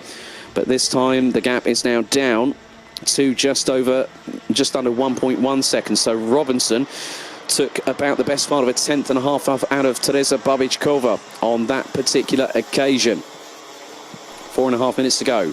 Bradshaw leads from Kimber, Butcher, Walker, Teresa Babišková, Lachlan Robinson, Luca Leistra, Juho Valtonen, Dylan LaHaye and Danny Van Ruyten rounding out the top 10. Lewis Gilbert in 11th, having started 19th. Patrick Rundqvist in 12th, ahead of Nick Cuppens, Max Stemmerink, Vilgot Edqvist running in 15th position. Erhard Turker in 16th, ahead of Danny Prince. James Lingard now up into 18th, ahead of Christian de Klein, with Mika Barthélemy from France rounding out the top 20. Lester Ellenkamp, Eliska Babišková, Milan Coppens, Noah Hip, Patrick Slokmelis, Luna Blum, Paul Fokkema, Storm Brouwer rounding out the top 28, with Buzz Janssen and David Lackner rounding out the top 30, with Sam Bergstein, Luca Thiel, Emily de Hoys, Ralf Finkel, Thomas Martins and Lars Zanen rounding out the 36 strongest. There's a bit of a battle here. Oh my goodness me. That was Juho Valtonen, because Lewis Gilbert has now got himself up 10 places into 9th position with just under 4 minutes to go. And that behind him is Danny Van Ruyten, I believe. So Danny Van Ruyten battling over 10th position, and here comes Patrick Rundqvist. Oh, gives Valtonen a bump from behind. Van Ruyten loses out big time there, big time, because Max Stemmerink got through in the process. Nick Cuppens is there in the five-way scrap in this particular party here on the circuit, with just over 180 seconds remaining. So some good battling up and down the order. There is some argy-bargy, but as they say, karting is a non-contact sport, but rubbing is racing. Leaders have now made their way through. And looks like there has been a little bit of a closing up, and also there has been a positional change. Sean Butcher has got his way past Aaron Walker. So the Strawberry Racing stronghold on the top 3 in the pre-final for Senior Rotax A has quickly been undone. And at the moment, there are still drivers pushing like crazy. Lachlan Robinson trying to get himself up into the top 5 as he is closing in on the Czech Republic's Teresa Babišková. Butcher now starting to stretch the legs on the 301 Cosmic chassis, provided and powered by KR Sport. Going through into turns 11, now into the right-hand sweeper at 12. Let the kart drift to the left-hand side and allow the engine to really breathe nicely, going down this short front straightaway into turns 1 and then into 2. And drivers still pushing like crazy. Lachlan Robinson still holds the fastest lap of the race. Lester Ellenkamp down in 21st, closing on Mika Barthélemy, looking to get into the top 20. So there's going to be a big group coming along shortly. There it is. There's 5 of them in there. And in the midst of all that, looks like Juho Valtonen is right towards the back part of that train. Danny Van Ruyten is there too. So Max Stemmerink at the front of that. Looks like Patrick Rundqvist is just behind. So Lewis Gilbert has scarpered off into the distance and is closing on the 2019 Senior Rotax champion for BNL, Dylan LaHaye. The 329 versus the 328. Robinson closing on Babišková for 5th place. Bradshaw goes on to lap number 14 and has a lead of 1.2 seconds ahead of Mark Kimber. So Sean Butcher, P3. Again, this group here. Oh, my goodness me. Patrick Rundqvist fires it up the inside well and truly on Max Stemmerink. And the Swede takes 10th position on lap number 14, going through turn number 2. And then you've got Danny Van Ruyten, Juho Valtonen, Nick Cuppens. Valtonen was at the sharp end of the grid. And again, he has dropped like the proverbial stone. It's not helped the Finnish driver out. However, he has been known to provide some good flashes of brilliance when they are required. As the timer counting down, we are into the last 25 seconds of this race. And I've just seen Lachlan Robinson has closed within striking distance of Teresa Babišková for P5 as she takes a quick look over her right shoulder to see where Robinson is. Robinson nearly went past through turn 2, but if he gets a good run coming out of turn 6 onto the Europlan, he can use that momentum and the slipstream to get past the Czech Republic driver to take P5 at the checkered flag. But Callum Bradshaw, the FIA World Karting Champion, is coming through turn 8 for the final time. Well, the penultimate time, so we're on lap number 15 out of 16. Mark Kimber rounds out the top 2. Sean Butcher in P3 and is closing on the number 364 for second position, so might have a chance. And there's the move from Robinson on Babišková to take P5, but she will not give that position up without a fight. Robinson goes defensive into T12 as the leaders now on the 16th and final lap of this race. Robinson looks to see where Babišková is. He goes defensive going into turns 1 and 2. So a good defensive work from the Dubai-based driver through turn 3, neatly takes the apex and takes a little bit of curb there as well, makes it nice and cleanly through turn 5. Babišková looking to get the switchback, can't make it happen through 6. Will she get the run on Robinson going through into turn 7? Robinson goes defensive before the apex, neatly done, but then Babišková looks for the switchback going through into turn 8. Robinson denies her right there and then.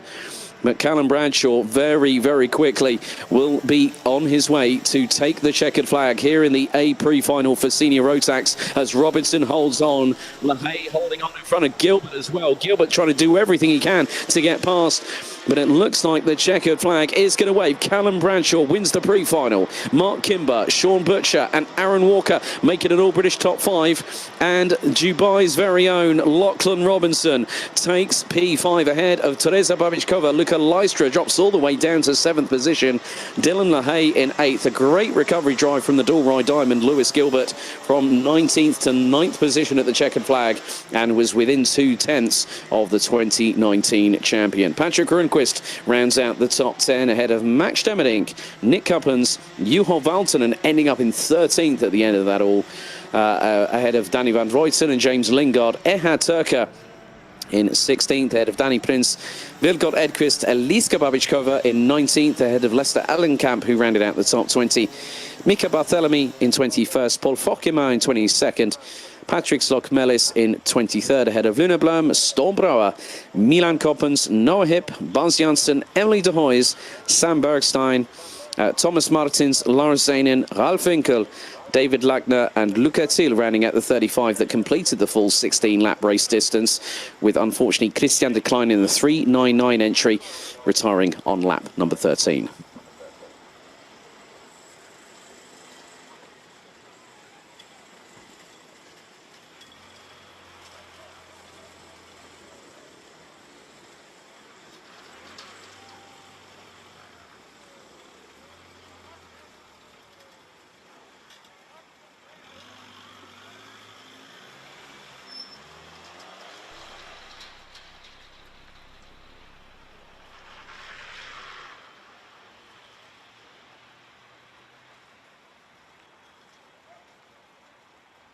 Okay, pre-finals out of the way here at the second race day of the first round of the BNL Karting Series season here at Karting Genk, the home of champions.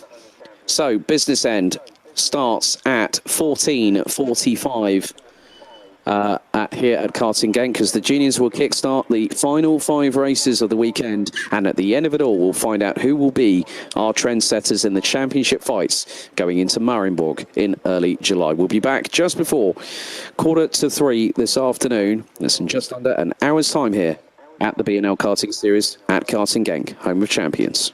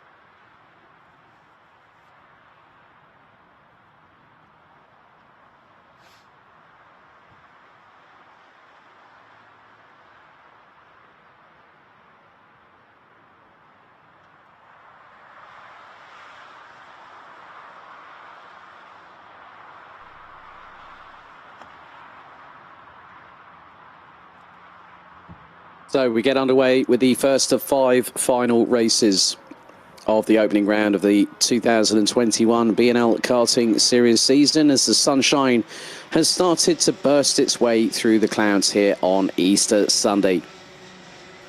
Here's your starting grid for the first of 5 finals. Junior Rotax up first, 35 drivers. Well, could be 33, but let's have a look at the starting order.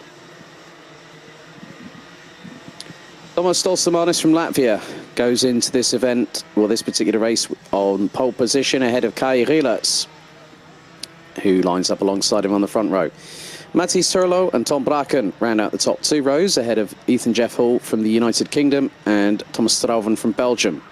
Bruno Mulders and Farin Mega round out the top 4 rows, whilst Nick Gerhards and Casper Schermans make it an all-Dutch row 5 and thereby complete the top 10. Theo Blin, Edgars Wilkans, Joop Brieveld, Enzo Bol, Julian Kloosman, Tommy van der Stroys, Vic Stevens, Jori Schoens, Luc Nielsen and Max Knappen round out the top 20.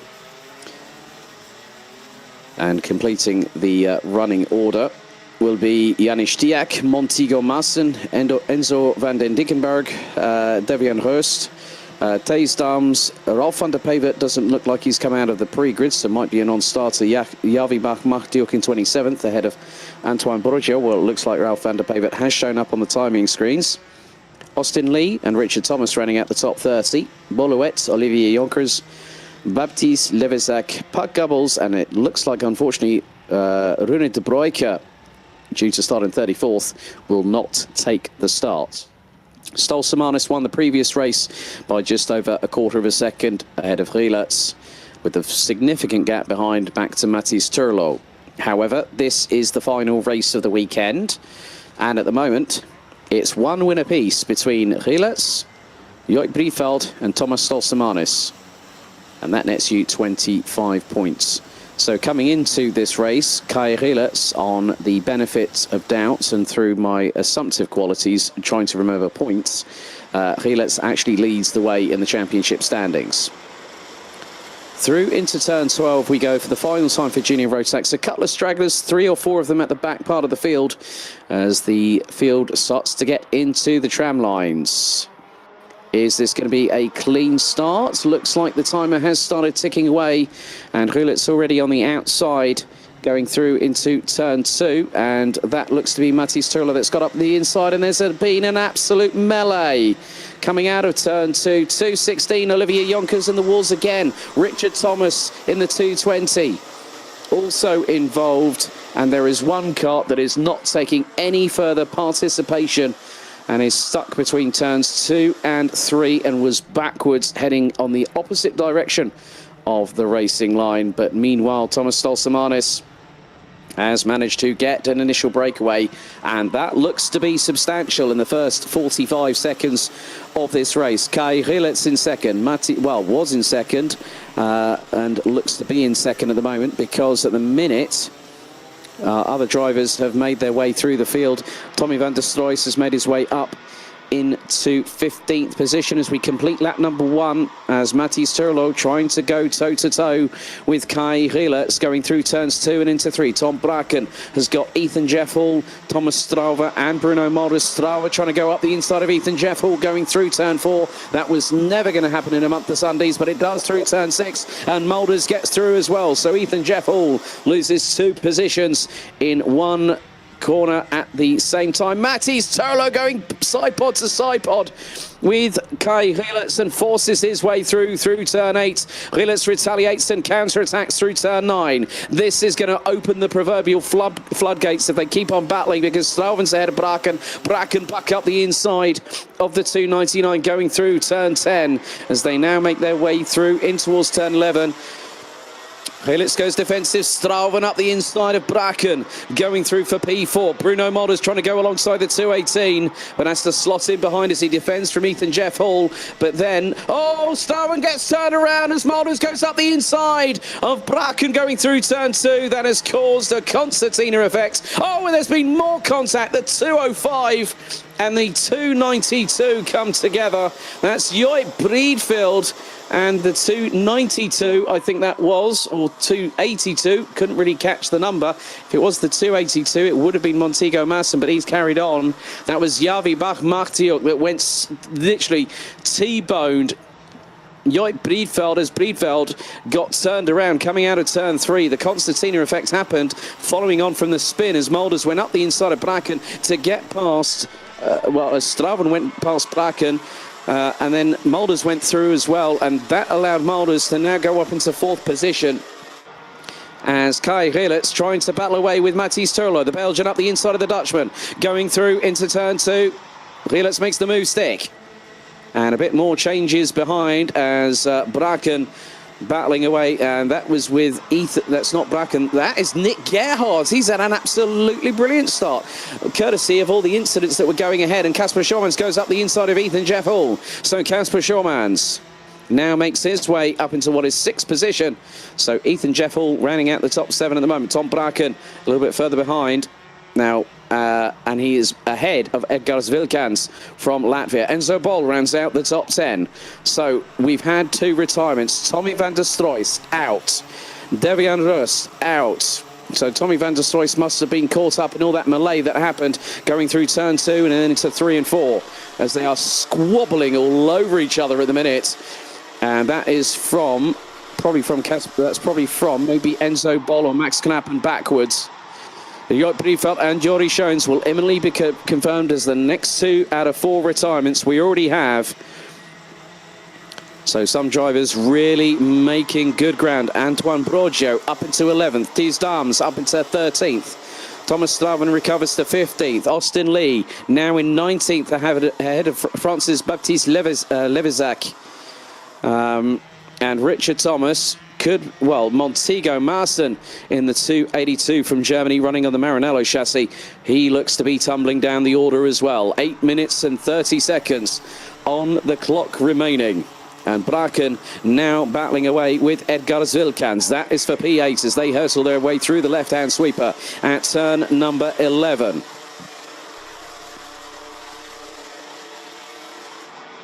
So Stolzemanis has a consummate comfortable gap of nearly 1.6 seconds as Schormans goes up the inside of teammate Gerhardt through turn 2, and Bracken gets past by, Bracken was looking over his shoulder when Edgars Vilkans went past him going through turn 2 as if to see what was happening behind, but Kasper Schormans puts on a brilliant defense on Nick Gerhardt as they headed through turn 6. Ethan Jeff Hall keeping them rather honest.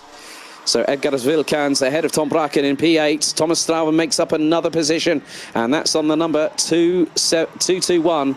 We've got more retirements coming in. Montego Masson and Richard Thomas next 2 about to be eliminated from this race. So we started with 34. We now have 28 drivers, 6 retirements. 2 on the very first lap. Van der Stroys and Rust. Schoens and Breedveld on lap 3. And Masson and Thomas on lap 4. This is going to be a race of attrition and also a race of survival. Matthijs Turlo has set the fastest lap of anybody on the completion of lap number 6. The driver currently in 3rd position behind Kai Gillet's puts in a 55.845, but then Theo Blanc from France puts in a 55.710. The Frenchman down in 23rd behind the 2.96 of Boulouet.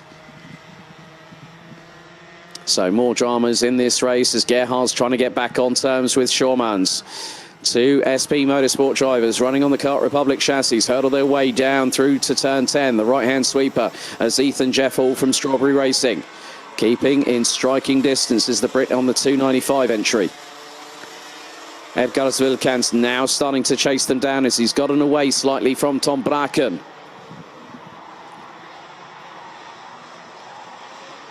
So 28 runners and riders still at this track as Nick Gerhardt gets back past Kasper Schormans for position. That's for P5. Ethan Jeff Hall using what skills he has to try and keep on pace with him, and he's doing so. Up the inside he goes on Kasper Schormans through turn number 6.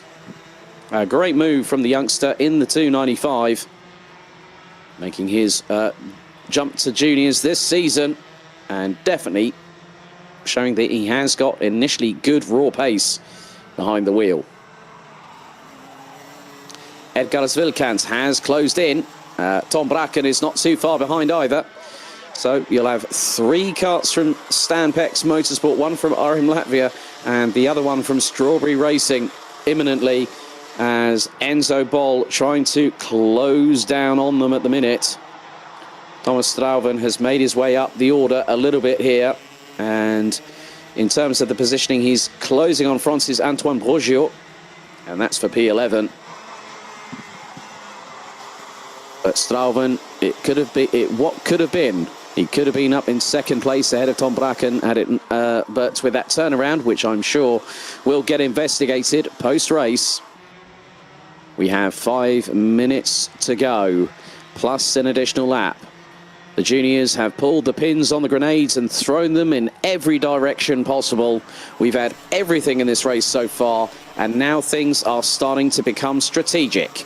And a little bit further back, probably from what might be Thomas Strauven behind him, you've got Max Knappen, Thies Dams, Javi Bach-Machtiuk, Julian Klausmann, Enzo van den Dickenburg, Austin Lee up into 18th, the youngster based in Bavaria, as there goes Ethan Jeff Hall. Nice move up the inside on Nick Gerhards. Gerhards goes for the switchback and gets back through turn 3.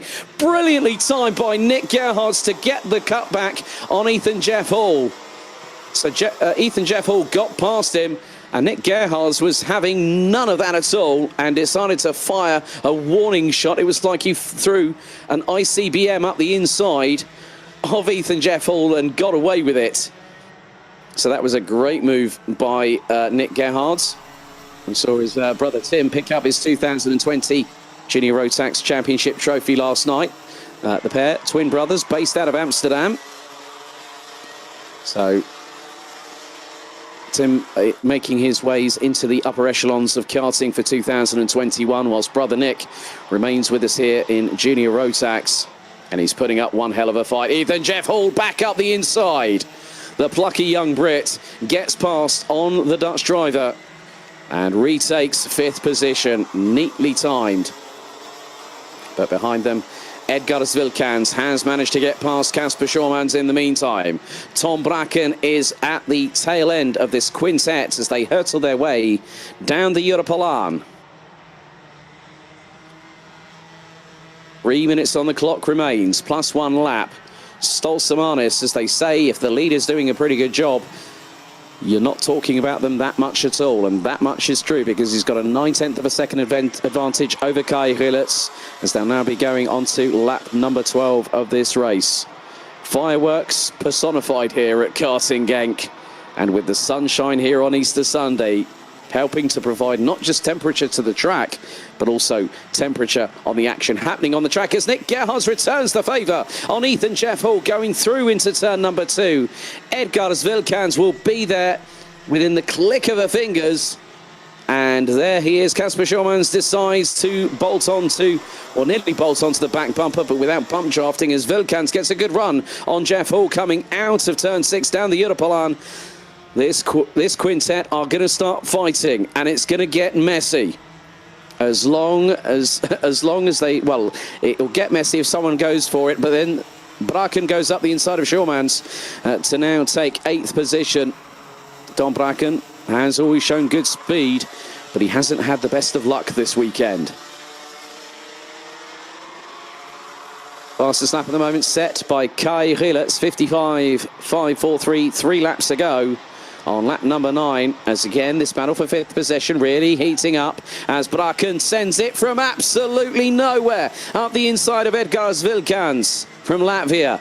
So Bracken really factoring into the battle for what could eventually be 5th, but the top 3, as there goes Ethan Jeff Hall back up the inside of Nick Gerhards, who instantly goes on the switchback counter-offensive and gets the inside line down the Europalaan in the KR chassis. Down back into 5th place goes Nick Gerhards, brilliantly timed. Great racing respect between him and also Ethan Jeff Hall, and there goes Tom Bracken up the inside through turn 9 as Schormans gets past Vilkans. Great racing respect from this quintet of drivers. Absolutely brilliant textbook racing And now Vilkans trying to go up the inside of Shawmans, but Shawmans closes the door, going through into turn number 12. We're on the penultimate lap of the race, and Stolsamanis only has a 6.5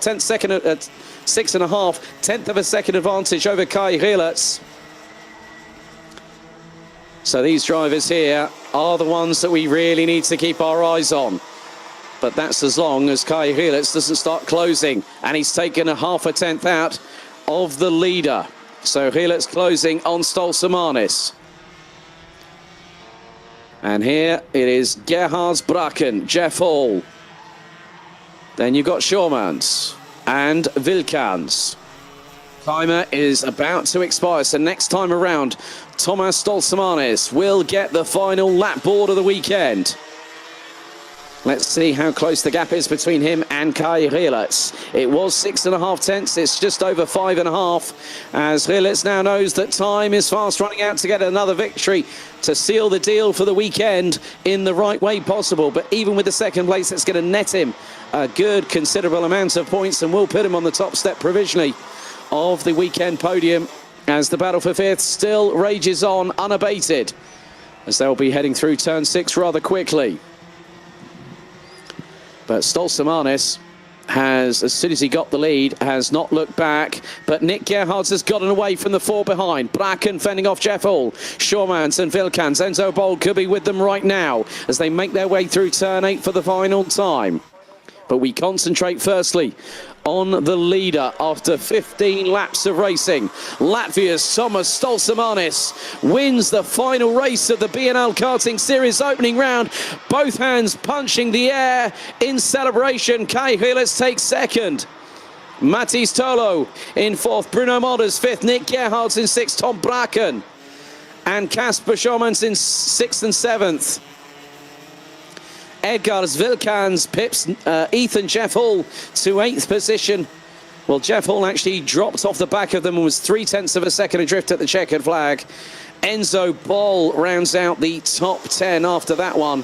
Strauven recovered after that massive moment with a couple of laps into the race to recover to finish 11th. Antoine Broggio in 12th. Farin Mega in 13th, ahead of Max Knappen. Thies Dams in 15th.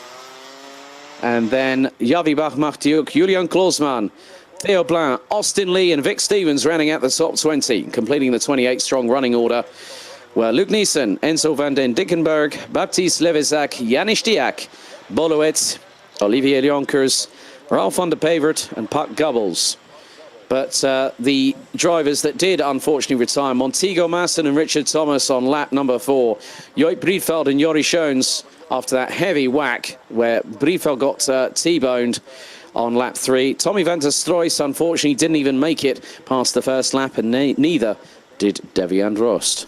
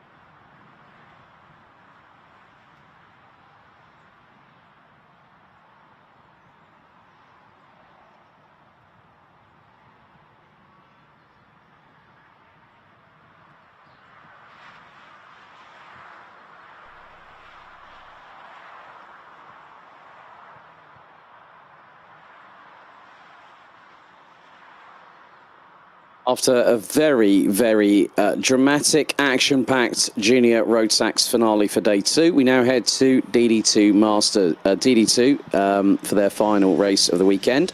Here's the starting grid. So Glenn van Parijs starts from pole position, and with him will be countryman and former teammate Zana Triblak in the 402. They complete the front row.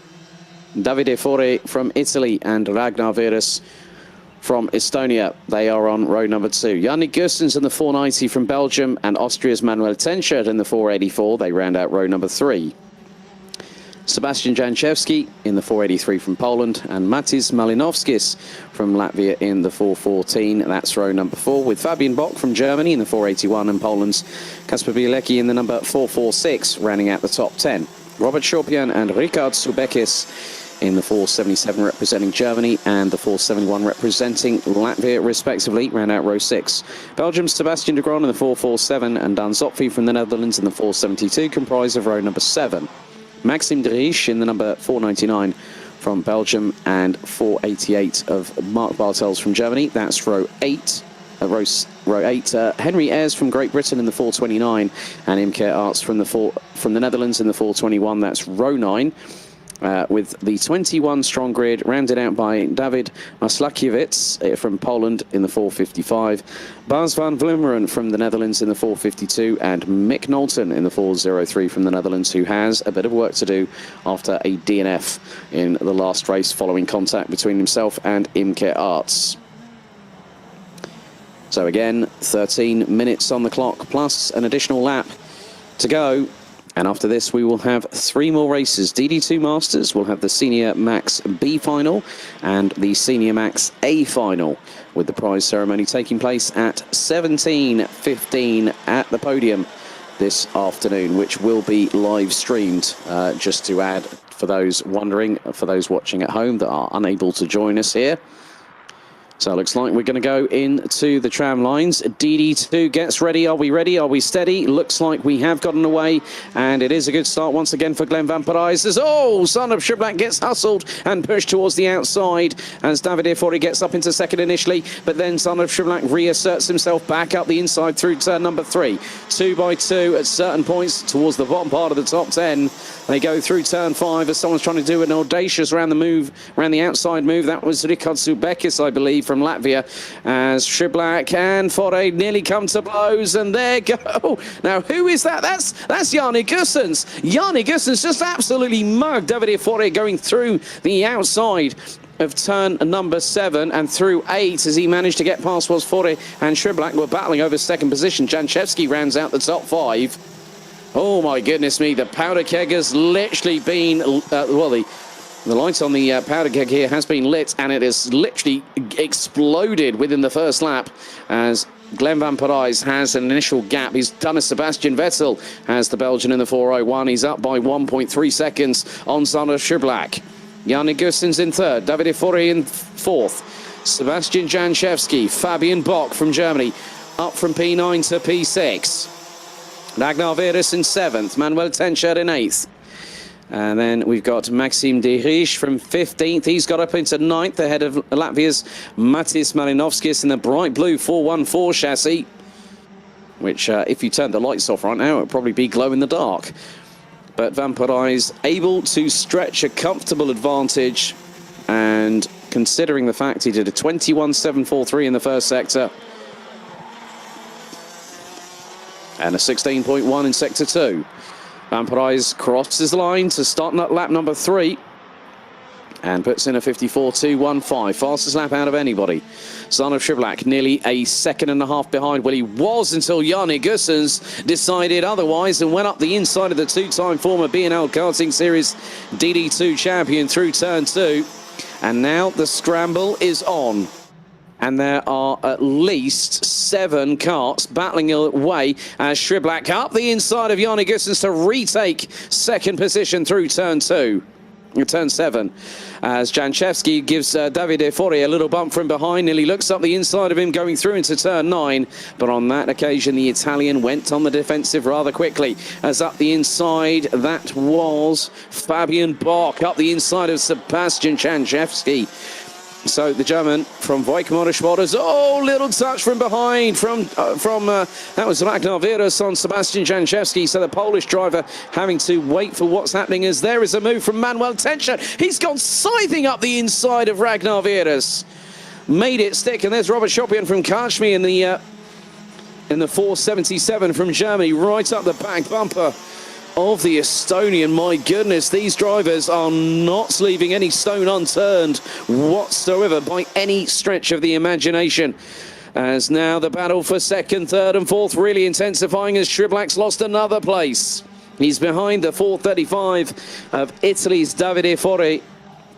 And so on this particular occasion, Shriblack is now at everyone. Well, he's in the clutches now. Fabian Bock's right behind him. Fabian Bock from 9th to 5th in just the first 3.5 minutes of this race shows a spirited performance.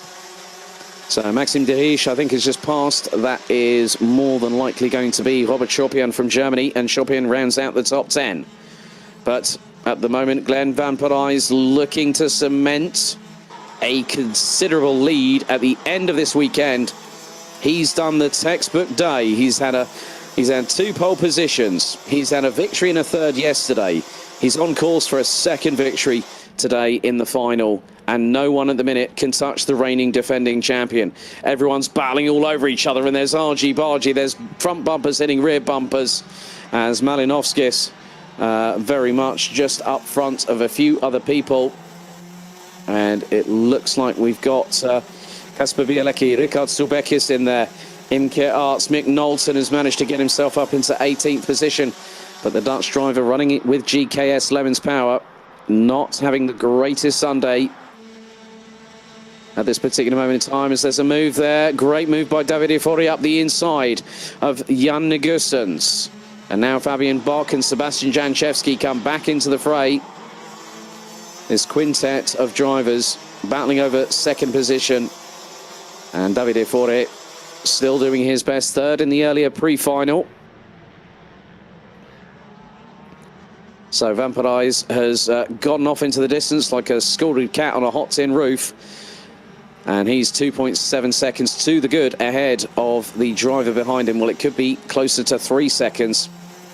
Ragnar Virus, in the meantime, has set the fastest lap of anybody. The Estonian down in 8th position behind Manuel Tenchert by about half a second. And trying to close on him, the Birol Baltics driver, of 53.958. Gap now between first and second, nearly 3 seconds. Jan Negusens still trying to look at the opportunity to go up the inside of Davide Fori, who was 2.977 seconds behind Glenn Van Parijs. Arnhem Shriblack rounds out the top 4. Fabian Bock and Sebastian Janchevski are now there or thereabouts. Manuel Tenchert and Ragnar Virus will factor in. So rather than it being a quintet, it will be a septet of drivers looking to go for second position in this last race of the day. There is a cart pulled to the side, and that unfortunately is off of the Europalan, Richard Subekis. So down to 20 drivers we go. Mick Knowlton has made his way up into 14th, so he's made a quick getaway through some of the other drivers as Arnhem Shriblack goes up the inside of Jan Negusens. And now retakes third position. 6 minutes and 45 seconds on the clock to go. As there's a move from Janchevski up the inside of Fabian Bock through the final corner. Will the Polish driver make it through? And not on this particular occasion. Fabian Bock blocks that time, but Janchevski gets through. And then Tenchert tries to get through. And that was through on turns 2 and 3. So Janchevski gets past Bock through turn 2. Manuel Tenchert trying to look at an opportunity on the very next corner, but the Austrian was denied right there and then. And the gap between first and second now extends to over 3 seconds at this particular moment. Drivers from Virus all the way down to Bartels have all done a personal best in this race, but the lead is very much established.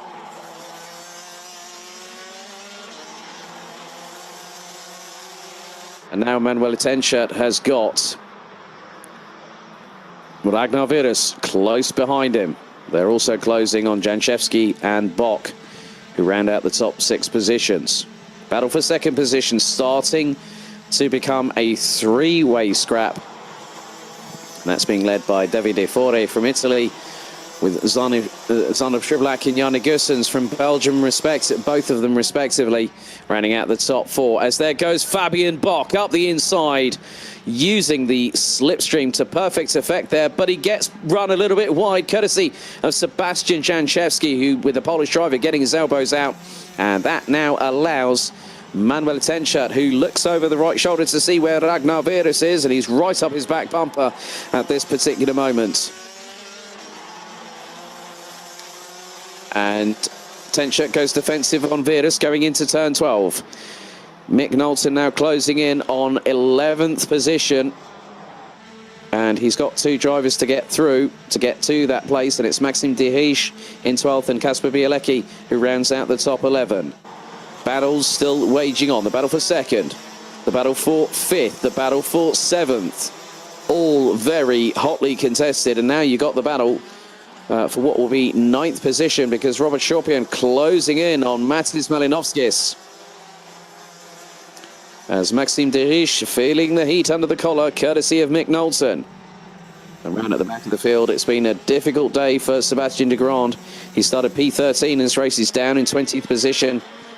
Ricard Subekis will be glad that this weekend is over and done with, because he started P12 ahead of the number 447 and is out after just 5 laps. And the battle waging on is allowing Van Parijs to get away into the distance. Davide Fore coming under pressure once again.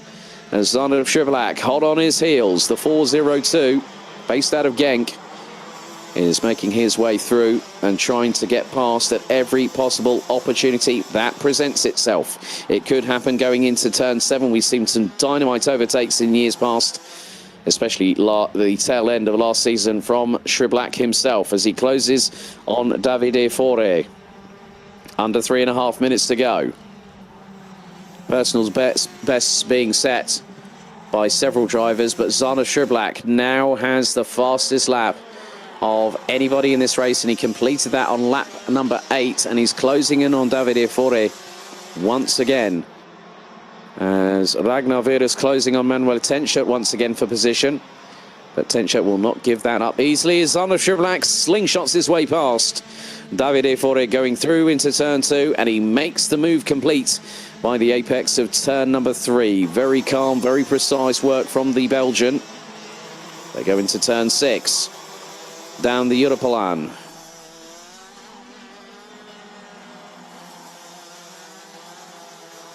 So the battle for 5th, 6th, 7th and possibly 8th position is being decided by the quartet, led by Fabian. Well, it's got Sebastian Janchevsky. Fabian Bock was briefly in 5th position.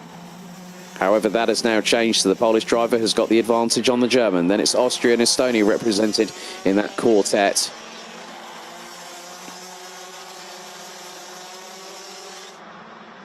So another consistent lap. Glenn Van Parijs is putting in exactly the lap times he needs. He's been putting in 53.9s. And that has happened over the last 4 to 5 laps by my count. His best lap time of 53.890. But Fabian Bock from Germany, trying to close in on Sebastian Janchevsky, has just put in the fastest lap of the race. He was over a 10th quicker than Janchevsky with a 53.793 on the completion of lap number 12. And the German knows that time is fast running out. And it looks like we've got someone slowing down on the Europalan. That looks to be Henry Ayres from KR Sport. A very, very steep learning curve going from Rotax 177 in the United Kingdom to DD2. But to give the Brit credit, to come out here and do his level best, he's done a very, very good job to keep things as best he can on the Blackstaff. But the battle for second wages on unabated once again as we head into the last 60 seconds of this race. Shrivlak versus Fore into turn number 6. Down the Europalan. Fore will have the slipstream. And into turn 7 they go. That particular occasion, Zanov Shrivlak was wise to it, waited, and then placed the cart exactly where he needed to.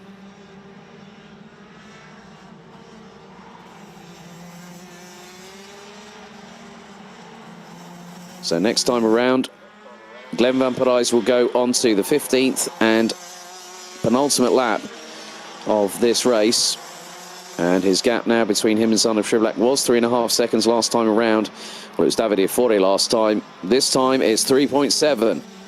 As now Forte will know that he's got this, plus an additional lap to go to try and get past Son of Shriblack and take second position at the dying moments of this race. Yanni Gustens, you can never count out the 490. However, on this particular occasion, it looks like he is going to be up against it to try and close on the two in front. As a move there, Fabian Bock up the inside of Sebastian Janchevski, the German using turn 7 again to great effect. And Manuel Tenchert being pressurised once again by Ragnar Virus. So this could get rather messy, and a little bit further back, Kasper Bielecki battling away with Maxime de Riche. Henry Ayres has pulled the cart into the pits, so the Brits weekend is done and dusted, unfortunately, but we're on the final lap. Son of Shriblack now has Davide Forte waiting in the wings to see if he can put a move back past the Belgian, but it looks like that there's going to be some drama here, and that's the battle between 5th to 8th position.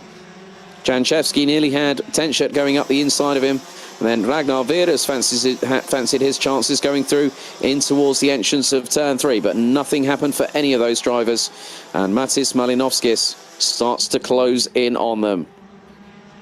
And Mick Knowlton trying to get past, looks like Kasper Bielecki in the dying throes of this race. But the leader now making his way through turn 10, exiting out, going through the left at 11, because it looks to be a good start to the 2021 season. The reigning and defending champion, Glenn Van Parijs, does the double here on Easter Sunday and takes the victory quite comfortably by 3.875 seconds. Son of Shriblack, again, a second-place finish here today in both the pre-final and the final. Davide Forte rounds out the top 3 ahead of Jan Gustens, with Fabian Bock starting down in 9th and finishing in 5th. Manuel Tenchert started in 6th position, would finish in 7th behind Janchevski. Ragnar Virus started on the outside of row 2 and ended up in 8th place. Matis Malinovskis started 8th and finished in 9th. Robert Chopian up from 11th to P10 and was fighting for a top 8 finish in this DD2 final. Kasper Bielecki, Maxime de Riche, Dan Zopfi, Mick Knowlton, Mark Bartels, David Maslakiewicz, Imke Arts and Sebastian de Graan making the full race distance. And unfortunately on lap number 15, Bas van Vlummeren retired. Henry Ayres on lap 13 with Richard Subekis retiring on lap number 6.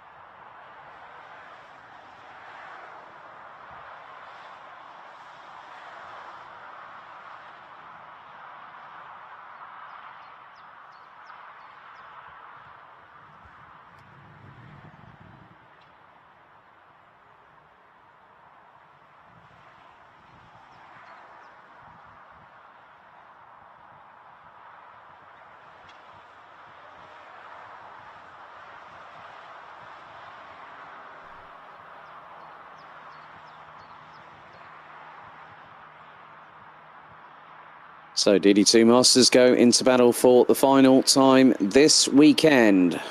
So they're final on day 2 of the opening round of the season. And here is your starting order. Carl Klebert will start from pole position as Jonathan Wimore will start alongside him on the front row. Pritzai and Christoph Adams on row number 2, ahead of Rudy Champion and Christophe Capitain. Champion having his winning streak broken through an incident on the pre-final, but he starts from P5. Ian Gepps and Slavomir Moransky round out row number 4, ahead of Juris Zalaitis, with Tom Dessert, Bruno Dos Santos, Frederick Bakert and Dimitri Ostrovsky rounding out the 13-strong grid. And after this, we will have our last 2 races. So this is race 22 of the meeting. And it will be a case of finding out who will lead the way. Because at the moment, Rudy Champion, based on his 2 victories yesterday, will be in some semblance of advantage, maybe, over Carlo Klebert. But Klebert has got 65 points at this particular juncture. And Klebert has got 2 second places from yesterday and a victory today. Champion, 2 wins yesterday and a 5th in the pre-final.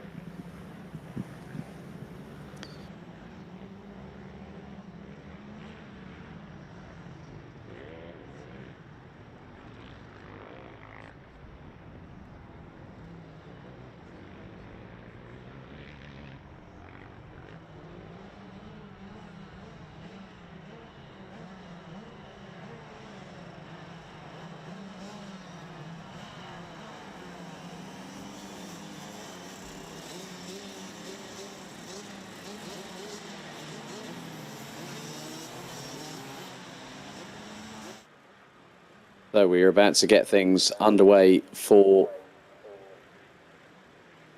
race 3 this afternoon.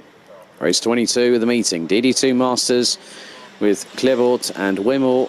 They'll be the ones controlling the pace.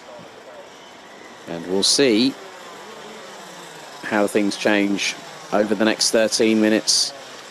Plus an additional lap, because they are getting themselves steeled and ready to go into the tram lines for the final time. Are we ready? Are we steady? Looks like we've got a good start. Lights out, they are off and racing.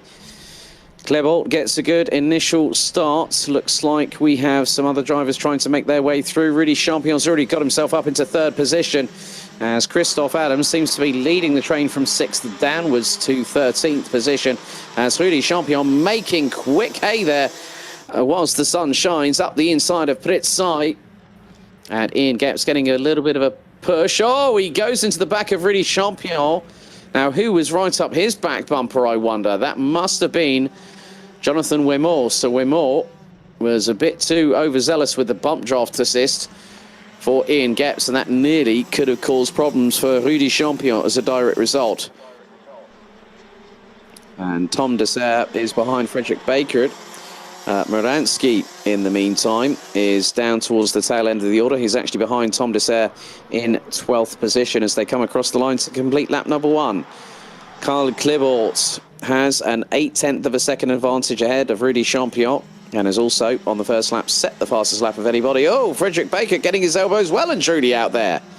Oh, that was a great move on the inside, as there's more changes for position. Ian Gepps not letting Rudy Champion get away with 2nd position without a fight, as Rudy Champion up the inside.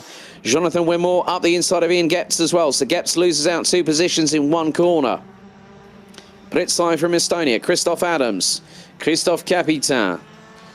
And looks like Bruno Dos Santos has made his way through. And the move that Frederick Bakert made earlier was on Juris Zalaitis from Latvia, who has been dropping down the order. But Carl Klebert controlling proceedings as they come through turn 12. The entire field, they were covered by 3.5 seconds last time. Klebert's lead now is 1.5 seconds due to the battling between Wimore, Gepps and Champion. And Champion being the one leading that three-kart brawl. As there's a problem, is that Tom Dessert? Oh, his weekend has ended on the biggest bad note possible. The 5:30 from GKS Lemons Power right at the back of the field. I think, if I'm honest with you, the way that looks like... Oh, now there was another move, and that was Ian Getz up the inside of Jonathan Wimore. He just literally sent it with complete reckless abandon up the inside of Jonathan Wimore. And on that particular occasion, as Pritzai goes up the inside of the Frenchman too, through turn 10. So in three corners, Jonathan Wimore has dropped 2 places. Down from what was third, and he's now in 5th place as Christophe Adams closing in.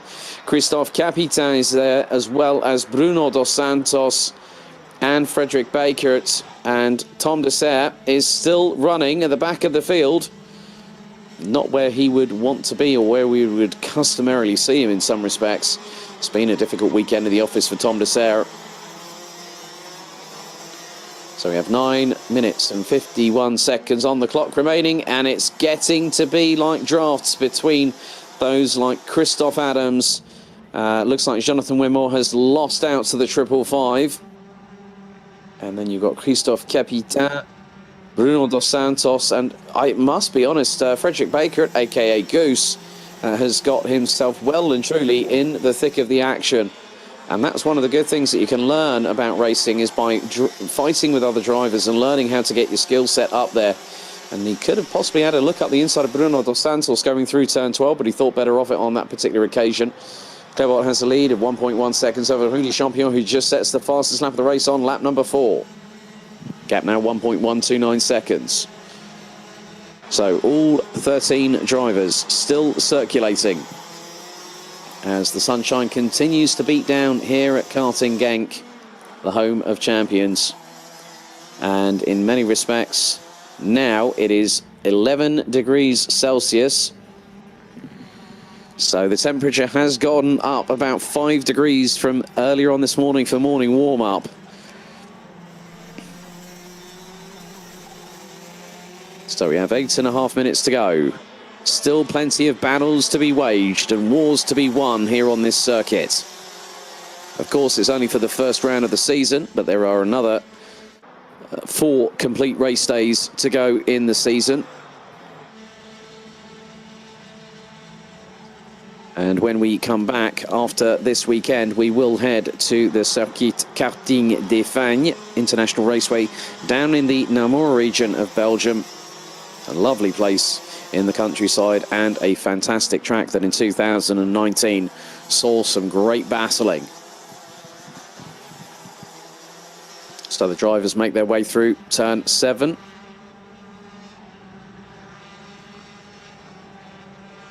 And the gap seems to be slightly chipped away between Carl Clevort and Rudy Champion. Gap now 1.084 seconds on the previous lap. Pritzai now holds the fastest lap of the race. A 54.458 second lap time from the Estonian in 4th position, as he is trying to close in on the number 567 of Ian Getz from Belgium.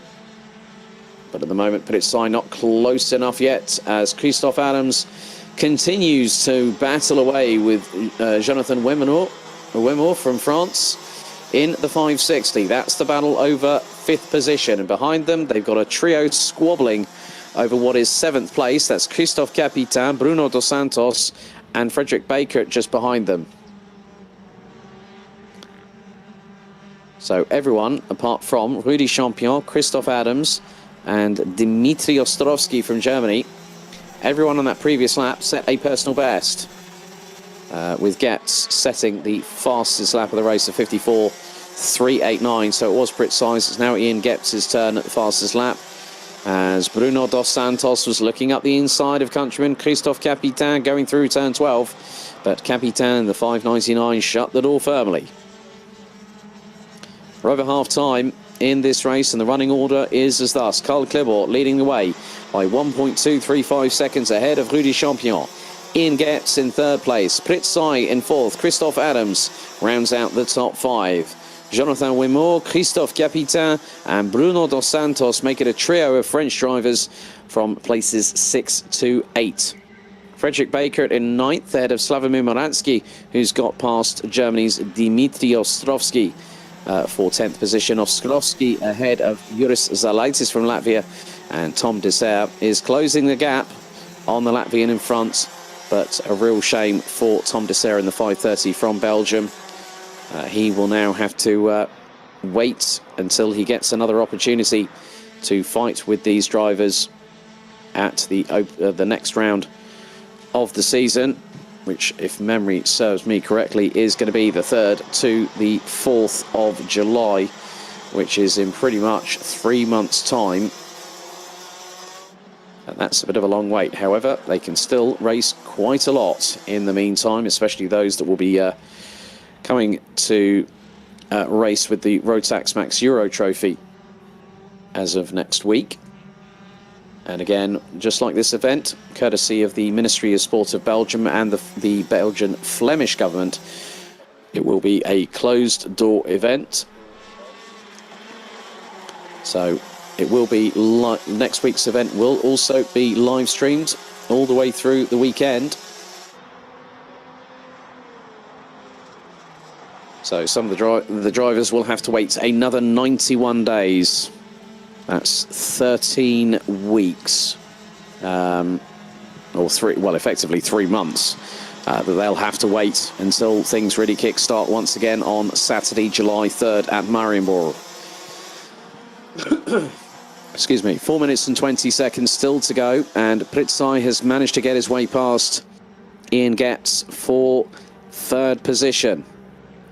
And at the moment, I'm keeping an eye on the gap between Pritzai and Rudy Champion. Champion is about a second off of Karl Klebot, and Pritzai, last time around, was slightly slower than the Frenchman.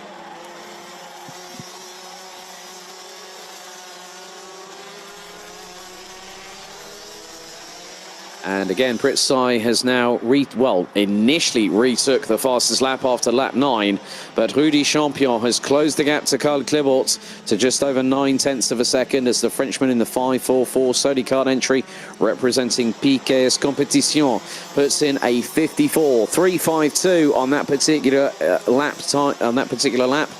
As we're now off of lap 10, we're on to lap number 11. And we have just under 3.5 minutes remaining. Good to see Frederick Baker keeping his elbows out and trying to go for it and trying to catch up with Bruno Dos Santos, who has got past Christophe Capitan. So Dos Santos up into 7th place now. And Baker has Slavomir Moransky behind him. It's not been the easiest of debuts for Slavomir Moransky on the BNL Karting Series front. However, this will give him an opportunity to fight against other drivers, and some of which who will be here at the Euro Trophy next week. Pritzai again drops the hammer. The Estonian puts in a 54.226 second lap time and closes the gap once again to Rudy Champion to just under 8.5 of a second. A really good showing from the Estonian. He's had his moments. He's also had his opportunities provided right in front of him, and he's taken them with full abandon, as there is Jonathan Wemore, who's got past Christoph Adams for 5th position. So the 560 now ahead of the 555.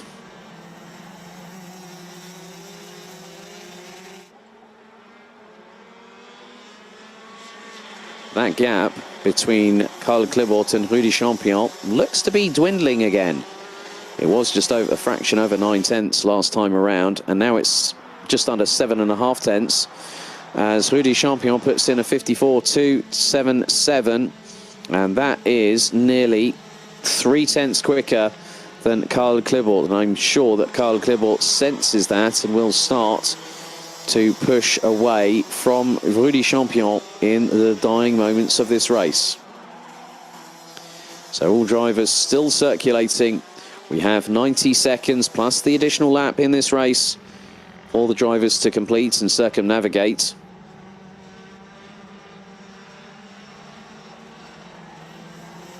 There has been some good battling up and down the order in DD2 Masters, and hopefully we'll see a few more of them back with us in early July at Marienborg for the second round of the season.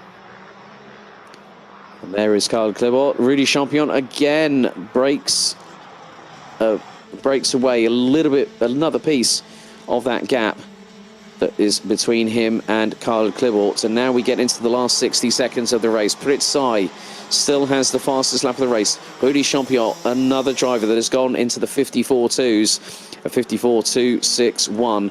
So that puts his fastest lap time 35 thousandths off of Pritzai. So we're on lap number 14. Very soon we should hopefully be onto the penultimate lap of this race, because the way that Karl Klibort has been able to keep the lead has stood him in good stead for this weekend and also for the start of a season. It was a difficult year for Karl Klibort, doing a dual campaign in both the Euro Trophy and BNL. So on to the penultimate lap we go. Rudy Champion within 3.5 tenths and closing rather rapidly. So Rudy Champion, 2 wins yesterday, a 5th earlier on today, and now he's trying to go for a win. Started P5 after all the penalties were enforced and the amendments were changed for the results of the pre-final earlier on today. So Rudy Champion fancies his opportunity of getting past Karl Klibort, but after this lap he'll only have one more. He'll have 1,360 miles to negotiate. Meters to negotiate. So Champion getting closer and closer as the moments tick down. So final lap board is out. Karl Klibort is the first one to see it. Rudy Champion still within 3.5 tenths. As Champion goes very deep on the brakes going through into turns 1 and 2. But Klibort knows that he is closing. So it will be down to Karl Klibort to make sure that his chance of having a double victory puts him in good stead going into Marienburg in just 91 days' time for the second round of the 2021 BNL Karting Series season. Karl Klibort was untouchable, well, was pretty much untouchable in the first race. And in the second one, he has looked rather composed. Cooler than a cucumber is Karl Klibort at this particular moment in time. But Rudy Champion looking to make good his intentions. He's closing and into the final corner. Klibort goes defensive. They power out of the final corner. It is 2 for Rudy Champion on Saturday. It's 2 victories for Karl Klibort. De Backer is well and truly back with a bang here in the BNL. And he takes a second victory by 0.131 seconds ahead of Rudy Champion, and a good show of sportsmanship between the pair as they have just made their way through into turns 3 and 4. Pritzai rounds out the top 3. The Estonian finishes 1.35 seconds behind the eventual winner, Karl Klibort. Ian Getz factoring in for the top 3 all the way through this race and gave some great entertaining overtakes in the process, finishes P4 ahead of Jonathan Winmore, who started on the front row of the grid. Christoph Adams rounds off his weekend with a 6th place finish ahead of Bruno dos Santos. Frederick Bakert will be ecstatic with an 8th place finish ahead of Christoph Capitan, with Slavomir Moransky rounding out the top 10. Juris Solaitis, Tom Dessert and Dmitry Ostrovsky round out the finishing order, with all 13 drivers completing all 16 laps.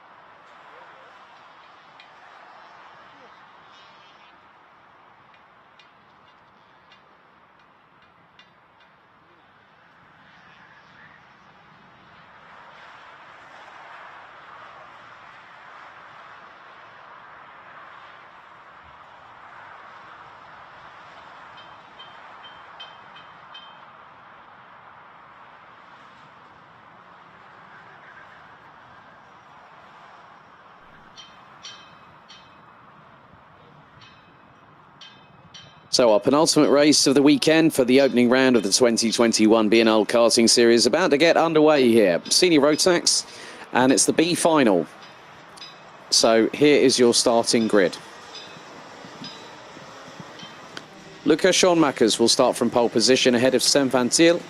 Peter Dodderstein and Jordi van der Eyck round out the top two rows, with Yashram Jankan and Colin van Lammeren rounding out the top six, making it 6 Dutch drivers in the top 3 rows. Luca Koester from Germany and Antoine Antier from France round out the top 4 rows, with Yuri Tenher from Germany and Poland's Adrian Labuda rounding out the top 10. Scott Westhovens and Max Busch representing the Netherlands and Germany respectively.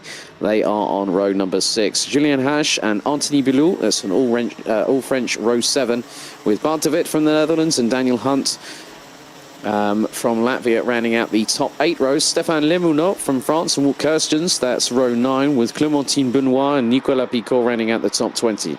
Linus Hensen, Remco Baan, Mario Sidler, Flint Schuring and Jens van der Heijden round out the 25 that will go racing in this. We've got 4 non-starters. Vincent van Kouwhoven, after that massive incident that he was part of, that rearranged the tyre barriers on the outside of turn 6. He doesn't start. Bastien Barnage as well doesn't start, following damage sustained in accidents in the race. The same with Gilles Chloé and Devin Sagadi from Estonia. So 13 minutes plus an additional lap to go in their final race, and then we have race 24, the final race of the meeting, very, very soon indeed. And that will be the Senior Rotax A final. So this final will decide the top 3 for the weekend result for the B final, for the B contingent for Senior Rotax, and the top 3 will get trophies at the end of the race weekend.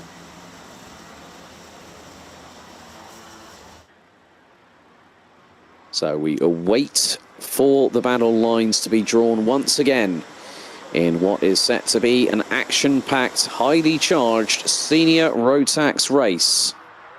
And the drivers now make their way through in towards the tram lines for one final time. The revs rise. We are ready. We go. Lights out. And they head into turn 1. Schoenmakers gets the lead ahead of Dodderstein. Sam van Thiel runs a little bit wide, uses the runoff area and goes through into second position behind Dodderstein as it's 3 abreast. And a couple of karts get compromised going through turn number 3 on the first time of asking. But Schoenmakers got the perfect start as they all make their way through.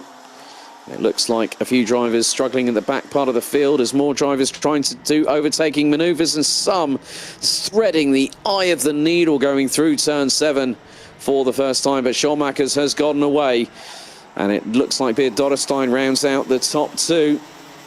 You've then got Sam van Thiel and a few other drivers making their way through cleanly on turn 10, as we're about to complete lap number 1 here in the Senior Rotax B final. Schoenmakers has nearly a half-second advantage over Dodderstein, Van Thiel, Van der Eyck, Van Lammeren, Antier, De Wit, Jankan and Koester round out the top 9. Labuda rounds out the top 10 as there is a battle for 4th position between Jordi van der Eyck and Colin van Lammeren. And Lammeren looking up the inside, not getting through on that particular occasion.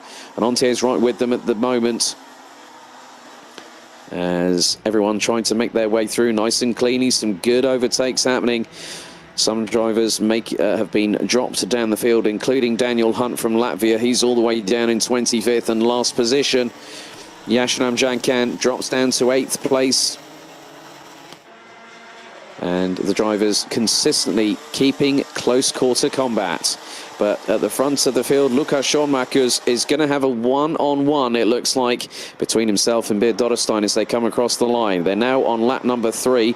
Leaders making their way through into turn 2. Sam van Thiel rounds out the top 3. Van Lammeren past Van der Eyck into 4th position. Nicolas Picot up into 12th place. Scott Westhoven's 10th. Luca Koester from Germany up into P8.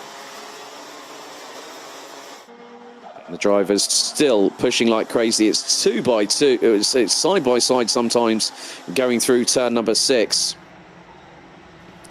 And the drivers making it So you're going to be very much aware that Daniel Hunt, he's now got past Julien Hache from France as the drivers making their way down through turns 9 into 10. Some going defensive, some going for the aggressive manoeuvres.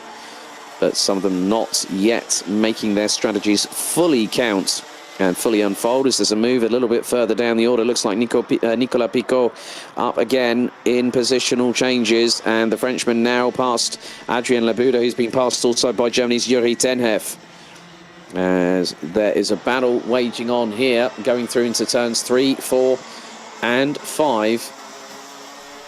And that looks to be the battle for P3. And then you've got 5, 6 and 7. You've got the likes of Bartavit battling away with Antoine Antier and Jordi van der Eyck. As, someone has a bit of a moment going through. As we've had someone go up onto 2 wheels.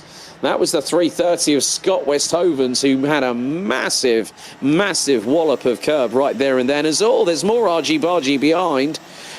Pico's definitely getting his elbows stuck out with that Gallic Joie de Vivre. And he's battling away with the likes of Yasharam Jankan and Yuri Tenhef, amongst others. But the leaders still making their way across the line. Schoenmakers and Dorrestein still covered by just under half a second. Battle for third, well and truly on.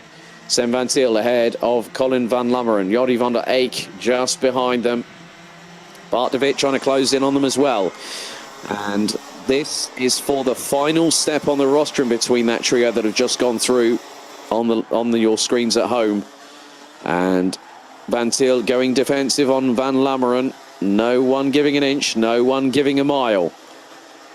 Antier now is dropping, and he could find himself under some salvo fire rather quickly. He's got Scott Westhovens from the Netherlands in the 330, not too far behind him. And then you've got a swarm of carts. Yasharam Jankan, Yuri Tenhef, Nicolas Picot, Luca Köster, Adrien Labuda, Linus Hensen, Anthony Bilou rounding out the top 15 positions. But Schoenmakers now pulling away. Linus Hensen setting fastest lap after fastest lap, and that's a move up the inside. Jordi van der Eyck up the inside of Colin van Lummeren, it looks like, going through into P4. And that was a great move by van Lummeren, taking advantage of that opportunity, getting a good run coming out of turn 12, and then making it stick going through turns 1 and 2. That's going to be a stablemate that's going to go on for a stalemate that's going to go on for a little while, isn't it? 7 minutes and 50 seconds still to go. All 25 starters still circulating around the track, and the top 24 covered by just shy of 10 seconds. And there's still some duels not yet completed or not even engaged yet, as Nicolas Picot having to battle away, and it looks like he's possibly got Luca Köster not too far behind him as well. Luca Köster rounding out the top 12 positions, while Linus Hensen and Yuri Tenhef have both got past Luca Köster. So Köster rounds out the top 13. Picot up into 10th place. Westhovens and Ramjan can get past Antoine Antier. So Sam Van Til now has dropped behind Colin van Lummeren and Jordi van der Eyck. As it's 2 by 2, the teammates side by side. That was close, and then some. That was looking possibly between Van der Eyck and Sam Van Til, I believe. But that was very close. You can't go 2 abreast going into turn 7 at the best of times. You try going 3 wide, someone's going to end up in the barriers on the left. Coming out of turn 7, we've got a yellow flag. Briefly retracted now. Daniel Hunt is the first retired driver, and his car, that looks to be his, on the outside of the exit of turn 12. So first retirement with just over half of the race completed in this Senior Rotax B final.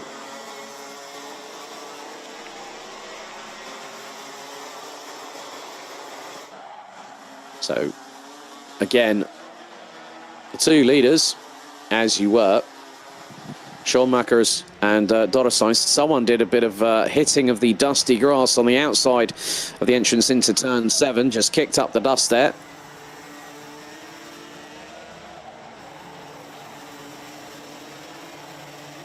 So Van der Eyck, and that was Sam Van Til, I think, it was Colin van Lummeren and Jordi van der Eyck that were going side by side, but Van der Eyck is now ahead in 3rd position, so he's looking good for the final step on the rostrum. And Sem van Thiel and Colin van Lammeren nearly come to blows going through turn 2. And they've got Bart de Wit right on their back bumper as well. So Bart de Wit looking to close in and get into the top 5 before the checkered flag. Scott Westhovens is being closed in on by Nicolas Picot as the 2 drivers in front of... That is Sem van Thiel ahead of Colin van Lammeren. Van Lammeren has to relinquish going through turn 7. And that nearly gave an opportunity to Bart de Wit to go up the inside as Nicolas Picot goes up the inside as Scott Westhovens through turn 9, runs the Dutchman wide. They bang wheels. And as a result of that, Westhovens has to slot in between Picot and Linus Hensen. So Hensen on the comeback trail is into the top 10 now and has got past Picot, it looks like.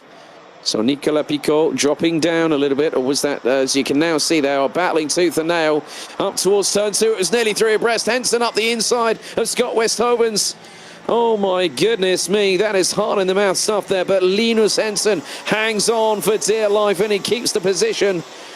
And that looked to be that Luca Koester, I think, well, that might have been Yuri Tenhev that might have just gotten past Scott Westhovens in the process as Van Thiel and Van Lammeren battling away again.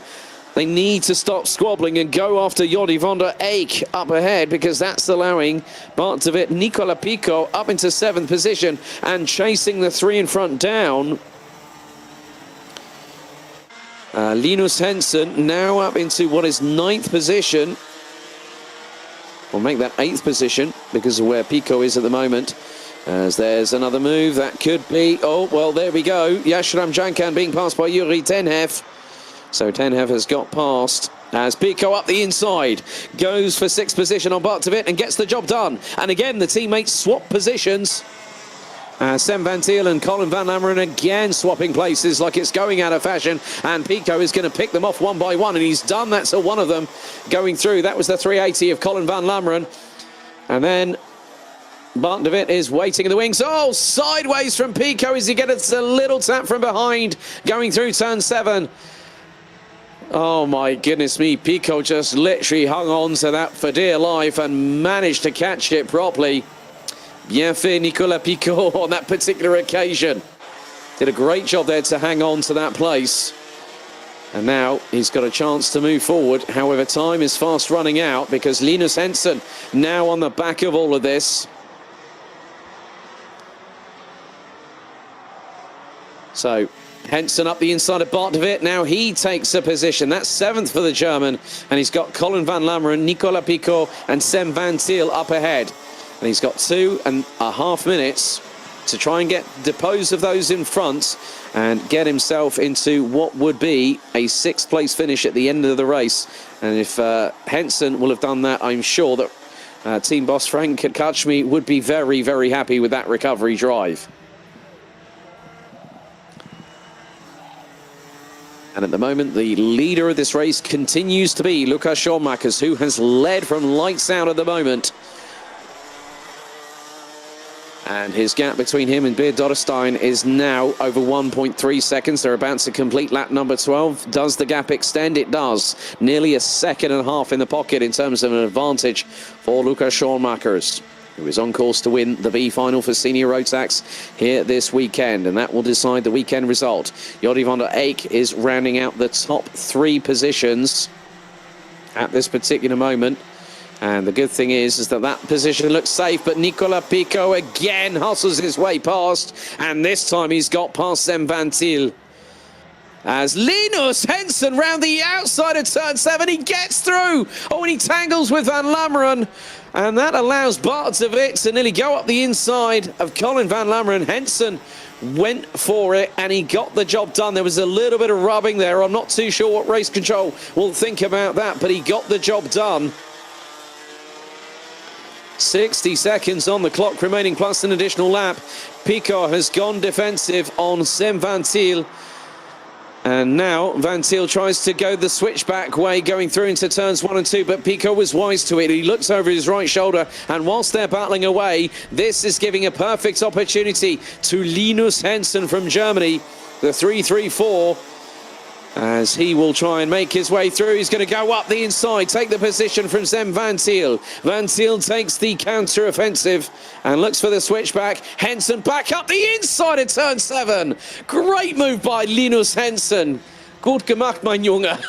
Oh my goodness me. And Zem Van Thiel takes the position back off of Linus Henson. And now it's side by side between Van Lammeren and also Bart de Wit, as now Yuri Tenhef comes into play. And that is getting rather dicey. This is going to be a squabble that's going to last right up until the checkered flag. But two audacious manoeuvres within 2 laps by Linus Henson can showcase what the 2020 Rotax Max Challenge Germany champion is capable of. But now we go on to the penultimate lap of this race, and it's all kicking off. That's the 3:43 of Anthony Ballou that's just got past Colin Van Lammeren. Looks like Luca Costa's not too far away from them either, so he's caught them up in the meantime. There is the, and there he is. Daniel Hunt has retired. Mario Sidler up to the 17th. Remco Bahn up into 18th. Wout Kirstens into 14th. Luca Costa now on the fraction of being near towards the top 10, but he's about 9/10 of a second adrift. We're on the penultimate lap of this race, and it has been a corker, a real aperitif for what's going to come in just a few moments' time for the final race of the weekend, race 24. But Luca Schoonmakers goes on to the 16th and final lap. Linus Henson setting the fastest lap of anybody in this race, a 54.814. A sterling drive from the German, as he's going to try and go for Zem Van Thiel one final time on the last lap. But Schoonmakers has the lead of 2.312 seconds over Beer Dotterstein. And there is RG Bargy a little bit further down the order. Looks to be Luca Costa being able to get up the inside, and I think he's got past. So a good move there from Luca Costa. Looks like he's got past possibly Yuri Tenhef. No, he's up. Yeah, he has got past Yuri Tenhef. Looks like Bart de Wit has come down the order a little bit as well. But look at Schoonmakers about to make his way through into the final couple of corners. And your winner of the Senior Road Tax B final.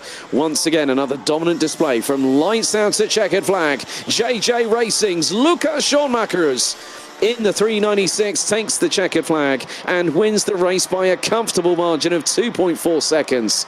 Beer Dotterstein takes second position, and Jordi van der Eyck rounds out the provisional podium for the Senior Road Tax B final. Nicolas Picot, a spirited drive from the Gallic Frenchman, up to 4th place. Zem Van Thiel in 5th. Linus Henson, spirited 2 dynamite overtakes in turn 7 in 2 laps by the RMC Germany champion. Anthony Ballou in 7th, Colin Van Lammeren in 8th, Yuri Tenhef and Luca Costa round out the top 10. Bart de Wit in 11th, ahead of Antoine Antier, Yasharam Jankan, Wout Kirstens, Jens van der Heijden, Clémentine Benoit, Mario Sidler, Scott Westhovens, Remco Bahn, Max Busch, Stefan Lemunot, Adrien Labuda, Flint Schuring, Julian Hash being the last of the 25 drivers that made the finish after 16 laps, with Daniel Hunt unfortunately retiring on lap number 6.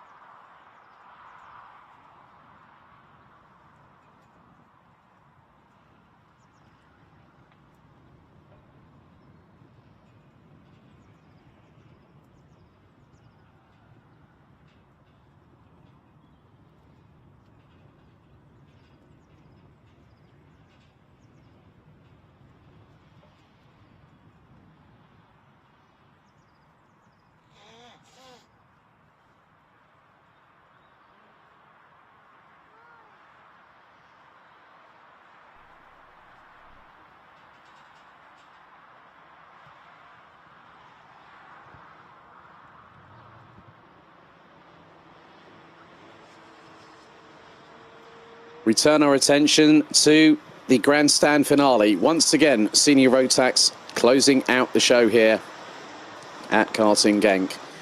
For the Senior Rotax A final, the sunshine still beaming down on the circuit, and here is your starting grid. Great Britain occupies the top 2 rows with Callum Bradshaw on pole position. Alongside him will be Mark Kimber. Sean Butcher, the defending champion, will be on the inside of row 2, and alongside him will be Aaron Walker. Lachlan Robinson will start 5th. Alongside him will be the Czech Republic's Teresa Babičková. Luca Leistra from Belgium and Lewis Gilbert round out the top 4 rows, with Patrick Rundqvist from Sweden and Max Stemmerdink from the Netherlands completing the top 10. Dylan Lahaye will start 11th ahead of Juho Valtonen from Finland, with Danny van Ruyten from the Netherlands and James Lingard, who had a spirited performance after coming through the second chance heat qualifiers to make his way up to 14th on the grid. Erhard Turker rounds out the top 15 with Danny Prince, Vilgard Edqvist, Eliska Babičková, Mika Barthelemy and Paul Fokkema rounding out the top 20. Luna Blum, Nick Cuppens, Lester Ellenkamp, Storm Brouwer, Patrick Lochmelis, Emily De Hoyes, Sam Bergstein, Thomas Martins in his last competitive karting event. They will round out the top 28. Lars Zanen and Ralph Finkel round out row 15 and complete the top 30. Ahead of Luca Thiel, Milan Coppens, Noah Hipp, Buzz Janssen, David Lackner and Christian de Klein rounding out the 36.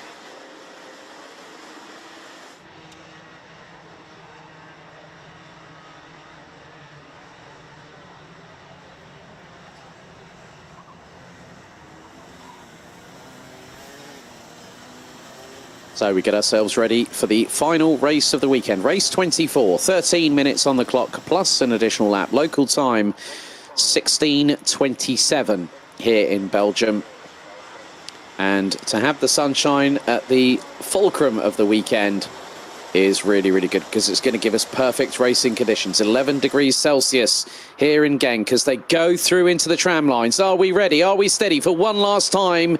It looks like that was a false start, because I did see a couple of drivers. Yep, that is confirmed. Full start. I saw a couple of drivers on the left-hand side of the, well, basically, which was on your right on the screens at home, but the track, it was on the left-hand side. 2 drivers doing the old waggling the finger around in a circle, saying, yeah, that's not a good start. And they recognised it straight away. Race control was on it. So they're going to keep us waiting a little bit longer. Podium celebrations will be taking place at the podium like we did yesterday evening. Podium, all being well and good, will start at 5:15 p.m. That's 17:15 Central European Summer Time. That'll be 4:15 p.m. in the United Kingdom. And we will be live streaming that for you all at home. So top 10 as we're about to get ready to go to battle for one last time here in Genk. Bradshaw, Kimber, Butcher, Walker, Robinson, Teresa Babičková, Luca Leistra, Lewis Gilbert, Patrick Rundqvist and Max Stemmerdink. That looks like a tidier starting formation, if I must honestly admit, as everyone gets into the tram lines. Second time of asking. Let's go racing. And it's a great start once again as Bradshaw takes the initial advantage. Butcher up the inside of Kimber, trying to get second place going through into turn 2. They're allowed to use the runoff areas at a bit of a drift wide there for Butcher, and we've had dramas, and there are multiple carts off of the road. Martins, I think, was there as well, coming through the exit of turn number 2. So drivers making their way through, and Sean Butcher has dropped all the way down to 6th position behind KR Sports teammate Lachlan Robinson from the United Arab Emirates. And this is where things do get very... Oh, we've had a red flag. Red flag called.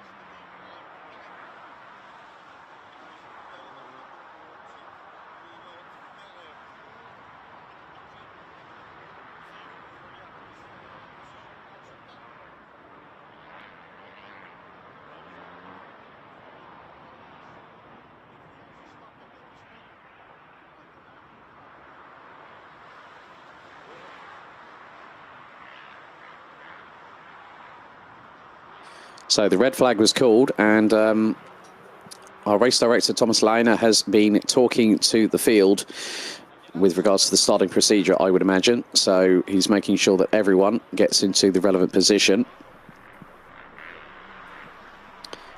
So we could possibly have a full restart on our hands, which would reset everything to the previous grid order.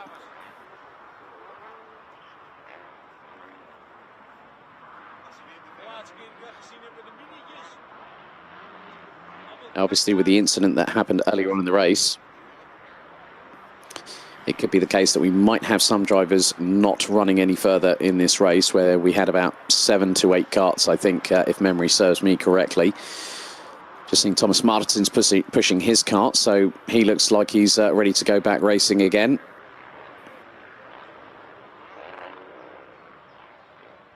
So in the middle of your shot, I can see Luca Leistra, Lachlan Robinson. You've got Sean Butcher there. A little bit further back, you've also got the likes of Linda Blum, Juho Valtonen, amongst others. Aaron Walker on the right-hand side. I think also Lewis Gilbert I can see there as well. So they're all now going to get back into their karts and get themselves ready to go racing once again.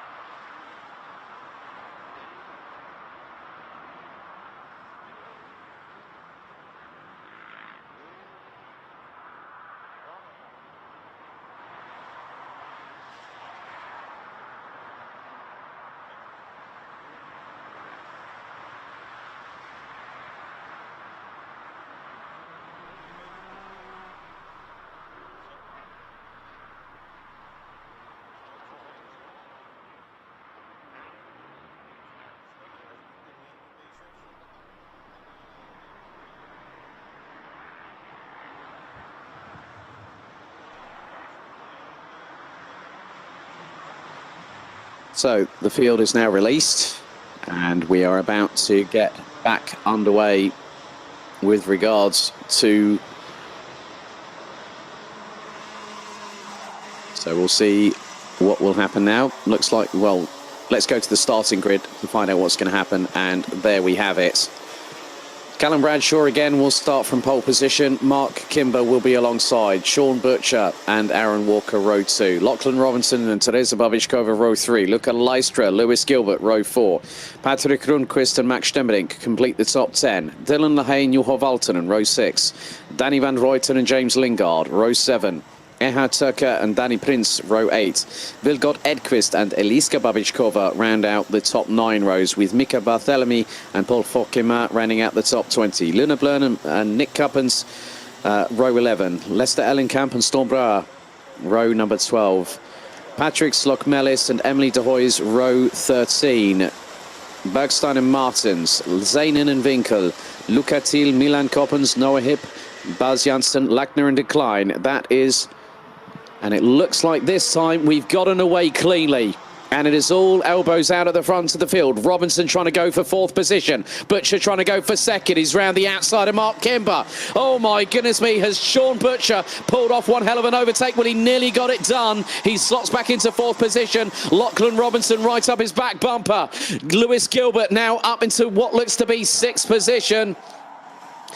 And Gilbert trying to go up the inside of the due base driver. Teresa Babichkova down into 7th. There's been problems a little bit further back. As another car getting very much in the wars. Oh, sideways there for the 365 of France's Noah Hip. I think he probably said Mon Dieu behind his helmet, and that was the very least of it. As more dramas a little bit further down towards the back part of the order, but it is rather close to the front of the field. It looks like Luca Lystra has made up another position. He dropped all the way down to P10 in the early skirmish in this first race. As Sean Butcher up the inside, and Lachlan Robinson forces his way through. That was on Aaron Walker. So, oh, Walker up the back bumper of Lachlan Robinson and goes off the grass. The 361 comes back on to the track, and that was drama, and then some. So Aaron Walker's race has gone from bad to worse within a microsecond right there. So that now means things are definitely open season. It doesn't matter who you are. As it looks like behind Lewis Gilbert, there is an absolute humdinger of a contretemps going on. Rundqvist in there, Lystra in there. And it looks like Max Stamadink has got in on the party. Teresa Babichkova is in the middle of all of that. Juho Valtonen just behind. There's more overtakes happening through turn 12. But Mark Kimber now takes the lead from Callum Bradshaw. But Bradshaw has Butcher trying to go up the inside through turn 2.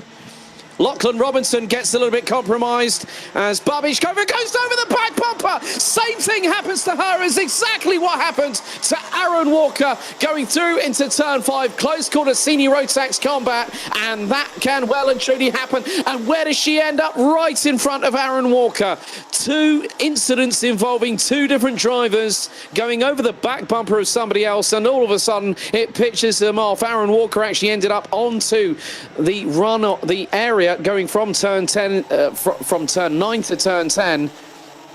So this has gotten really rather heated, and in many respects, I've just had a bit of information about one of the junior drivers a little bit earlier, as Butcher goes up the inside of Bradshaw. Butcher up the inside of Bradshaw for P2 through turn 2 with 10 minutes on the clock. Lachlan Robinson showed good pace in warm-up this morning. He was the fastest out of the even number of the top 30 drivers, and he goes up the inside of Bradshaw through turn 6. Now Lewis Gilbert waits for his chance to get past the current FIA World Karting Champion, and through goes Bradshaw back on the inside of Robinson, with 3 abreast behind as Lewis Gilbert trying to fight his way past Lachlan Robinson, but Robinson puts the defensive anchors on. Luca Lystra looking up the inside of the 329 from Strawberry Racing, but Mark Kimber being hunted down by Sean Butcher. Butcher started in 3rd position, and that gave him 16 points. If he gets the victory, it could put him up onto the podium. Lachlan Robinson started in P5, and he's looking up the inside again on Callum Bradshaw, and Bradshaw uses all of the runoff area there. And now Robinson trying to go up the inside. He gets sideways through turn 4. Gilbert right on his back bumper. Luca Lystra there. Max Stamadink, Patrick Rundqvist. So that's 3 KR Sport drivers in the top 10. Juho Valtonen from Stanpex Motorsport, and all of a sudden Paul Fokkema ends up in the top 10. Well, the pins have been pulled on the grenade. Gilbert up the inside of Robinson, and that's through turn 9. So Robinson down into 5th place. Lystra could have quickly made it 6th very, very shortly if he had the opportunity and the run through going into turn number 10 right there. But Robinson in his first race weekend in the BNL karting series has shown intent that he wants to perform and perform at the highest level, as Lystra looking up the inside tags the right rear of Lachlan Robinson's back bumper, but Lachlan Robinson holds on. Stamadink on the back bumper of the Bouvin power driver on the FA chassis. And Stemmerding up the inside of Lystra. Lystra gets the switchback. Rundqvist holding off of Valtonen. Lystra gets back past Stemmerding before turn 7 even happens. Whoa, my goodness me. Danny van Ruyten out. Ralph Winkel also out. And Christian de Klein will be the third retiree, because I've just seen a cart on the midway part of the Europalan. However, at the minute, Mark Kimber is leading with 7.5 minutes remaining. Sean Butcher in second. Third, it is Callum Bradshaw. Fourth, Lewis Gilbert. Fifth, Lachlan Robinson. Then Lystra, Stemmerdink, Rundqvist, Valtonen, Foch Gimmer, as Sean Butcher has been putting in fast laps, but no one's as quick as Lewis Gilbert. The Doroi Diamond has gone under 55 seconds in this race. Emily de Hoy's recently signed for Spanish F4 this year. Her pace is definitely very much there as the 18th place driver puts in the fastest lap of the race of 54.880. And Sean Butcher has got that gap to within a quarter of a second on Mark Kimber. But Callum Bradshaw, Lewis Gilbert and Lachlan Robinson are chasing the two leaders down. Lystra is coming with them. Stemmerdink is with them. Rundqvist is with them. James Lingard, unfortunately, looks to be tumbling down the order. He's in 33rd, and that could spell a fourth successive retirement in rapid succession. Lingard sparked it. That's it. That's done and dusted. A real shame for Lingard after a spirited performance. So we still keep our eyes on this battle at the front of the field. Mark Kimber, former junior grand finals champions. Junior Grand Finals champion for Rotax. He's been racing in sports cars as of late, but he came back to karting once again. He made a one-off appearance at the Euro Trophy last year at Wackersdorf and took a double victory. Sean Butcher looking to strike and put himself in the title fight very, very early on, and the top 5 starting to break away because Lachlan Robinson has started stretching a gap over Max Stemmerdink, who is ahead of Luca Lystra.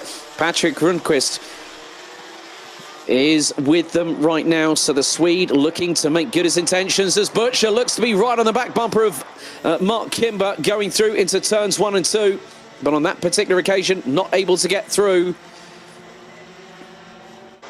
And now Callum Bradshaw looking to scythe his way past at a moment's notice on Sean Butcher. But Butcher showing that he has what it takes. He secured the title last year as he was looking for a move on Mark Kimber going through into turn 7. The Australian driver based out of London, running with the British licence this year. He's got Callum Bradshaw right behind him. Lewis Gilbert is just waiting. Typical Doroi Diamond antics right there and then, as we've got less than 5 minutes. Lockie Robinson will factor into this, I guarantee you that much. As up the inside goes through on turn 12, that's Bradshaw and also Gilbert on Butcher. So Butcher in one corner lost a couple of positions and will actually make that 3 because teammate Lachlan Robinson has got past. So Robinson looking for a top 3 finish to end his weekend in the best way possible. As now Max Stemmerdink gets past Sean Butcher. So Butcher is not where he'd like to be right now. But the thing is, Kimber is still leading. But on the basis of that, 25 points, effectively, it could go to countback. So if Kimber wins this and Bradshaw ends up second, Kimber will hit the top step of the podium. Lewis Gilbert is doing his absolute damnedest to get past the 2 in front. Lachlan Robinson fancies a cheeky bite of the pie right about now as Sean Butcher back up the inside on Max Stemmerdink to now get back into 5th position. Luca Lystra is behind them and the pace has been absolutely relentless. We're running in the 54.8s at the front of the field, and that's between Kimber, Bradshaw and Gilbert.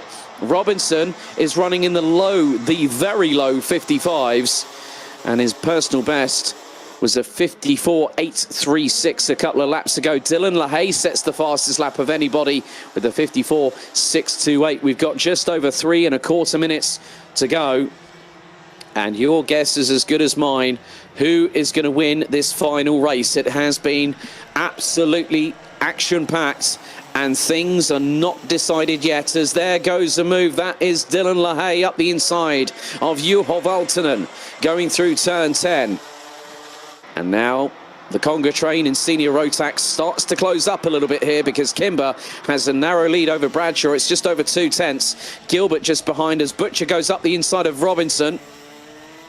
And that was through turn 2. So Gilbert now trying to close in on Bradshaw. And Gilbert's got the ringside seat. Just waits until the Doroi Diamond pounces, and it could be at any second, as there goes Patrick Rundqvist up the inside of Luca Leistra. We still wait, and we're just waiting to see what happens here, because obviously this has been so action-packed. We've had two drivers, Aaron Walker and Teresa Babiškova, go over the back bumper of somebody else and end up going off track. And that was going through turns 4 and into 5.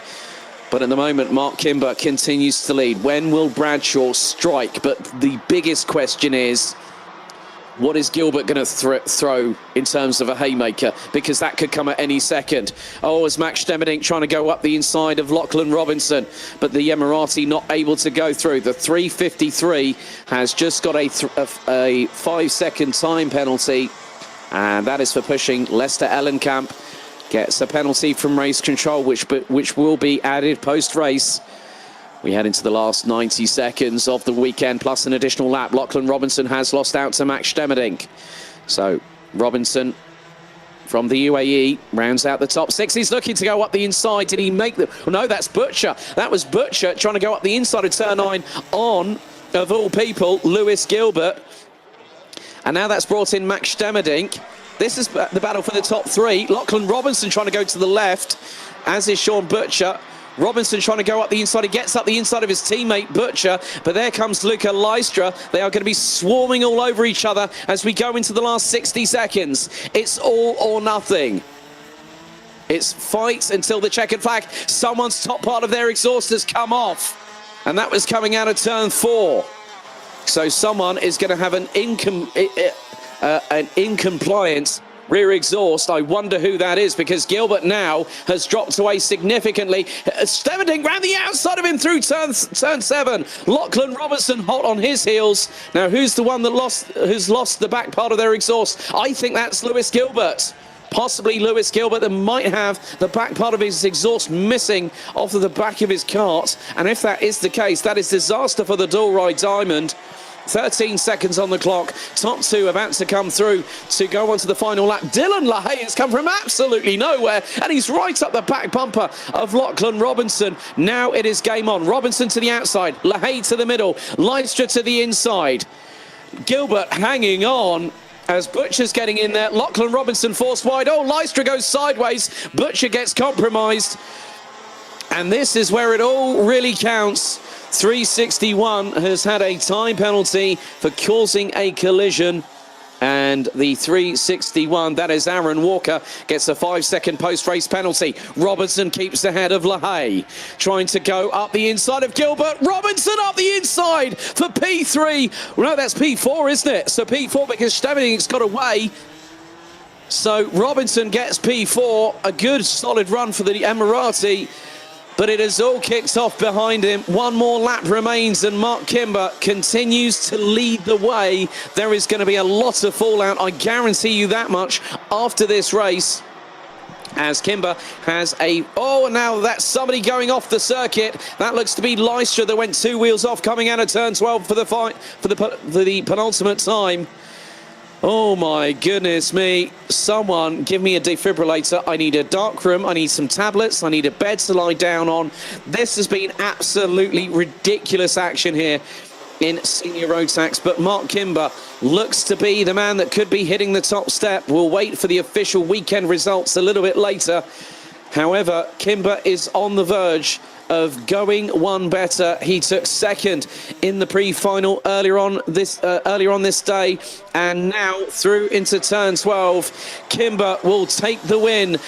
Callum Bradshaw makes it a strawberry 1-2 as the checkered flag waves the final time. Mark Kimber punches the air. Max Stemmerdink absolutely beside himself. Lachlan Robinson From Dubai, the UAE driver takes 4th position, a solid pair of top 5s for the 17-year-old. Dylan LaHaye finishes in 5th position, so the 2019 champion ahead of the 2020 champion. As a show of respect there between two teammates, so it is a Strawberry 1-2 at the front of the field, and it looks to be a 1-2 for Strawberry Racing on the podium later on. So Rundqvist in 7th, Valtonen 8th, Walker 9th, Babichkova in 10th. That's provisional pending the causing a collision penalties that may be issued post-race. Paul Fokema, Emily de Hoy's up into 12th, Luca Lystra all the way down in 13th after the end of that melee. Milan Coppens and Luca Thiel round out the top 15. Buzz Janssen, Luna Blom, Danny Prince, Vidgot Edquist, Thomas Martins in his final race as a caster before transferring to the world of rallying finishes in the top 20. Nick Coppens, Lars Zanen, Stormbrower, Eliska Babichkova, Noah Hip, David Lackner, Mika Barthélemy, Lester Ellenkamp, Patrick Lockmellis, Lewis Gilbert unfortunately parking the kart, and it was him that had that rear exhaust baffle going off the back end earlier on in the race on lap number 14. Ehad Turker retired on lap 13. Sam Bergstein and James Lingard retired on both laps 6 and 5 respectively.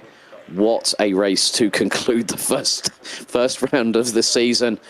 But very soon, in about, at 5:15, pending any delays, we will host the official podium celebrations for the weekend results for the opening round of the BNL Karting Series season in 2021.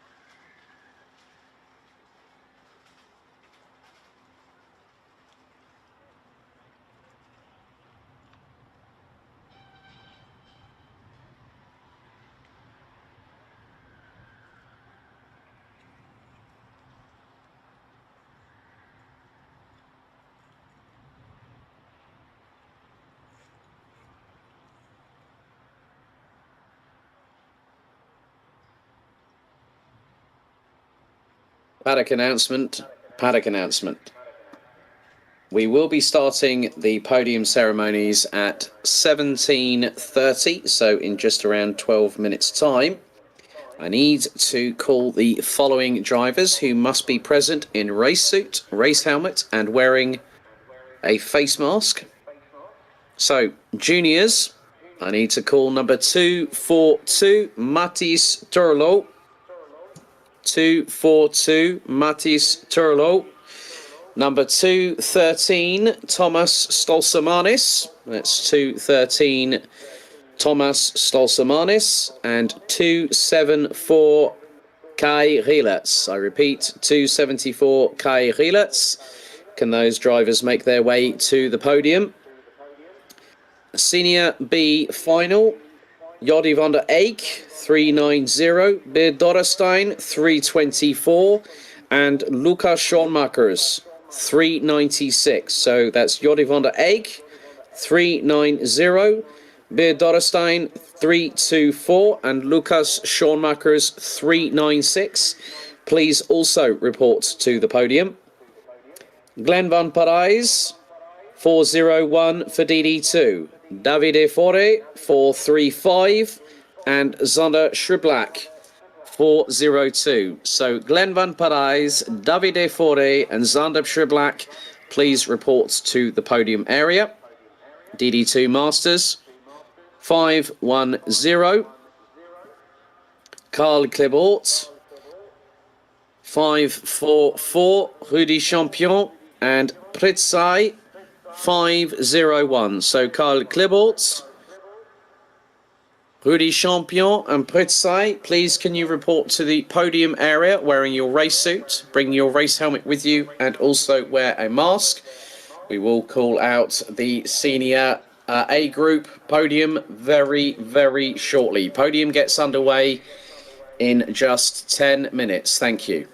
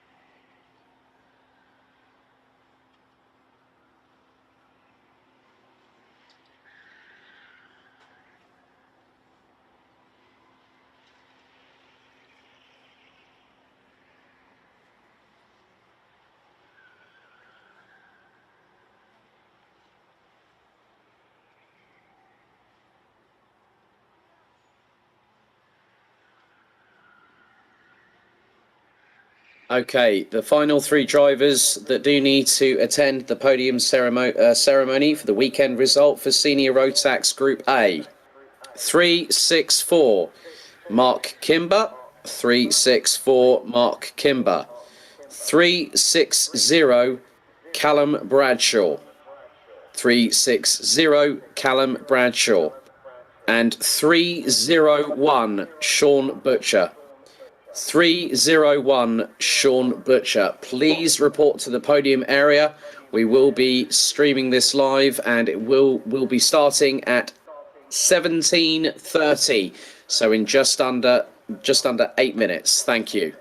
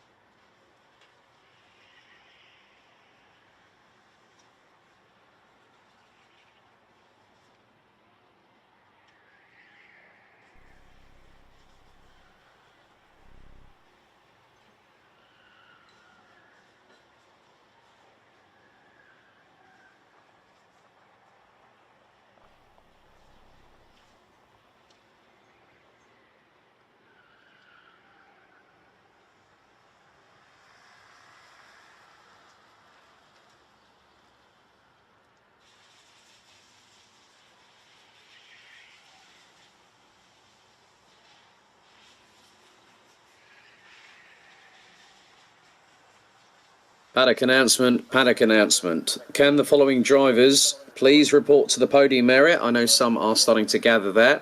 So each driver must be wearing their race suit with race helmet and wearing a face mask.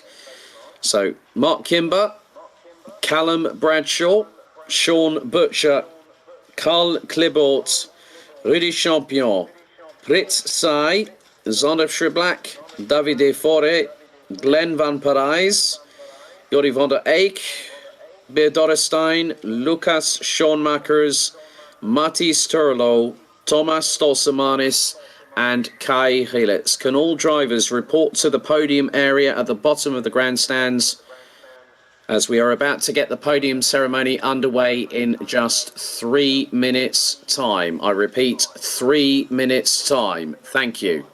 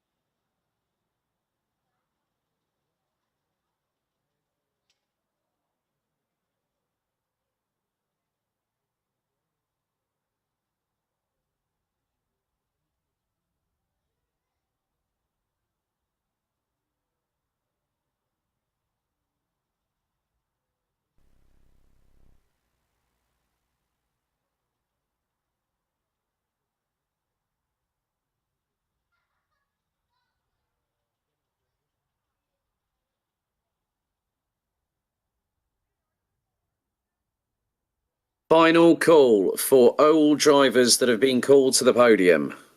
Final call. We are about to get the prize giving ceremony underway very shortly. So again, I'll just read out the list of names. Kai Rielitz, Thomas Stolsamanis, Matthijs Turlo, Lucas Schoenmakers, Beer Dorrestein, Jordi van der Eyck, Glenn Van Parijs, Davide Fore, Zonda Shriblack, Carl Klebort, Rudy Champion, Pritz Sai, Mark Kimber, Callum Bradshaw, and Sean Butcher. Please report in your race suits with race helmets and wearing your masks as required for the podium celebrations. Thank you.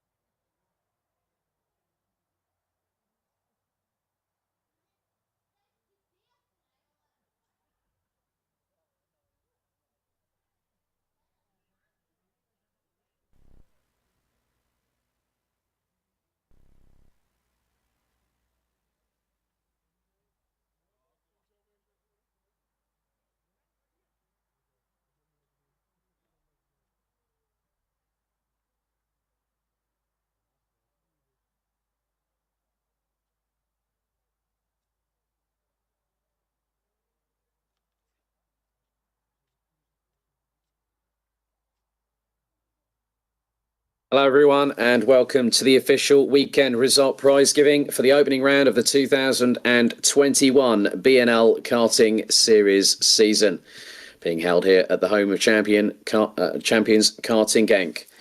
So, first of all, we're going to go to DD2, first of all.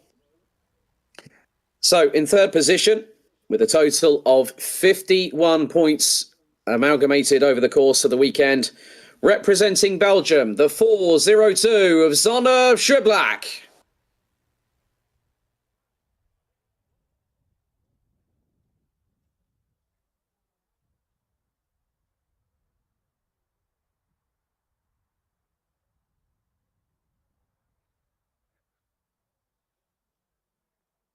So, in second position, representing Italy with a total of 73 points, the 435 of Davide Fore.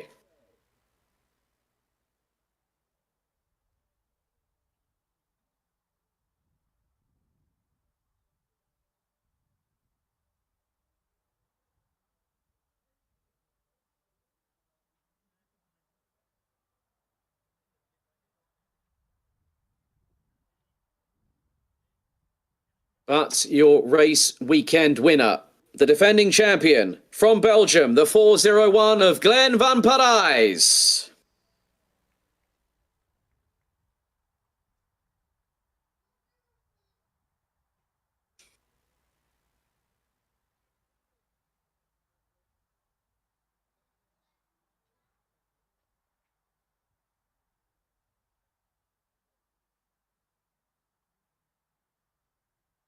So, ladies and gentlemen, your DD2 podium for the opening round of the season.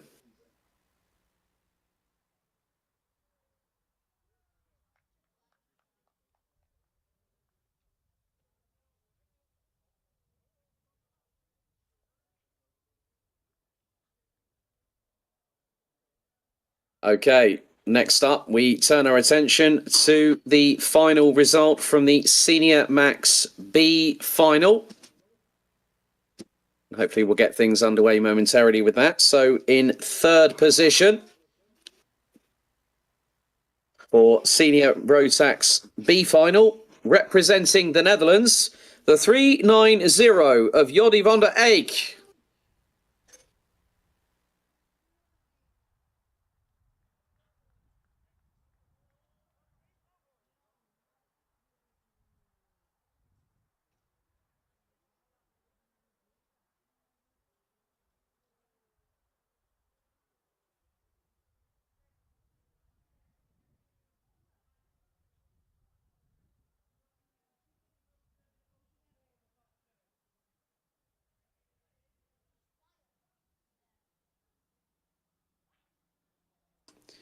So in second position, representing the Netherlands, Beer Dorrestein, the 324 entry.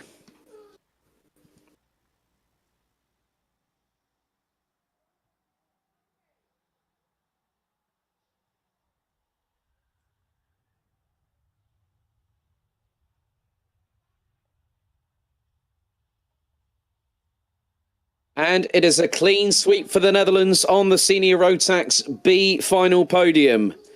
Number 396, Lucas Schoonmakers.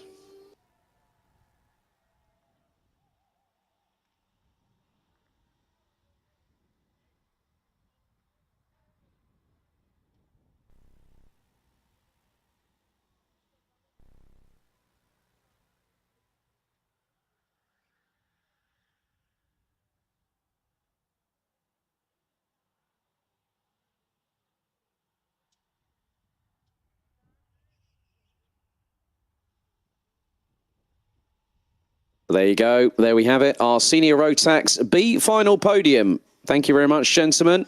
And well done this weekend. So next up, we will head to DD2 Masters. In third position, a total of 57 points over the 4 races this weekend, representing Estonia, the 501 of Pritsai.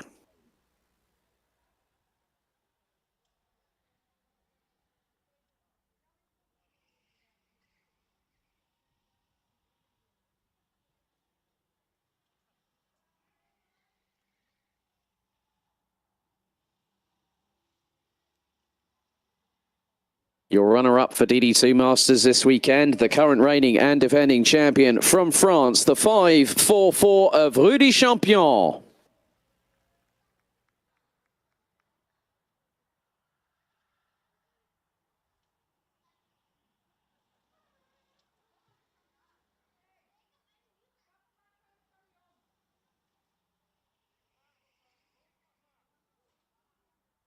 And your overall weekend winner in DD2 Masters. He's back on the podium with a bang, and it's the top step, the one, the only Mr. Carl Clebord.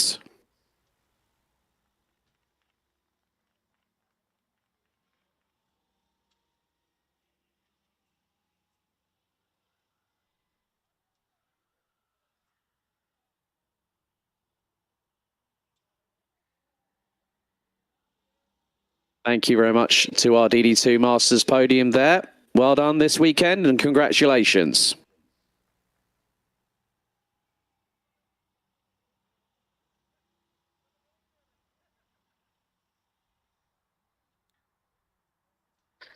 Up an ultimate podium, we now head to Junior Rotax. In third position, with a total of 48 points over the weekend, representing the Netherlands, the 242, Matti Sturlo.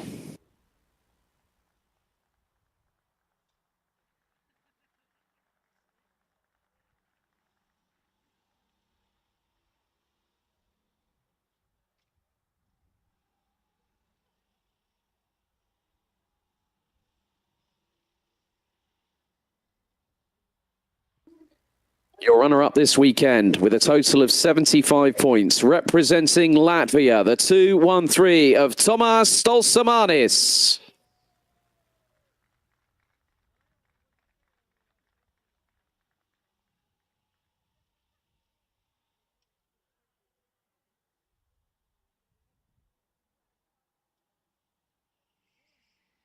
But your winner for Junior Rotax for the opening round of the season by a single point, representing Belgium, the 274 of Kai Gielats.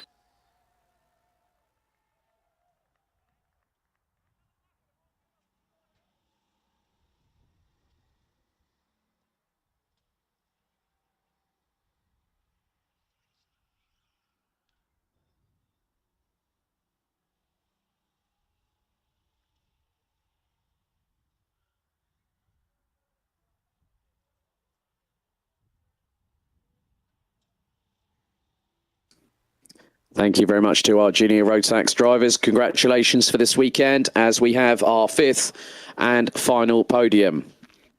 Senior Rotax in third position with a total of 26 points through the results from the final and the pre-final today, representing Great Britain, the current reigning and defending champion, Sean Butcher.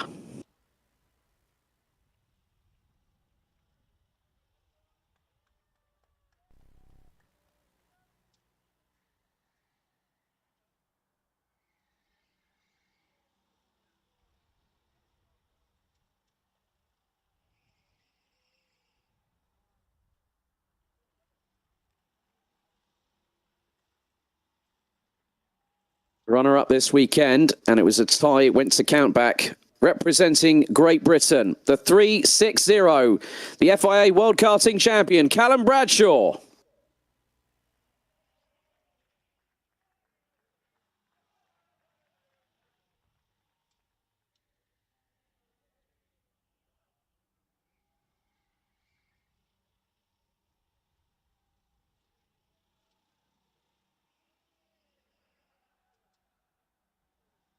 And your weekend winner, also on 45 points this weekend. It's a clean sweep for Great Britain as the top step of the podium will be occupied by the 364 of Mark Kimber.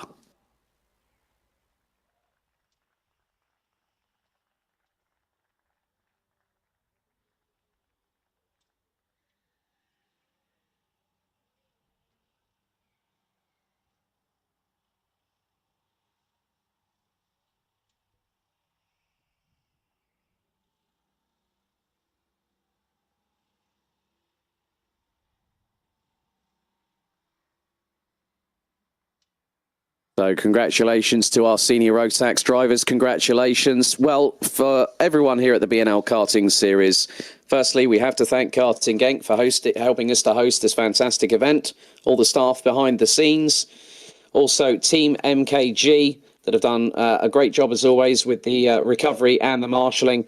That is it from us here at the BNL Karting Series. In 91 days, we return back to action as we head to Karting des Fagnes in Marienburg for round 2 out of 3. And with this weekend setting things off in the right way possible, we could be looking at a barnstormer next time around. From me, Alex Goldschmidt, it's goodbye from us here at Karting Genk. We'll see you in 3 months' time. Take care, stay safe, and good night.